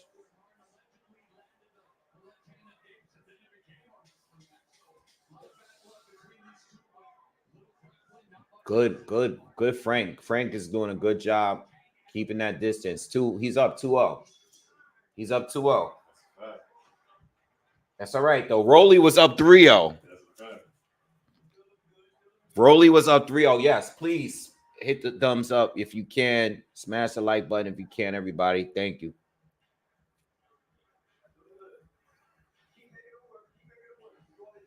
Where was I for that Rolly fight? How was that? That was right here. I was in Maryland. I remember when Rolly got knocked out, bro. Dude, they walked him straight out the window. Yo, he didn't know where he was at when he was walking back to the locker room. I think his dad just grabbed him and they just walked. They just left. He ain't do no interview or nothing. That was crazy. We're in the 6th round of Matias and Paro, by the way. Obviously, I can't score it because, I'm prioritizing this Tank fight. But Tank is, I have it 2-0 so far from Martin. Again, Martin's just going to have to maintain this. I don't know if he can do it, but Tank can lose or fight on points. No, but what I'm saying is if it goes to the decision, he can lose a fight on points to several people. The thing is, are you going to go to distance? That's the question. Look, he's scaring him. Yo, that was crazy. Yeah, he made him bite off a feint. But you know what? The fight is on now. You know what? You saw the press conference when he made him flinch. Good shot from Frank. Good. Frank is doing good still.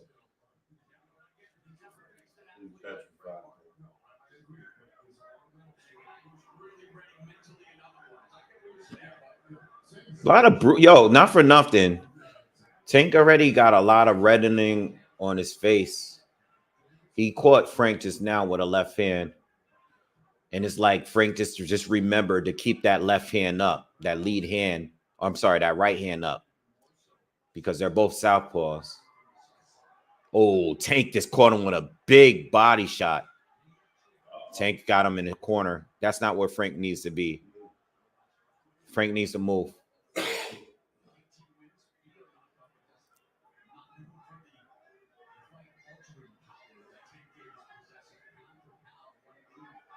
The feint.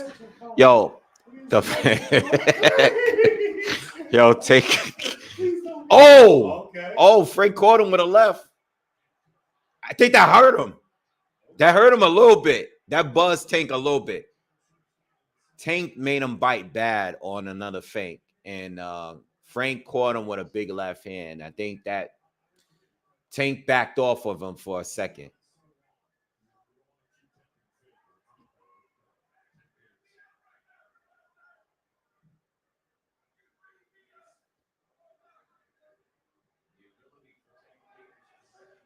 Frank is doing a good job, though. 30 seconds to go in the third. Good combination from Frank. Woo! He hit him with the 1, 2, 3, bro. That was nice. Okay, Frank. Frank caught him with a right hook. I think Tank. Yeah, Tank didn't like that. Tank didn't like that. Tank didn't like that shit. He's talking crazy. But Frank, oh shit. Ooh. Frank is up 3-0. Tank didn't like that. He was talking to him on the way back to the corner. He hit him with that 3-piece.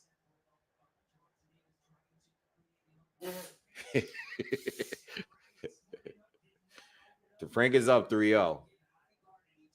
That's all right. That was a good. Frank is good. Frank is going good. Yo, Frank is good, bro. Frank is good. Oh, Frank is up 3-0. Paro still in this fight, y'all. I told y'all, Paro either win or Matias stop him in the 9th to 12th rounds. Told you Paro's gonna do better than these other dudes. I don't know who's winning, but there's a minute and the 7th left.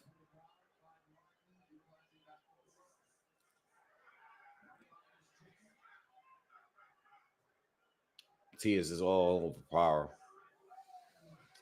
Frank is using his speed. Yeah, he has to. Because Tank, he can't sit there and just keep risking everything. And Tank is starting to really put pressure on him. Oh wow. Oh, Frank is doing good. And let me tell you something. Tank's face is starting to like swell up a little bit. A lot of reddening, a lot of swelling on the right side of his face from the left hand. I mean, he don't look hurt, but he's being more aggressive. Don't start complaining to the ref. Once you start complaining to the ref, that's why I'm like a little worried. He's a little frustrated.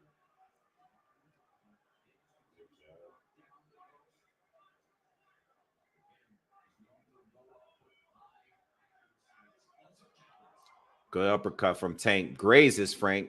Frank ties up.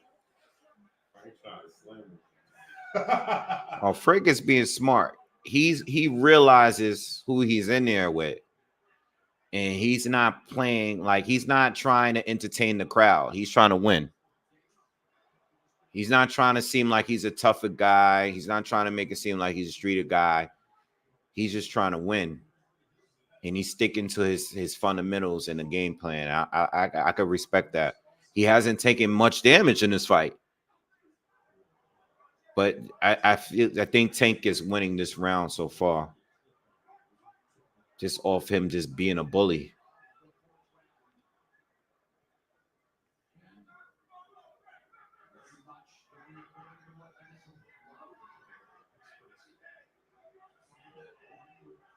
Frank is doing good.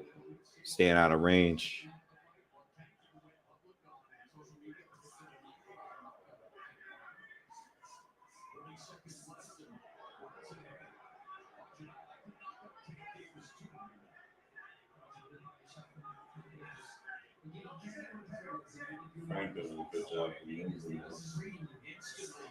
Oh, Tank tried to catch him with a big uppercut.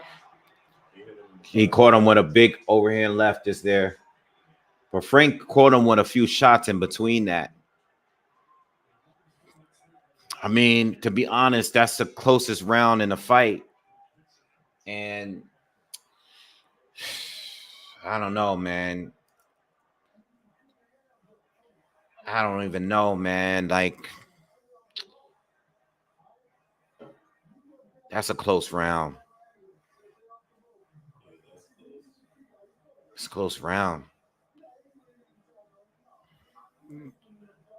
Like, that's the only round that I think is that you can give the Tank, and that's still close. I'm giving it to Tank though. He was in control.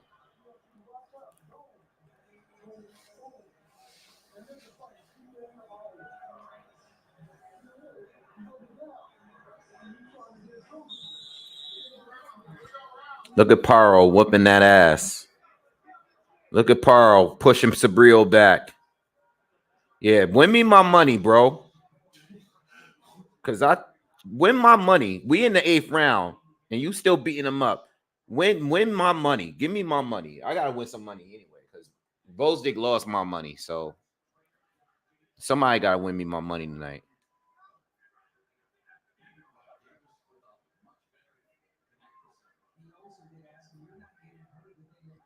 This is a good fight, y'all. But you know, with Tank, it's like anything to happen. Yo, dudes be winning and then out of nowhere. But Something Frank, like this is what I mean. Frank is he can move. He be ducking underneath, and he has quicker legs than Tank. Tank is a flat-footed fighter in this fight.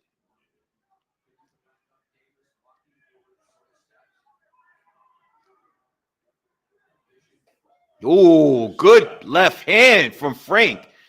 Look at him outboxing Tank. Oh, Tank go for the straight left, but blocked by Frank. Whenever Frank goes into the corner, that's where he's in trouble. But he's he's holding his own even in the corner. And the crowd is getting it. You can hear the crowd. The crowd is good shot from Tank right there. He caught him on the left halfway through the fifth round.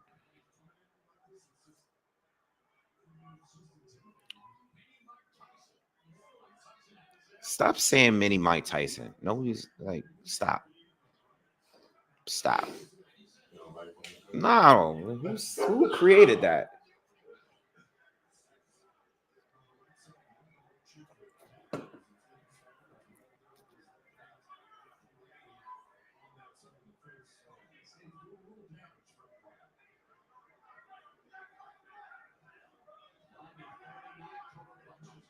Good shot from Tank to the body, but Frank is winning, man. Frank is still doing good. And he's been comfortable even in the corners. You know, the problem with Tank is that the same thing I would say about Wilder. He relies too much on one punch, and he gives up rounds to get that one punch. But I would have to. Oh, Frank is giving him some work, bro. This is. I've never seen Tank get hit this much, and the guy just move out of danger like the way he's been doing, just connecting with a few good shots and then moving out of the way. Like Tank, by the time Tank throws back, Frank is not even there. He's earning his ghost name right now. But let's see if he can hold that up for the remainder of the fight. All right, that's another Frank round for me. I got it 4-1. What's Matias and Paro do? I hope Paro is getting ready to win my money for me. I hope Paro is doing what I need him to do. Somebody got to pay these bills. Somebody got to pay these bills. Liam Paro got to pay these bills. Oh, man. Smash that like button, man. If you haven't already, hit the thumbs up. Subscribe to the channel. All right, let's get the thumbs up, man.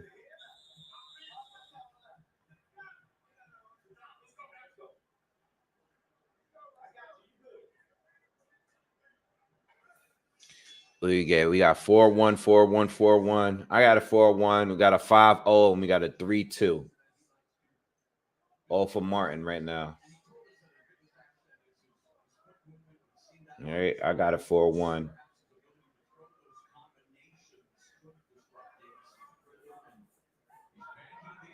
So I have pressure on Tank because it's like he fighting like he gotta knock the dude out.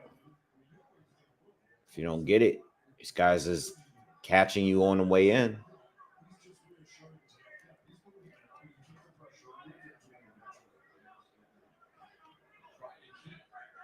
Frank can't make a mistake though.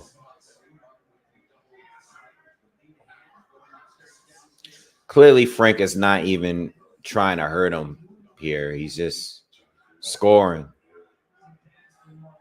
Oh, good pull counter from Tank. And that was always the punch.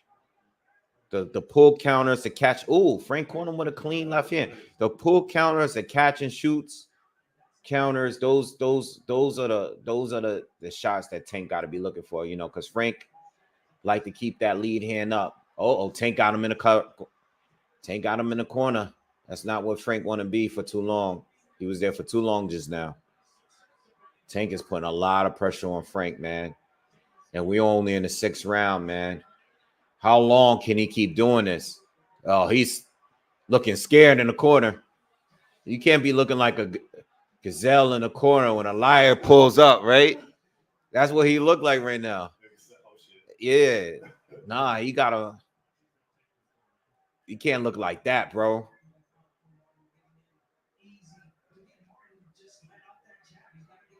Oh, Tank caught another. Tank is starting to land some big shots now. Here we go. Uh-oh. Uh-oh. Uh-oh. The fight is changing. 50 seconds ago in the 6th. Tank is starting to land clean on the left hands. Frank's taking a couple of them already.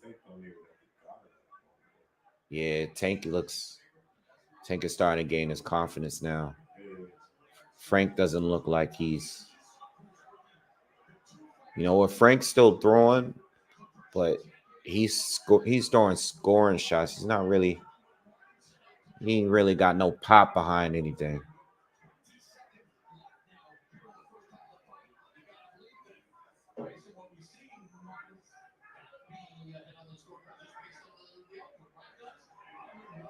Tank is in control. Tank is in control now. Tank is in control. Frank is burning out. Tank is, listen, it's one thing to give you a round, but it's another thing when you're in control of the fight. We need all these rounds, yeah. Yeah. Yeah, 4-2 for Tank. I mean 4-2. Wait, nah, I'm bugging. 4-2 for Martin. 4-2 Martin. Nah, y'all tripping.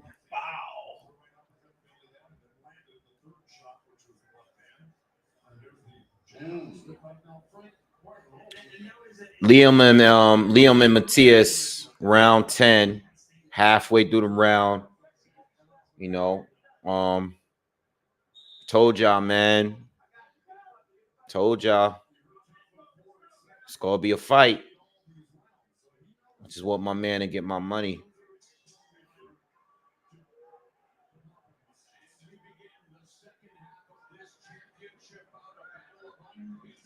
You think the judges got Tank down 5-1 struggle?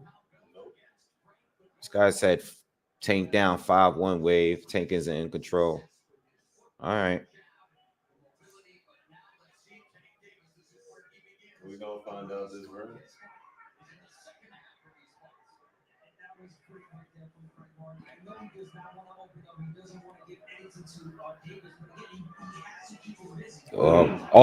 Tank is hitting him. Tank is starting to land consistently now. Yeah, I don't like this for Martin. This is not the fight that Martin won. This is why I say he's in control, sir. It's not the fight that Frank won.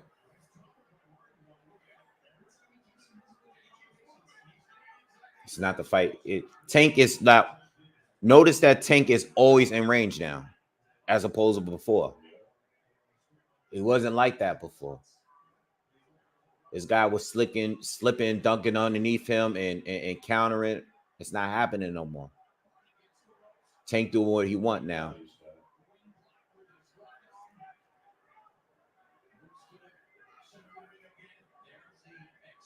It's not the same kind of fight. It's cat and mouse now.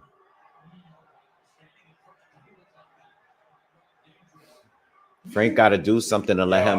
I think he just like, damn. No, Frank got to do something to let him know he's still in there right now. Frank got to do something to let this guy off of him. It's looking bad right now. Yeah, like he got to do something. We haven't seen nothing. Like, yo, you got to do something. Whatever he was doing earlier, he got to do something. Those body shots hurt. Harvey Dog told him to keep him up. Davis don't got the high guard no more. His hand's been low for the last 2 rounds. That's what I'm trying to tell you. Frank ain't moving. Frank, that uppercut hurt. Frank, get out of the corner, bro. That's not where you want to be. Let's go, Tank. This is the most. Tank caught. Frank caught Tank with a big left hand. Buzzed him. He's all right, but it definitely made Tank like chill out like for a second. That's what I'm saying, Frank. You need to land something to make this dude believe you still in the fight. That just now Tank just chilled out. Oh, they'll Tank back. This is a good fight. Shout out to shout out to Frank. He giving us a good fight. That's a fact. He ain't gonna last too long, but he's giving us something, man. He ain't gonna last too long. It's a good fight. It's a good fight. I thought, you know what? He's living up to what I wanted from Tank. I need a fight like this. That was tough. That was what started it right there. Yup. I need a fight like this because Tank been on some bullshit fights, man. Word.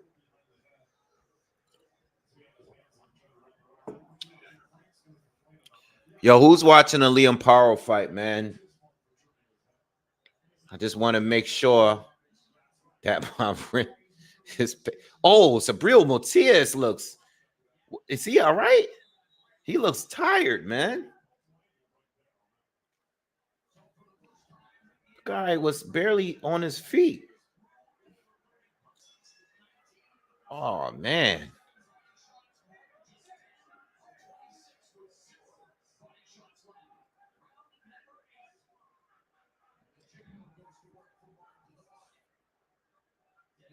Excuse me.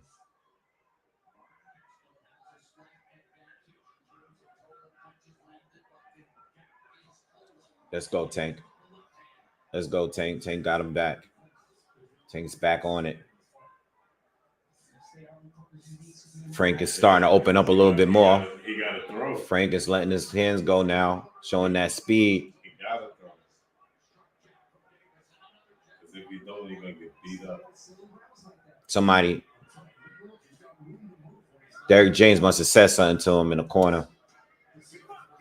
Joe Goosen unofficially has his score 66-67 for Martin, which is what I got. I have it 4-3 for Martin. Not the same rounds, but you know.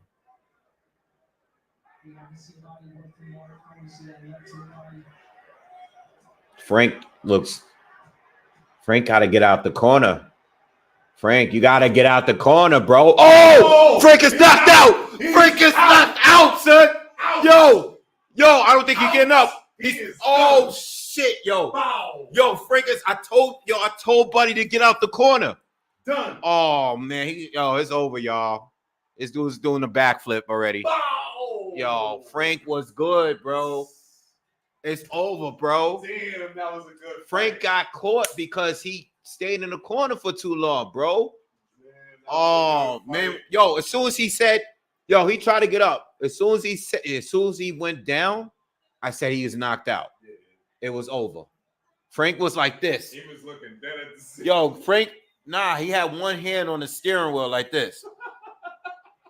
And he was trying to get up. Arrow shaked his hand. Arrow from the crowd was like, he gave him a pound. Damn, Frank. Frank was doing good, bro. He walked out the ring? Nah, Frank? I don't think he did. Oh, all right. Tank showing everybody respect. He showed Davis respect. I'm sorry. He showed Derrick James respect. Damn, Frank. What Meek said? Damn, my man was like this. He was on the floor like this. Like trying to get up. Right? He was trying to lean the seat up like this. That's crazy. Damn, man. Frank was doing so good. Frank was doing so good, bro. And he stayed in the corner too long, bro. He was staying in the corner. Look, boom. He tried to escape at the end, but had that boom. Oh, he caught the uppercut. Oh, right that was it. Oh, the replay looks crazy. That left was crazy just now. Oh, man. Frank did good, though. Frank did good. Damn, Tank. Yo, Tank. Tank is really taking Yo.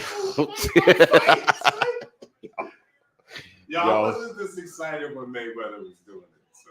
Because Mayweather was knocking people out. Mayweather was just beating them up for 12 rounds. Yo, Tank. Yo, that was crazy, son. Yo. Oh, man. It was kind of like he was out already, and then he just hit him again. Oh, man. Y'all feel bad for Frank, man. I like him, but he got knocked out crazy, V. He got that break. Yo. Look, it looked like he the replays. That, and yo, he was done. They showing a replays from every. Yo, they got knocked out with that. They showing a replay from every angle imaginable. He was knocked out with that uppercut. The uppercut, yeah, but he wasn't gonna go down from the uppercut. He was good. Like, yeah, he was just gonna lean back. Yeah. Chris Cross says Frank had me yelling at my TV like, "Get off the ropes, just let Tank get off." Yeah, he was doing good, but yo, how much can you do it, man? That's a question, Chris. Like, how much you gonna let it? He was doing it for the whole fight. And moving. The dude got tired, bro. The pressure was crazy. Frank was doing what? Oh, Paro got knocked down? Oh, man. He got knocked down? Oh, Paro about to lose my money.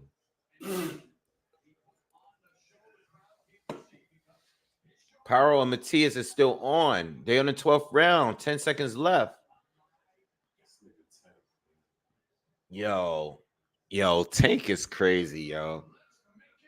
Tank is, I love Tank, yo. I love Tank, yo. Damn, man. I want him to beat up, what's his name, though? Shakur? Yeah. I like Shakur, man. I love Shakur. Nah, Shakur one of my favorite fighters, bro. But so is Tank. I like Shakur. I'm not, if they ever fight, I'm not like I'm rooting for nobody. I'm super neutral in that fight. I love Shakur Stevenson, yo. I'm so neutral in that fight. But I would pick Tank to win.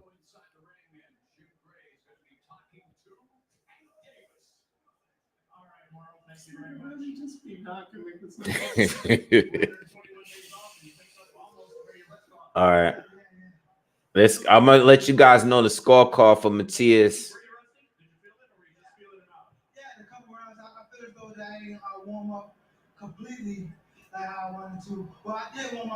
Damn, Tank talking crazy. I'm gonna knock you the fuck out. I'm gonna talk mad crazy. I'm not really warmed up yet. He's like, yeah, I was trying to get a couple rounds to warm up. Because, he did take a year off, though. Took a year off. I wanted to warm up a little bit more, but I didn't. He's like, yeah, I did that 3 months in jail. I was doing wild push-ups. I got a little cherry.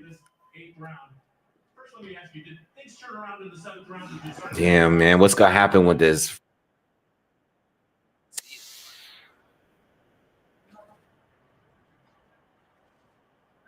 Yo, the uppercut knocked him out. Because look, he was going down slow. Look. The uppercut, boom. Wait. He hit him with the right. He hit him with the uppercut. Oh, uppercut. He was out. Oh yeah, he was out there. He was he was buckled. Yeah, and then he hit him.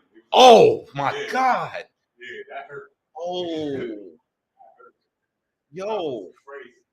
The uppercut buckled him so the ropes held him up. And then when he was coming back up, he hit him again. Boom. Yes, sir. Damn, man. Tank just be doing what he want to do, man.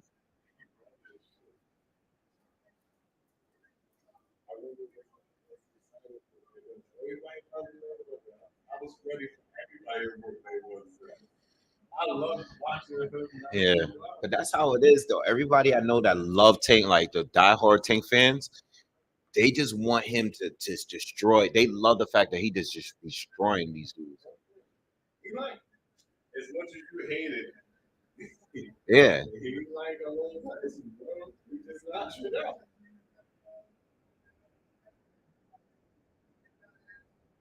Why don't you like the little Tyson? Mike Tyson, my favorite fighter, bro. I don't like nobody can Everybody complain. loves Tyson, bro. Everybody in our age range. Like All right, hold on, Tyson is hold their on, hold on.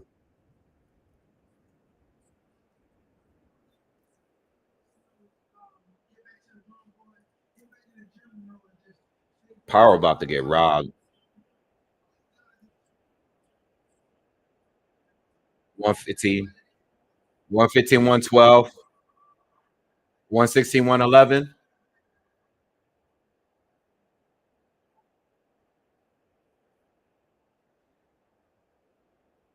There you go. Yeah, I got my money. I told y'all. Yeah. Yeah. Power one. I told y'all. Told y'all about my money.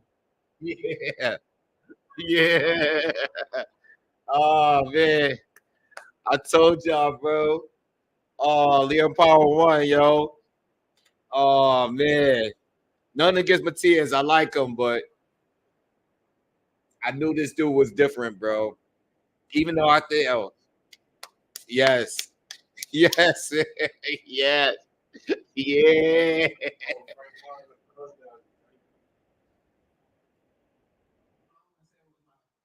Damn, man. I wish I had the Mace Cowboy hat on right now. Yeah, Leo Paro got me my money. Yes, sir. I like Sabrina Matias, but that Paro, man, he's a little better than them other dudes, man. Yes. Woo.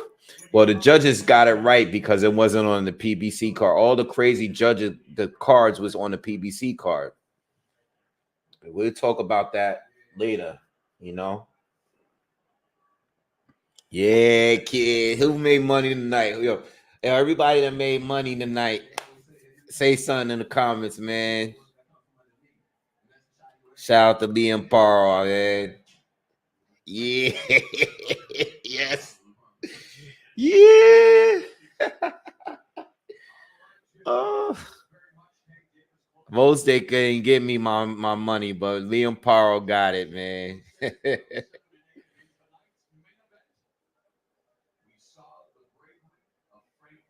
Yeah, I almost put a little bit down on Frank, but after the shenanigans of this week, I said, nah, man. When I seen him do flinch and when I seen the weigh-in, I was like, nah, absolutely not. Paro, I put my money down early in the week, like Monday. Same with Gvozdyk. I put my money down on him on early. Yeah. Don't worry about how much money I put down. That's none of your business.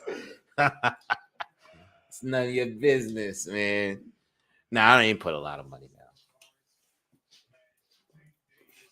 Just worry. There's no, I got the plus 490. That's all you need to know.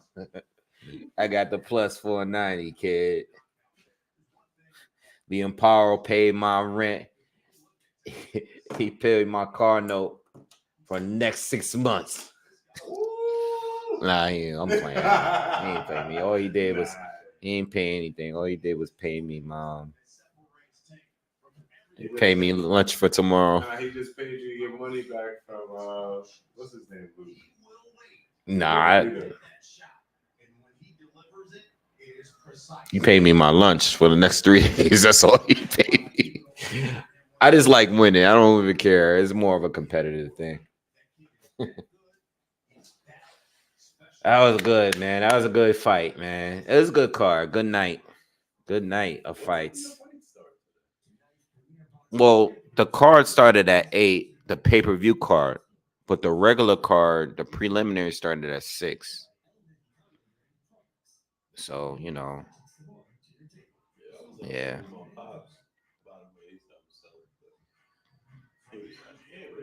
fight start. I was like, yeah, he said he's gonna be covering it all day. All day. Yeah. Well, they had another one earlier in the UK, but I didn't want to get on that one. I was gonna get on it, but I was kind of just chilling watching. Yo, Charles, everybody, thank you. I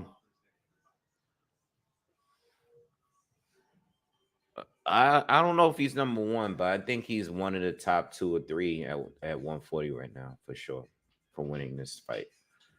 Because Subriel Matias is a beast.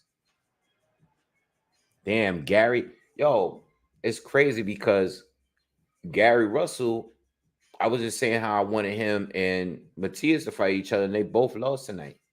Yo, what did I say tonight repeatedly? What's the one thing I said to y'all? It is upset season. Do not think because of these records and because of this box rec shit and that, oh, this, that. Yo, nobody is going to leave undefeated. Unless it's Tank. Even him. Nah, he gonna get it. Nobody is leaving untouched, unscathed. Everybody is taking an L. Everybody's taking an L. Everybody's taking an L, bro. All right, but listen, I'm gonna get on out here, yo. Y'all have a good night. Thank you guys for coming through, man. We've been on here for a minute. Please subscribe to the channel. I'll definitely do a recap when I get some time. All right, subscribe, hit the thumbs up on your way out, and y'all have a good Saturday night, man. All right, and a good rest of the weekend. All right, y'all have a good night. Peace.